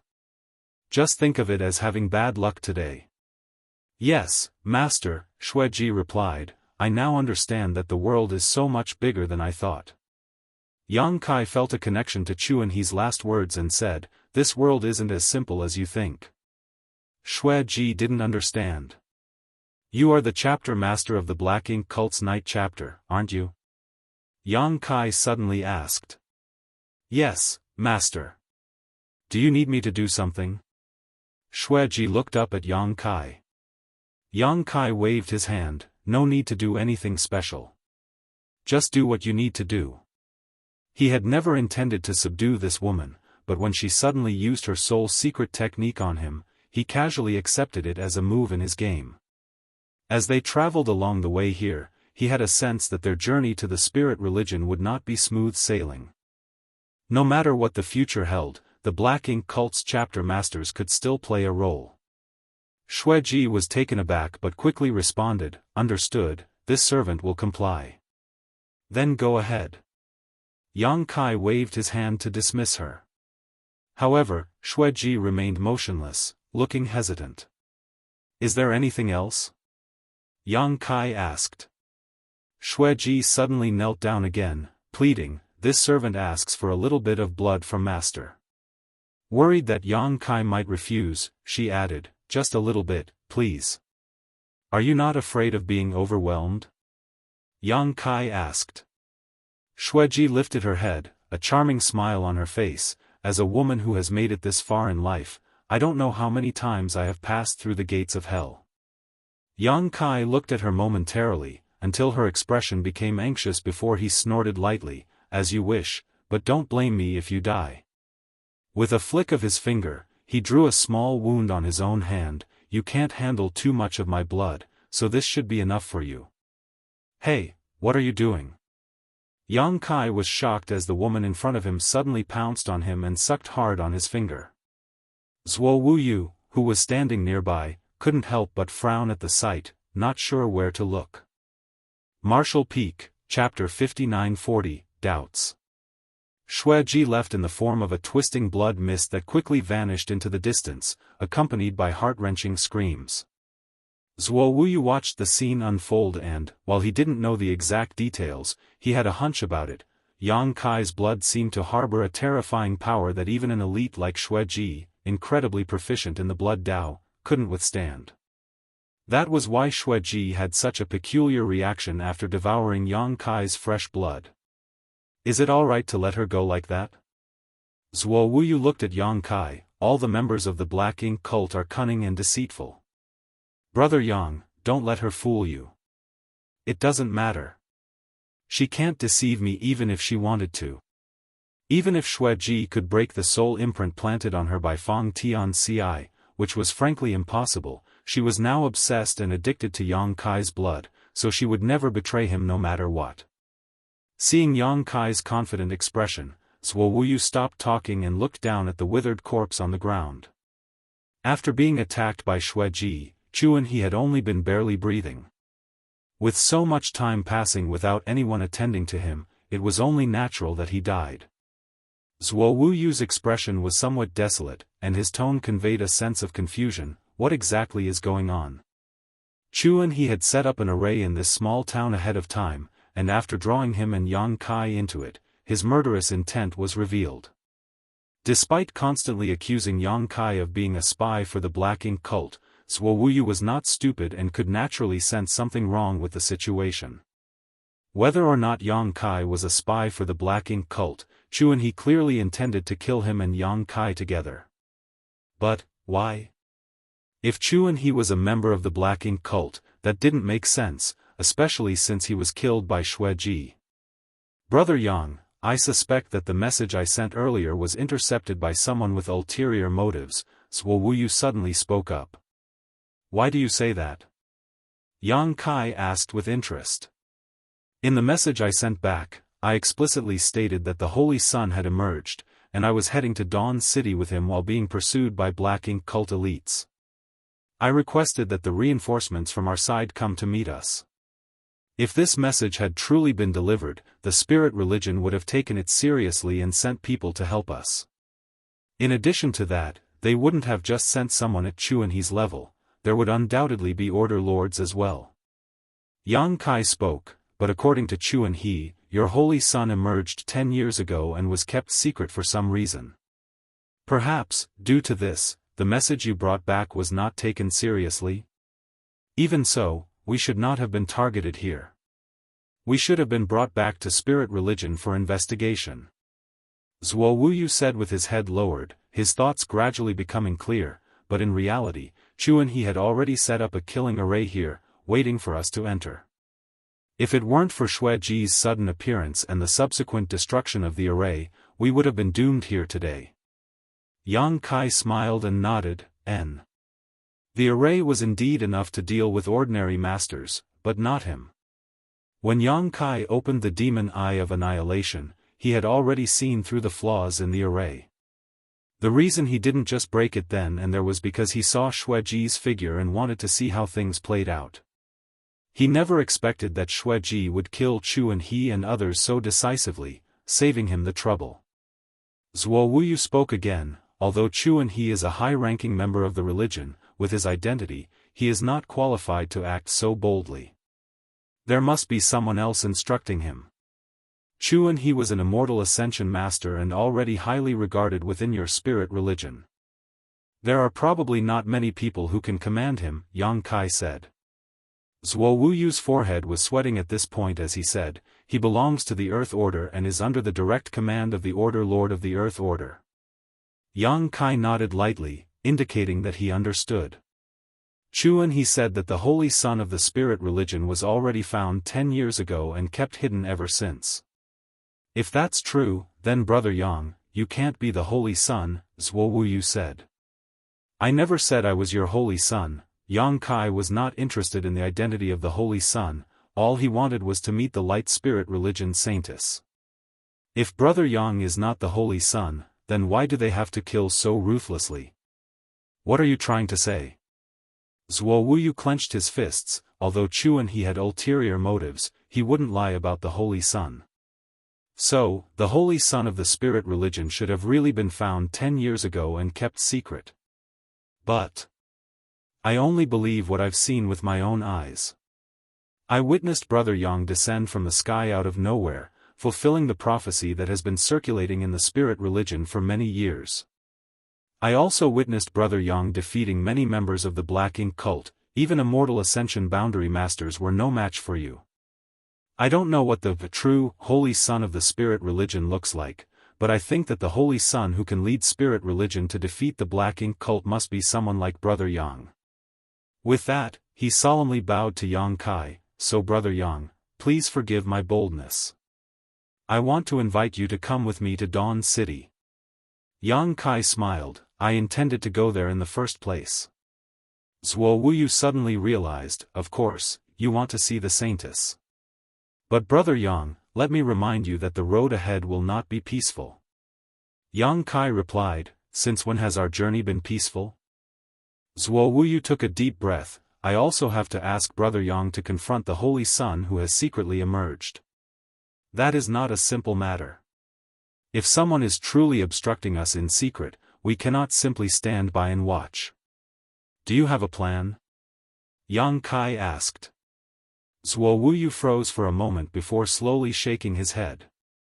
In the end, he was just filled with hot blood and wanted to get to the bottom of things, but he had no actual strategy to accomplish that. Yang Kai turned his head and looked in the direction of Dawn City. It's more than a day's journey from here to Dawn City. News of what happened here won't reach there for a while. If we hurry, we might be able to enter the city before the person behind the scenes reacts. Zuo Wuyu replied, after we enter the city, we'll act in secret. Brother Yang, I am under the Thunder Order. When the time comes, I will seek an opportunity to meet the Order Lords. Yang Kai looked at him and shook his head, no, I have a better idea. Zuo Wuyu immediately became interested, Brother Yang, please say it. Yang Kai immediately explained his idea in detail, and Zuo Wuyu nodded repeatedly after listening to it. Brother Yang, you really have thought it through. Let's do it that way. Then, let's go. The two set off right after. There were no more twists and turns along the way, probably because the person behind Chu and he didn't expect their thorough arrangements to fail to have any effect at all. One day later, the two arrived at a mansion 30 kilometers outside of Dawn City. The mansion should be the residence of a wealthy family, with a vast expanse of land and a small bridge over running water, nestled amidst lush greenery. In a hidden chamber, people began to secretly arrive in small groups, until nearly 100 had gathered there. Although not particularly strong, every single one was a member of the Light Spirit religion and were also all subordinates of Zuo Wuyu. Despite Zuo Wuyu reaching only the peak true element boundary, he held some degree of status within the spirit religion and thus had access to a pool of useful subordinates. He and Yang Kai appeared together, briefly explaining the situation and assigning various tasks to the gathered members. As Zuo Wuyu spoke, the others couldn't help but stare in surprise at Yang Kai, their eyes filled with wonder. The prophecy of the Holy Sun had circulated throughout the spirit religion for many years, and they had been searching for the legendary Holy Sun without any results all that time. Now, Zuo Wuyu suddenly told them that the Holy Sun was before their very eyes, and would be entering the city the next day, leaving everyone curious and eager for more information. Fortunately, these people were well trained, so they refrained from asking too many questions even though Zuo Wuyu didn't provide any specific details. In the end, the others dispersed, leaving only Yang Kai and Zuo Wuyu alone. In the secret chamber, Yang Kai appeared calm and composed, while Zuo Wuyu struggled with his emotions. "Let's go," Yang Kai said, beckoning him. Zuo Wuyu asked, "Brother Yang, are you sure that one of the people I brought here is that person's hidden pawn? I know every one of them, and they are all loyal to the spirit religion. There shouldn't be any problems. I don't know if there are any hidden pawns among them, but it's better to be safe than sorry. Even if there aren't any, we will be waiting for death if we stay here. Besides, loyalty to the spirit religion doesn't mean they don't have their own motives. You knew Chu and he well, correct? Was he loyal to the spirit religion?" Zuo Wuyu thought for a moment before reluctantly nodding. "Then that settles it," Yang Kai said, patting his shoulder. "You can never be too cautious. Let's go." With that, he activated Thunder Shadow's innate divine ability, and in an instant, the two of them vanished without a trace. Although the suppression in this independent world was significant for both his physical body and soul, Thunder Shadow's concealment technique was innate, and it could still be activated despite being affected to a certain extent. Even the senses of the strongest Immortal Ascension boundary master in this independent world had no way to uncover his whereabouts. Under the dim night sky, Yang Kai and Zuo Wuyu hid on a small hill near the mansion, concealing their auras as they quietly observed from above. They stopped using Thunder Shadow's innate divine ability for the moment, primarily because activating it consumed a lot of energy. At present, Yang Kai was only in the true element boundary, making it difficult to maintain his power for an extended period. This was something he hadn't foreseen. Under the moonlight, Yang Kai sat cross-legged and cultivated. Since this world had Immortal Ascension boundary masters, it didn't make sense for his cultivation to be suppressed to the true element boundary. So, he wanted to test whether he could elevate his strength to the next realm. Although he wasn't afraid of any Immortal Ascension masters with his current power, more strength was always beneficial. Yang Kai initially thought that breaking through wouldn't be a difficult task, but once he started cultivating, he discovered an invisible shackle in his body that restricted his cultivation and made it difficult to progress. There's no way to break through this. Yang Kai felt disheartened upon reaching this conclusion. "Brother Yang." Suddenly, Zuo Wuyu's anxious cry echoed in his ear, "Someone's coming." Yang Kai immediately opened his eyes and looked towards the estate at the foot of the mountain, where he saw a dark figure silently hovering in midair.